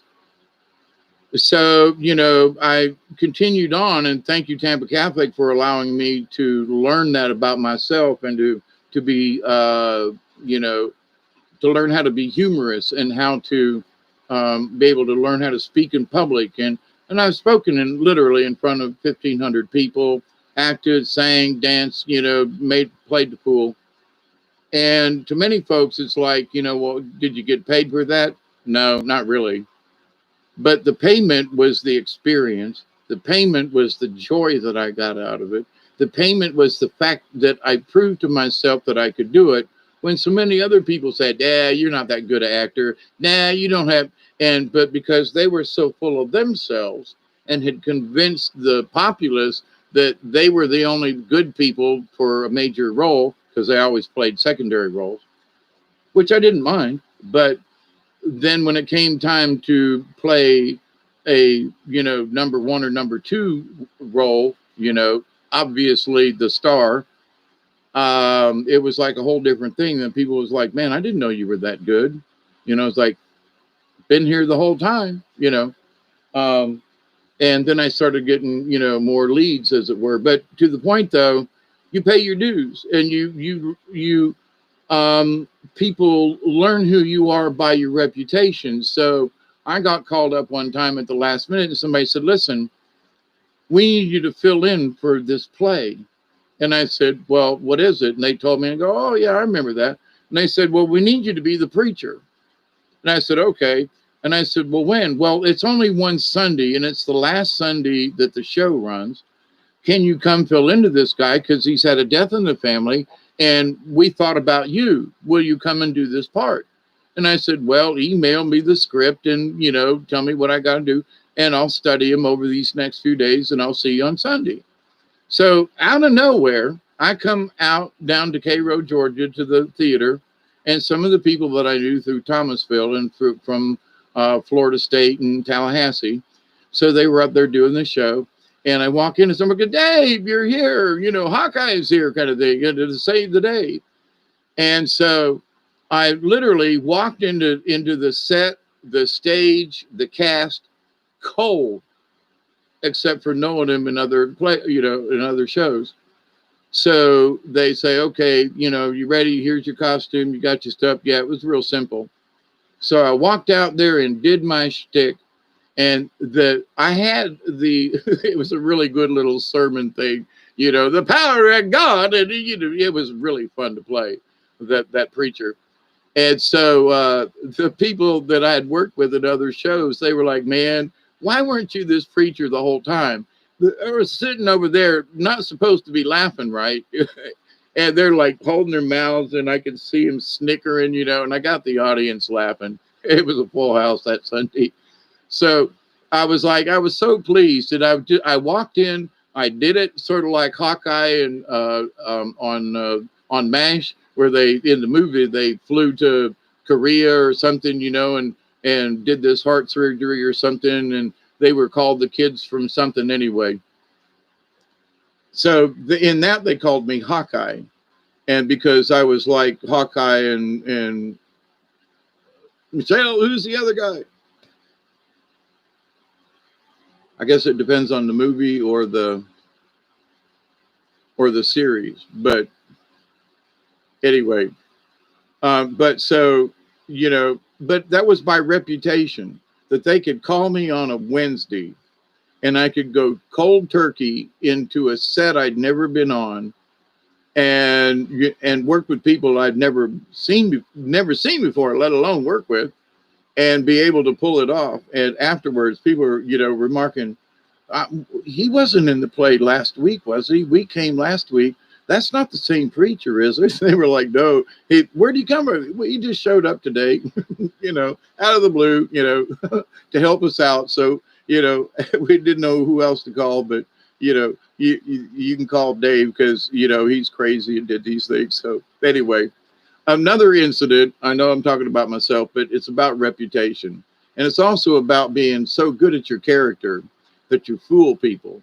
And so some of the people knew who I was, but when I went into character, they forgot who I was and went, "Damn, Dave," you know. But anyway, so I was asked to do this show at the small town here in our area and a little beauty pageant. I mean, you know, maybe 25 people showed up at the kids, and it was a fall thing over here in Ocklackney that they have every year. And sometimes a lot of people show up and it's just walking around and doing stuff. But anyway, so small town fall event, right? So I'd been there a couple of times. We're doing puppets and things and storytelling. And so they invited me over to, because of my reputation and folks that I knew, this gentleman that I'd worked with in local TV out of Pelham and Camilla, cable access, but still TV, right? And that they wanted someone to do this song. I heard it through the grapevine. And they had this little skit worked up to where this lead girl who was the, you know, sort of the MC of it was a beauty pageant, right? For young teens, 13, 14, 15, right? So in that, they had worked up this little skit with some music and a little dancing, and the girls would come out and kind of perform and all that. So they asked me to show up for this, and I said, okay, I will. So it was, I heard it through the grapevine. How much longer will you be mine? Oh, heard it through the grapevine. Now, so I was supposed to be, they asked me if I would be this nerdly guy because they had chosen one of the cops or policemen there, and he was going to be the big burly guy that she wanted to be with. And I'm supposed to be the nerdly, squirrely guy, right? So I said, fine, because I had played in a play called The Nerd, and there were people who was like, oh my God, you know. Anyway, it was the first time they'd ever held over a show in Thomasville, and we held over for another full weekend and just kicked ass with the show. But anyway, it was a funny show, but you know, I got to just be all nerdly, and I wore my glasses and talked like this all the time and was a general pain in the patooties. You know what I'm talking about? I mean, you listen to this all the time and you just want to do this pew. So it was sort of like a Jerry Lewis thing, but not. But anyway, I wasn't necessarily trying to copy him, but it kind of fell in that area. So anyway, so when I go to do this show, I learn the song and I learn it talking like this. Oh, I heard it through the grapevine. No longer will you be mine. Ooh, right. So I'd practice it, rehearsed it for like 3 weeks, right? I'd come home in the afternoons and put on the music, you know, and I'd sing along with it to get the rhythm and the thing, right? So now none of these people saw me till I got there that night. They just knew I was coming. So when I got there, I showed up and I had regular shirt on and I looked normal and hi everybody, how you doing? And to the ladies in the dressing room, you know, I knocked on the door because I knew one of the young ladies that was there. And she was like, oh, hi, Mr. Dave. How you doing? You here to do the show? Yeah, yeah, yeah. Hi, girls. How you doing? See you in a little bit. So I walked out of there and found a place for me to dress into my costume. So I dressed into my nerdly self, right? So I comb my hair back and slick it back. And I get my voice all down and I kind of hunch over and I got on these, you know, this pair of pants with, you know, what do you call them? Rubber band things that go on your shoulders, you know, them things that hold up your pants. Anyway, so I'm getting into character. I'm backstage behind this thing. There's nobody else there but me. So when it's time for me to come out, you know, because I'm trying to get into character for this little 5-10 minute little skit, right? It's all it was. So I walk out into the hall and I go down to the dressing room, which I've already been to the dressing room, said hi to all the ladies there and to the person who was watching the door. And I go down and I go, excuse me, when is it time for me to go on? They called the cop. They didn't know it was me, the guy that had walked in 10 minutes earlier, who had changed right down the hall, come back out in his little nerdly thing. They called the policeman backstage. And I was like, hang on, whoa, hang on. I'm here to do the show. I just changed over. And, the girl was like, Mr. Dave, it's just Mr. Dave. Y'all calm down. So then when I went out and did this thing, they were so shocked. The girl forgot her lines because had my nerd glasses on. She had never met me, I don't think. I think maybe backstage. But everybody was laughing so hard at what I was doing. She was forgetting her lines. The guy forgot to come over. They were because they were watching this nerd singing in in my little nerd voice, heard it through the grapevine. It was wonderful to watch them people laugh and to be able to literally turn yourself into somebody else for to have a little bit of fun, and so there's been a lot of that little bit of joy in my life to where I've been able to pop into places. And later on, there were people because they recorded it and put it on the local cable access channel. And there were people who came up to me at football games when I used to record the local football games and do the play-by-play. And they would come up to me at the games after they found out who I was. And you're that guy that did that grapevine thing, ain't you? And I was like, yeah. They go, that was some of the funniest shit I've ever seen in my life. And whenever they would get bored and Jerry didn't have, that's his name, Jerry. When Jerry didn't have enough programming to go on, he would just pop in a tape of something, that people would say, hey, they'd write it and go, play that grapevine thing again, So in my own little way, I have become famous down here in South Georgia for certain stupid, dumb little things like that. But in that, you gain a reputation is the reason I brought it up. But talk about funny. Watching them people and that cop that came back around the side, because he had met me at the door. He had met me as I came in and go, hi, I'll see you later. I'm going to go get in costume. I'll be in this room. So he's the one that was going to arrest me. And I'm going, dude, man, I just met you like 15 minutes ago. You were saying about, that's you. I mean, they couldn't believe, that little bit of makeup and my attitude, how I walked and how I carried myself, much like Skunk in that, so I walked in as Dave, I turned into the nerdly guy and, and I was so believable they were going to arrest me. What better performance can you do except hang on, whoa, let me change back here. Let me take off my nerdly glasses and speak normal. Let me show you my clothes over here. Let me change back, but anyway, in my life, those memories, which are these little snapshots and stories that I can tell that I don't really have any, I can, show you the movie clip. Some of them had movie clips at one time, but, the fact that I was involved in that. And the reason I bring this up for myself is that I was able to bring joy into people's hearts. Okay. One of the things that I've always wanted, as far as why am I doing puppets? To bring laughter, joy, into people, and not just kids, but into people's hearts. So as my mission on this earth, as well as being, the message of spirit, the message of spirit of laughter, and when I talked with that one shaman from the Lakota reservation out in South Dakota, supposedly he looked like it. I'm telling you, a descendant of a crazy horse. And I've told this story before, but we were in Tullahoma, Tennessee, colder than snot. He's like in just a long sleeve shirt, and I'm bundled up, freezing to death. Snow going sideways, And he tells me, he goes, he said, what you do as a puppeteer, what you do as the storyteller, he said, you bring hope to people because you tell stories of this and that, and you give them hope by making them laugh. And with laughter, they have hope for tomorrow because their conditions may be so bad, but you bring joy and laughter to them for this period to where they can make it another day. or maybe another week, or maybe another month. And he was like, and there's power in that. And I was like, oh, holy crap. I was just having fun, but now you laid this really heavy shit on me.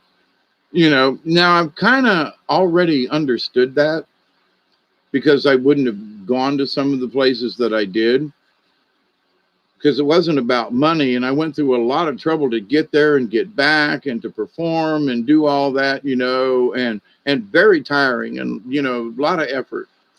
And, but none of it that I regret, sleeping in a teepee when it's raining and flooding or snowing, and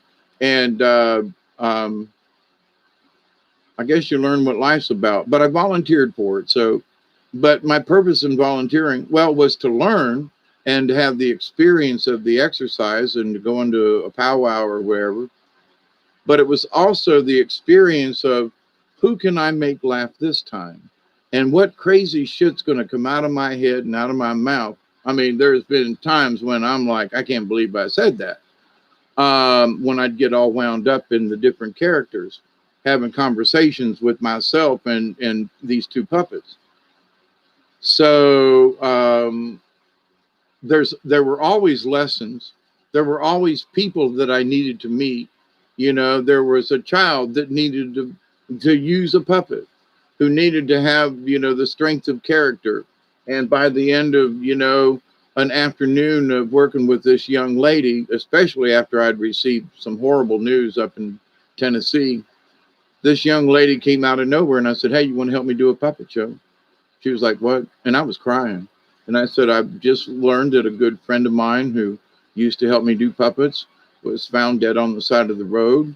And he'd been there for months, and they just found his bones. And I said, I'm feeling very sad, and I got another puppet show I need to do, and I could use some help. And I've been watching you handle the puppets, and how would you like to help me do a show? And she was like, what? And I was like, yeah, I could see the talent in her. You don't ask me how, you just know. Other kids are like, just kids. She was like, this girl's going to be good. So, and it was the truth. I had just learned, had just read the article, had just went outside and cried for 5-10 minutes about my friend Jesse, and came back in and said, I got to do a show. And this young lady walks up. And so in my moment of sorrow and pain, and oh my God, I was so broken up, because Jesse was going to travel with me. He was supposed to travel with me that year, and he disappeared. And they found his bones on the side of the road.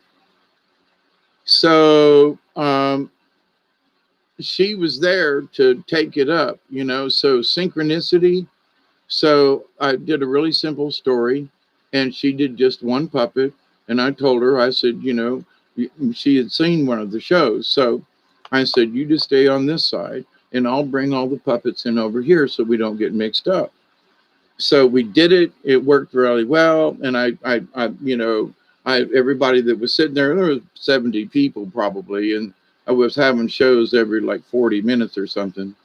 And so I said, all these people, this is this young lady. It's her first time ever doing a puppet show. And I want you to give her a round of applause, because I think, and she did do a wonderful job. And everybody stood up and clapped for her. And she beamed, and then she started crying, and she got real. And I was like, no, she didn't. She did a wonderful job. And I can't remember her name right now. But so the show was over, and and I said, thank you very much. And I said, would you like to do another one? She's like, well, I got to go ask my mom. And I said, well, she said she's dancing at the event. She's one of the native dancers there. And I said, so go ask. So she did. She ran off. 10 minutes later, she come back. She goes, listen, while I was talking to my mom, I had this idea. And I was like, yeah, what about? She goes, how we could do a puppet show. So she went from being very timid, did this little 15, 20-minute show with me, got the applause. And while she was gone and on her way back, she came up with her own puppet show, her own idea. And she goes, well, I think we could do it like this. What do you think? And I was like, okay, let's rehearse it. So within the next 5 or 10 minutes, this little idea that she came up with. I was, I'm so crazy in that I came up with this little skit, and I said, okay, you bring this one out over here, and I'm going to do this one. And then when he runs off, I'm going to turn and you run across like you're chasing me, and I'll turn around and come in this way. So we practice how you do the little turn behind the stage and not getting tangled up. And she was like, oh, this is really easy. And this is all we got to. So I could tap her on the arm or bump her with my elbow, and she'd look at me and I'd wink or I'd look in a direction, and she knew what I was thinking and could move or bump and I didn't have to say a word. I'd just hit her with my elbow and just to get her attention, and I'd do a little this or a little that or look over here because I got a puppet in each hand. So, and she followed along flawlessly like we'd been practicing this thing for years. And then we did a third one. And then her mother came after dancing and watched her daughter perform for her the first time. It was the fourth time for the day. And saw her daughter perform and how she had come out of her shell, how she was like, doing the puppets, and she was putting things up. She was so orderly and everything in less than 3 hours. And then on a Sunday afternoon in Murfreesboro, Tennessee, at a powwow function, and this young lady came alive through the death of a dear young man who should have been there. Synchronicity, however you want to talk about it. But these things in life that has happened to me, and there are times when I think about that incident and I literally weep from the remembrance of the pain that I felt when I found out about, Jesse, having. What happened was he stole a motorcycle, went out in the country, had an accident on the side of the road, and nobody saw him. Winter came, and hunters found him 6-8 months later and determined that it was him. So he'd been missing all that time. And I didn't know because I was getting these little messages back and forth, and I'd call his mother, and he kept telling his mom, when I grow up, I met his mom after he died, and his sisters, and had went to visit them in Tullahoma several times. And so she was like, Mr. Dave, I don't know what you did to my son, but you changed him. And she said, he still has this little pocket knife you gave him. He still has this first puppet you helped him build. And she went to his room and pulled all these things out. She goes, I don't know what you did to my son, but, and his sister said, look, Mr. Dave, if you come back up here, can I go, And I was like, sure. And the mama was like, wait a minute now, you ain't getting my daughter. And she goes, listen, Mr. Dave's a nice man. He does puppet shows. What's wrong with that? And Jesse loved him. And mama was put in her place by the younger, but Jesse's, it was the next, two sisters.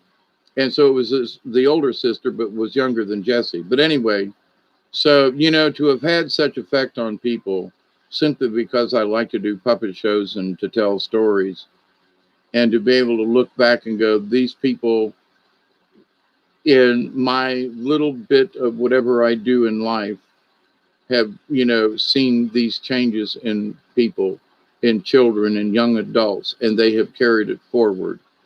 People that I've seen 2 or 3 years in a row would come back and help me do a puppet show.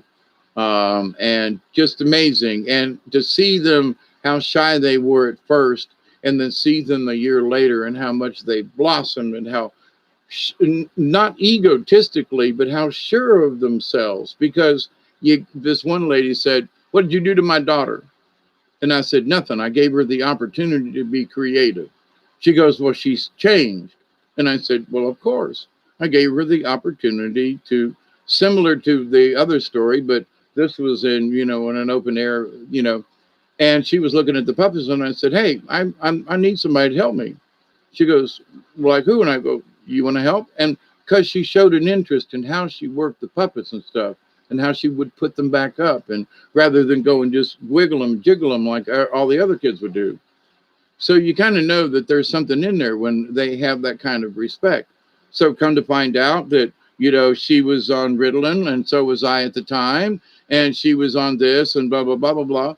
And so I said, well, sure. Then, and I had a birthday up there in Tennessee because it was always around the 24th of September that I did this gig. And so they bought a cake and it was sitting on the table next to some cards and puppetry and stuff anyway. And so I said, have some birthday cake with me. She goes, no, let's do a puppet show first. I was like, well, okay. So, and I said, do you have to tell anybody where you're at? And she goes, no, Mama knows I'm down here. And I said, okay. So as we practice this little skit, simple one to start out with, she's following along and doing just absolutely wonderful, right? So next thing I know, we start doing the show. It's time. And at the end of the show, this lady comes up all real indignant. She goes, what are you doing, my daughter? And I said, I'm not doing anything with your daughter. She's helped me do this puppet show. Well, I didn't know where she was. And she goes, Mama, I told you I was coming down here to help Mr. Dave. She said, I've been right here. And I said, she has. She's been right here. She hadn't run around. She'd been right here. And it was an open tent. It wasn't like we were off behind something. It was open to the public on all sides around us and everything, right? Except to the back. But I was up against a wall anyway, partition. So she was like, well, what are you doing? She goes, well, my daughter has ADHD. And I said, so do I. And she went, so what is she doing here? And I said, she's helping me do a puppet show because I only got two hands and I can tell better stories when I can do three puppets. And she volunteered to help me and she did a great job. And if you'll allow her, she can do the next one. You know, she can help me out with that one. But when I said, it's up to you. So Mama, let me blah, blah, blah. I said, well, okay. So anyway, so she helped me with two other shows. But at the end of the day, the mother was like, what did you done to my daughter? I said, nothing, because I'm open. There are people, there are adults all around us. There's no time for me to like whisper in her ear kind of thing, right? And I said, all I did was allow your daughter to be creative and allow that creativity to come out of her. Okay, so she stormed off with her daughter that year. Next year, same place, different year, across the field, and I mean a big field, football field kind of thing, this young lady is screaming, Mr. Dave, Mr. Dave, I can't wait, you know. And her mother, you know, catches up, you know, 5 minutes later.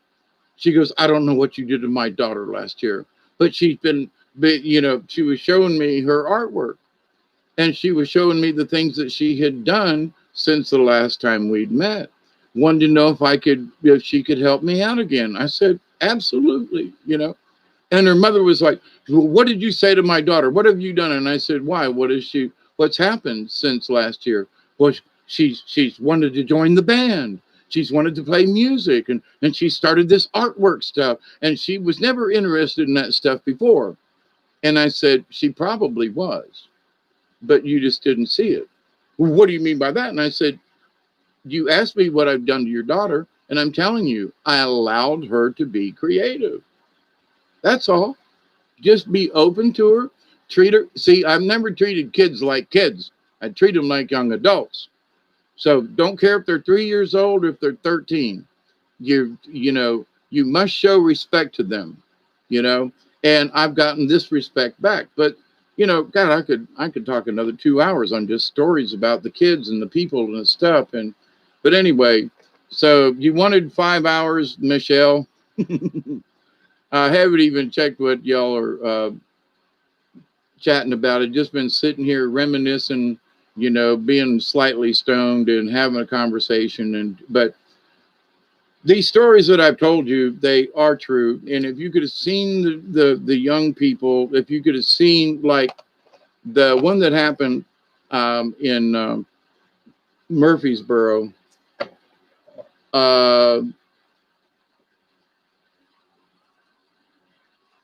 her mother was sitting at the bottom row over in the corner, one of the dancer. And when we got done doing that show, her mother was in tears. She was just bawling. And she came up, she goes, I don't know you, Mr. Dave, and I don't know what you've done to my daughter, but I am so proud. And because she saw her young girl, I don't know if she was 13, 14 years old, absolutely blossom right before her eyes. And to be able to nurture a flower and to see it bloom, Thank you to the universe. I'm proud to have been a participant, maybe an instigator. Now, I don't know what these folks are doing after all these years. I haven't been back to some of those venues, but I have had people contact me through Facebook and stuff and just thank me for giving them the opportunity. Thank me for having faith in them. Thanking me, and I'm like, okay, but Mr. Dave, you gave me the chance. And Mr. Dave, you coached me on how, Mr. Dave, you helped me overcome my shine. Mr. Dave, and I'm like, it's okay. That's what we're supposed to do. As elders, we're supposed to pass this knowledge on. And I can't see anything wrong with helping a child to be creative, musically, spiritually. But in that, they also understood something spiritual within me that we connected with, that their mothers couldn't figure out, that the sibling did. Jesse's sister caught on right away. She was like, I get why he wanted to go with Mr. Dave. And, because of the energy that I was putting forward, my genuine self.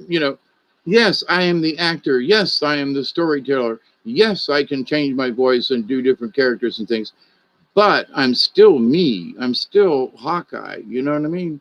So with all these changes and playfulness, there were people who accused me of copying, Robin Williams, because I'm that crazy when I get going.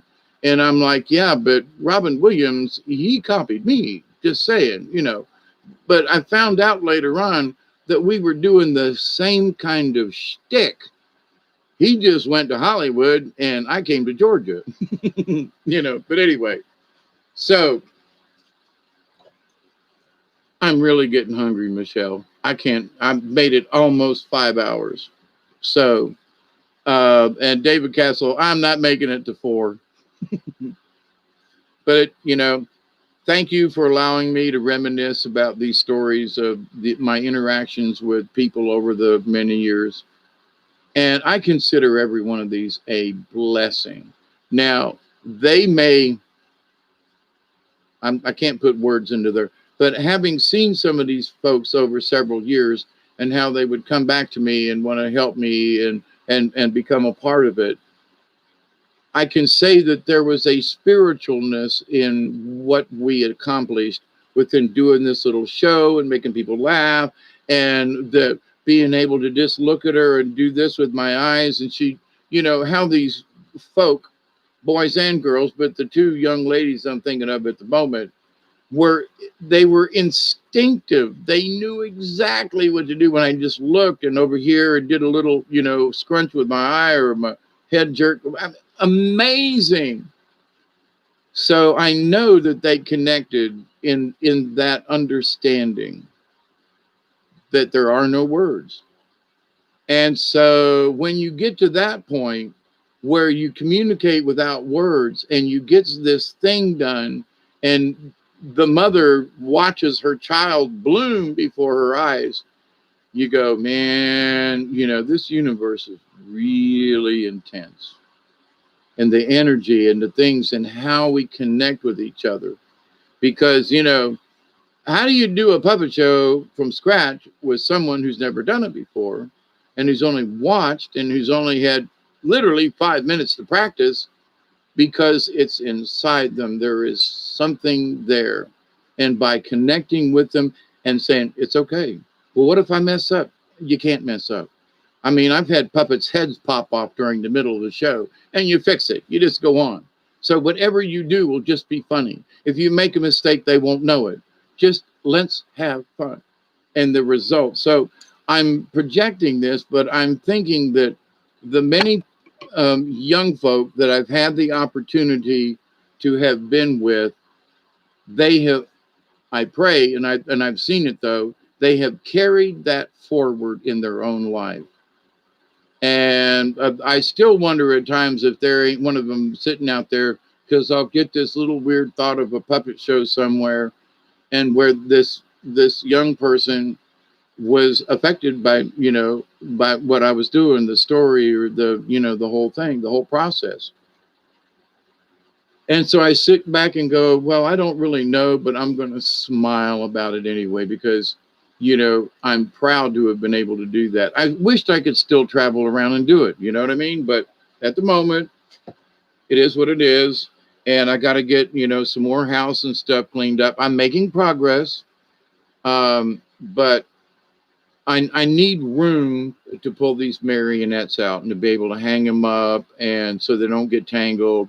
And you need room. And right now, it's still too much clutter, and I don't have any place to hang these puppets up so I can do a show for y'all. But I promise I will.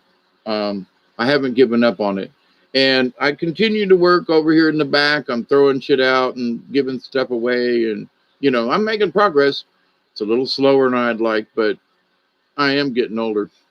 Mother Nature the other day, Michelle, you were there. She was like, talking about, she was all mumbling and trying to back up for me being the elder or older or something like that. But I was like, I am old, laugh my ass off. I am old. Don't, well, I didn't mean to, it was so cute watching her try to back up from that. And I'm like, wait, I don't know how old she is, but, I'm a lot older than she is. I could probably be her grandpa, but, no, maybe not that old, but I'm that much older. But to the point, though, of course I'm old, and so I get a kick out of that. But Mother Nature, it was neat because she was doing her best to be respectful and thank you. But it was like she kept putting her foot in her mouth, and there was no need. I was like, I got it. I was cool with it. So anyway, what does that mean to the universe? It means that, listen, we may be one grain of sand in the universe, but we may be that one grain of sand that some little kid's running up and down the beach going, look at that grain of sand down there, mommy. Ain't that cool? And in the universe, it's like, but all the grains of sand are necessary.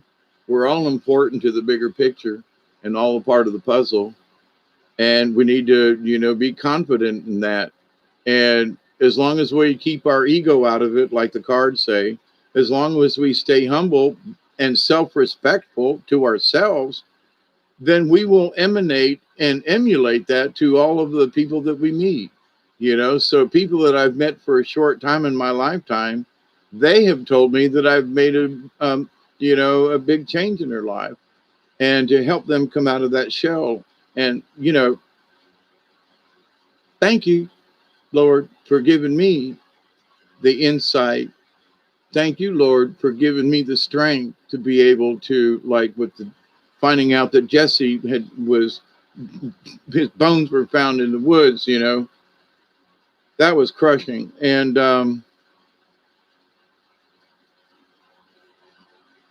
and then to have the opportunity to turn that sadness and that, to joy with a person I'd never met, and be able to allow them to bloom from the depths of my sorrow. I just can't explain it. But that story needs to be told, because even through death and destruction, there is that. I've thought about this since then, and it's been 15, 20 years ago now that's happened. But I've thought about this in that,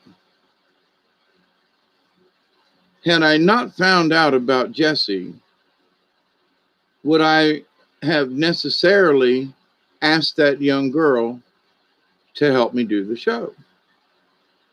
And the answer has been probably, maybe. But I was so broken up. I mean, I was outside bawling my eyes out when I found out about this. And because I knew there was something wrong, but I couldn't put my finger on it. And since I didn't have his mother's phone number, I couldn't get in touch with her and stuff like that. Where we had talked on the phone before, my ex-wife was involved, and anyway, there was no way I could get in touch. But I knew something was wrong in the universe. And then when I found out it was true, it was like double crushing. But I thought about, if I hadn't had that information that day, would I still have allowed that young lady to do a puppet show? Would I have noticed her? You know, so all things act in whatever they're supposed to be, the synchronicity of the universe. So was I supposed to hear that bad information to allow that me to learn a lesson and to turn that ungodly, horrible crying and and remorse and weeping from the middle of my stomach and turn that into a positive to watch someone bloom. you know Out of the dust comes new life. But anyway, so lots of things for me over the years to like, and good things, bad things on the same day, to be able to, well, there's the yin and yang of stuff. And I was a part of I was a participant in this. Interesting. But I did get a chance to call and talk to his mother. I got a chance to go over and eat spaghetti dinner with them and to meet the girls and to, have a conversation after the fact and to tell her how much, that, because she'd never met me and she only heard about what Jesse had said. And she got to meet me and understand that. Oh, and like her daughter said, I get why Jesse wanted to go do puppets with him all summer long. Because I used to do the libraries down here, and I'd do 2, 3 libraries in a week, and sometimes 2 or 3 libraries in a day. So, I was getting older, and Jesse was going to be my apprentice one summer and come down here from Tennessee and stay with me here at the house for a couple of weeks, a month or so. And then when it came time, I'd take him back to Tennessee. It's going to be like a summer getaway from the house and go learn some stuff with Mr. Dave. And of course that didn't happen. But so I haven't had the opportunity to go back and talk with her, see how her young'uns are doing. I had my own bout with sickness and so forth. So, and a lot of those addresses and things got hitched, missed, and otherwise not here. But so somebody asked me one time. They said, Mr. Dave, somebody should do a documentary on you and your puppets and the people that you've met and the stories that I'm telling you now, which are, I wish I could get you in touch with, in touch with some of these people to like verify the story. But he was like, man, you've been a traveling puppeteer and a storyteller. You've traveled all over the South and in weird little places. You've met all these, weird people, strange people, unique people. And, you've done it just because you want to, And of course, there were times when people paid me good money too. Not always, but, it was simply because I wanted to do it, and I'm a gypsy. So, but I miss it. I do. And maybe I'll get strong enough to be able to do at least. My idea is to finish this shop out here, which I helped clean out the other day, and I'm making progress on that as well. And so that I can put my puppet stuff out there. And if I want to be creative, it will be dried in and with a floor, because right now it doesn't. It will be dried in with a floor. And if I want to set the puppets up for a show or a shot or something like that, I don't have to take them back down. If I put them up here in the house, I can't walk. The dog's going to be in the way. So I have to have another place to be able to do this. And I don't have that at the moment. So I don't get them out because I have to have a place to hang them up. They're marionettes. They're not hand puppets, So, but anyway, I've got the monkey and Scaredy Duck, and they're sitting over there. And I just haven't had the mood yet. But let me tell you, it's working around me to where this, like, I was thinking about it the other day, and because of this stuff, back in the day, Punch and Judy, for those of you who don't know who Punch and Judy is, they go way back, right?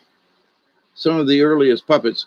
And it was the only way for them to be able to talk about the king and to talk about, bad stuff and without getting hung by the king, and they go, oh, it's satire, it's humor, ha, ha, ha. We can laugh at the story about the puppets, because the puppets are telling the story. So, but if two people had that same conversation, they would have been arrested, thrown in the dungeon, and or executed.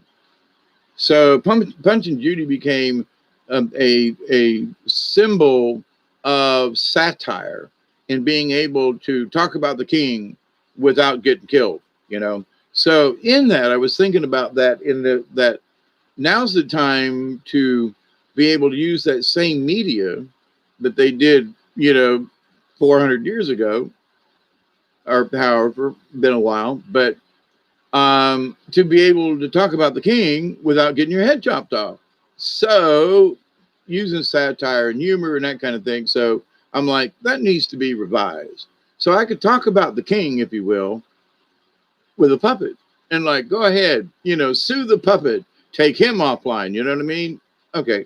So, that's where my head's at, sort of at the moment. And it's like, I haven't been creative in that in a while myself. And I haven't allowed myself the opportunity to let go with these, with the things that I do with puppets and so forth. So wait a minute, I'm not that old yet. I'm still kicking. Why haven't I, these are these conversations in my own head. Like, get the damn things out and do something. Okay, well, at least I got them out of danger, and I'm working on it. But my bottom line is these things take up space. I have to have a place to hang them, and that's been because they get tangled and knock things over, and so. But I'm working on it. I ain't dead yet. And the more things are going is like we need some puppet, some crazy puppet antics that maybe somebody will understand. This is satire.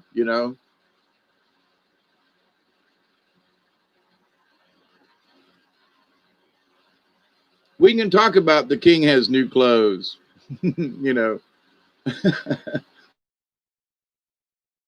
when he's naked, We can talk about, you know, anyway, I come up with,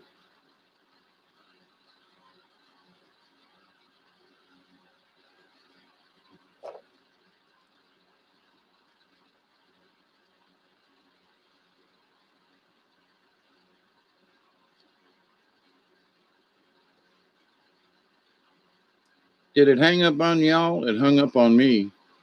Interesting. Been here 501. So,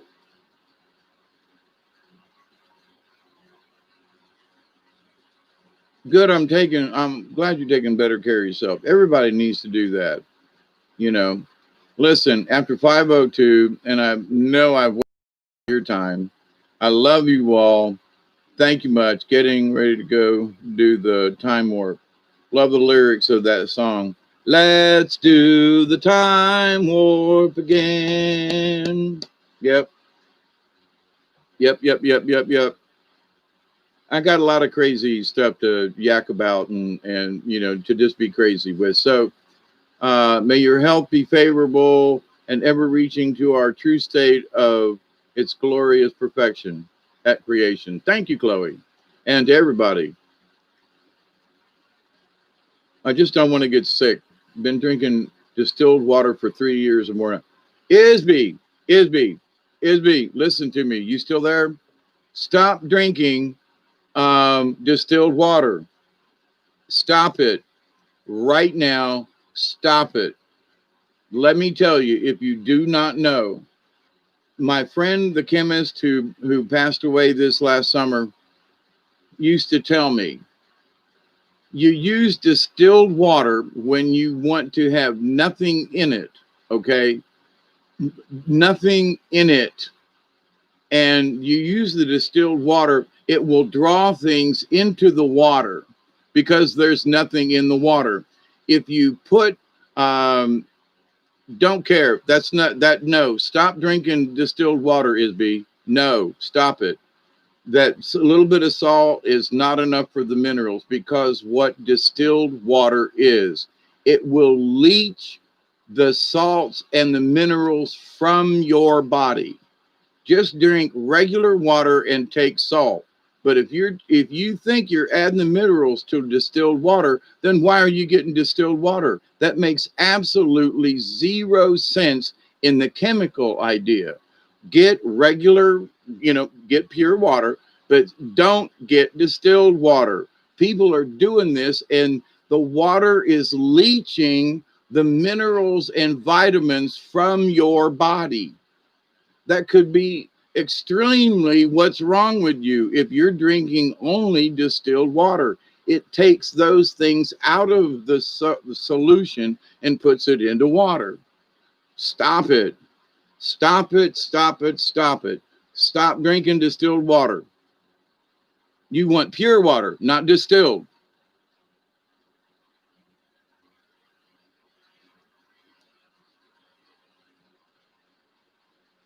You should be drinking mineral water with a pinch of salt, not distilled water and salt. No, you should be adding the salt to a mineral water.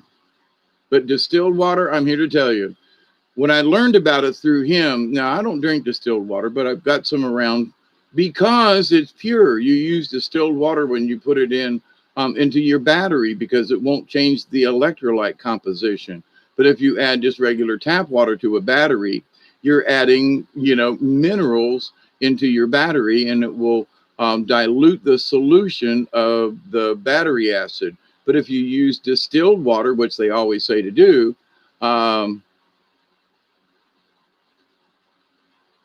you program it to leach toxins and assist my body to heal. Dude, if all you're drinking is distilled water, you're killing yourself. Stop it. Stop it. Please stop it. Distilled water once a week, a glass or two. Okay. If that's all you're drinking, you're killing yourself. Period. I'm going to leave it at that, Isby. And that's from a chemist. Okay. A longtime friend who is a world-renowned chemist. Stop it. Okay. You've leached too much of it. You can leach the toxins and the good stuff. There are other ways to get rid of the toxins, like eating clay. That's what us Southerners do down here to get the toxins out. We eat clay. Okay. And it happens around a lot of places, but lots of ways to get rid of toxins, but not with distilled water because it takes everything else with it. Okay. It takes what's most available at the time. All right. And will leach it right into itself. So I understand where you're coming from with this. I didn't say to drink toxic waste on tap. That's not what I said. I said to drink mineral water, to drink pure water, not distilled. You can get pure water that's just water and got minerals in it, but not distilled. Don't drink distilled water all the time, please. I'm going to get off of that. But if you think it's helping you, I know people that were in the theater business, right? And we've done lots of shows together. And this girl was drinking probably 2-3 gallons of water a day. She couldn't understand why she was tired all the time. And I said, what kind of water do you drink? Distilled. And my friend Serge, he was like, stop that. And she was like, why? And we knew each other through the theater, right? And she knew that Serge was a chemist and so forth. She goes, well, why, Mr. Serge? Why, why would I not drink distilled water? And he explained it to her. And so she just went to tap water, not tap water, but just pure water, just regular water, not distilled. And she was like, wow, I feel so much better. And the amount of water she was drinking cut down. So she was drinking more than necessary of distilled water, which was leaching all the necessary things in her body and herself. And she was trying to keep up with it. And the distilled water was taking away more than she could supplement. She got better, and ran all the time and did this stuff. So very, energetic. And, she'd run down in her, to the theater, and then run home at the end of the show. So, but she was doing the distilled thing. But anyway, so take it as you will. Magnesium is in mineral water. Some of it is. And I take extra magnesium, and you can also get magnesium in, guess what, Epsom salt, because that's what it is. And you can soak your feet in it, which I actually need to do because I've stepped on something and I'm but you can absorb a lot of magnesium through your feet. I did not know that till recently. But take hot tap water, dissolve a couple of, teaspoons, tablespoon in the water, soak your feet, and your body will pick it up naturally through the skin and through your feet. And it also does your feet good. Magnesium is good for women's hormones. Yeah, and for men, if you have any kind of prostate issues, just saying, since we're kind of sort of on the topic, I picked up this really expensive prostate vitamin thing, which works, by the way. But what I did was I looked on the back of it to see what was in it, right? Zinc, magnesium, selenium, of course, saw palmetto. I was trying to remember. But us older gents have issues with prostate, and you almost can't get enough zinc. Now, I don't say take it 3 or 4 times a day. That's not where I'm going. But take a good zinc tablet, not a combination of whatever it is. Usually it's about 500 milligrams or so, at least once a day. And I know that when I don't take my meds right, I can't pee right. And it has nothing to do with my kidneys. It has to do with my prostate. But as soon as I go and get my magnesium and zinc and selenium, and there's 1 or 2 others I can't remember at the moment, but I take each of the individual vitamins versus it probably costs me more than just buying 1 tablet. But when I can't get those tablets, I've got all these individual bottles of these medicines, vitamins. But when you got prostate issues and you can't pee, or you're peeing too much or whatever, and trust me, guys, ladies, this is one issue you don't have to worry about. But for us guys, especially the older you get, man, it really, feels like you got a golf ball up your rear end, and you can feel it. It'll swell up, and you take your vitamins for a day or so, and I go back to normal. And so, but if I forget it for a day or so, my body lets me know immediately. And I'm like, I must have forgot to take my vitamins yesterday because I can't pee right today, for whatever. But to the point, though, keeping certain vitamins in your system. But for God's sakes, if anybody's out there doing the distilled water, and I can pick on you, Isby, because we've had conversation, but I love you. I'm one guy to another. Stop it. Well, one person to another. Because whatever they have told you about distilled water, they haven't given you enough information. And for those of us who forget our chemistry classes, or those of us who may not have taken chemistry, in my older age, I've worked with chemists, and they all say the same thing: don't drink distilled water, please, for your own health. And look into clays, for example, Isby. I know there are several places. I have clay at the bottom of my well, so every time I pull water up out of the well, I got clay in it. It's mixed in, and so I'm getting my dosage of clay. But of all the hard metals and things, and all the things that I've been around in my lifetime, and I've been around some really noxious crap, that several years ago I was drinking out of bottles and plastics and stuff. And when I quit drinking out of plastic, and when I was mostly drinking my own water here at the house, and I make my coffee with rainwater. Me and the dog drink rainwater all the time. I've got 2,000 gallons of rainwater stored. And I was out there today getting some more water to bring in to make coffee with, and to fill up Duggar's bowl with. Because there's sometimes a little too much clay in the water, and it stops up the coffee machine. And so, but for me, for the rest of it, there are people, well, you should be dead if you got clay in your water all that. Yeah, maybe I should be, but I seem to be healthier than you because you're the one that's going to the doctor all the time. So, but anyway, so I love you, my friends. I snack on sliced mushrooms. Told my mind it was healthy potato chips. Selenium is great for you. Yes, it is. And also turmeric, they're saying. And I bought turmeric pills. God, it's just turmeric in capsules, right?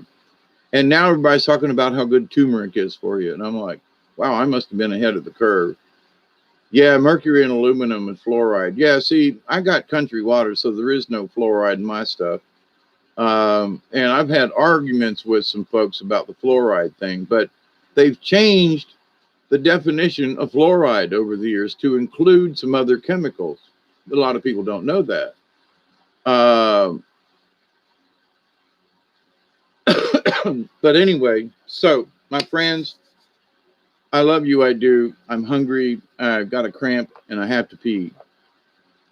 And so I love you dearly. I do. And Isby, I'm jumping up and down on you because I love you, man. And somewhere along the lines, I've picked up wrong information too. And so, but when I say trust me on certain things, do your homework and find out about what distilled water is really used for in chemistry. And then realize, holy crap, I think I've been killing myself. I've been literally weaning myself out of all these good, natural resources that should be in my body. And this distilled water has weaned me from all the good minerals and salts. And next time I say wean, I'm going to mean it because, we're getting out of here. I continue to pray that each and every day, each and every one of you will continue to learn how to accept and receive the healing, the knowledge, the wisdom, and the blessings from the universe. Y'all are doing a good job. I continue to pray that each and every day, each and every one of you, your friends, your family, all of your relatives, and all of your relations, past, present, and to come, will continue to learn how to accept and receive the knowledge, the healing, and the wisdom, and the blessings from the universe. And in that law of three, which will come from my knees, I love trying to rhyme the last little bit, a little different every time. So, but, I do continue to pray every day. I put my feet on the ground and thank Mother Earth for the opportunity to know all you wonderful people and to be able to tell stories and tell truths and be able to share life stories with you and hope that somehow it brings enlightenment to you and that you will continue to learn to accept and receive and to share the knowledge, the healing, the wisdom, and the blessings from the universe. I say, Ween. Thank you, Bob. We appreciate it. It got stuck there a few minutes ago, but which was a warning. It was time to get off. But anyway, thank you, everybody. Continued joy. Keep hummingbird in your heart, and stay strong. Whatever's going to come, we're going to take it with a grain of salt. Maybe 2 grains for you is being. Don't be a weenie. I love it. Yuck, yuck, yuck, yuck, yuck. Do time warp before you go to sleep. Yes. And for those of you, it was a Rocky Horror Picture Show, right, David? Let's do the time warp again, I think. Then travel the cosmos in proper frequency. Yep, yep, yep. So be the frequency you wish to receive, as our dear friend Brian always said, and still says to those of us who listen. Be safe, really, and honestly, write what you think and be careful. Skunk says by reputation, remember that. And if we put out a lot of negative stuff and people get to think that that's the people that we really are, then that's our reputation. So let's make sure we check ourselves at the door, if you will, and go, you know, do I really care what people think? And the answer should be yes. Not so much, but if you put it in the right way and in the right context, you can make people think versus hate your guts. There's a difference. So anyway, Ween, everybody. Thank you, Michelle, Barry, David Castle, as always. Yes, Rocky Horror Picture Show. Thank you. Estee Montfort, always. Chloe, thank you for your, and if Sarah's still in there somewhere, hanging out in the back, thank you for your wonderful comments. And everybody, have a good night and a blessed tomorrow. And, tomorrow's another day. Let's see what we can do with it. Isby, stay well. And if you do come this way, I'll take you. I'll still take you on a river trip. We'll figure something out. All right. Cheers, everybody. You know, keep up the good work. And we'll talk to you soon, I promise. Okay. And yes, I'm going to work on those puppets, I promise. TTFN from South Georgia. Keep it between the ditches and cheers.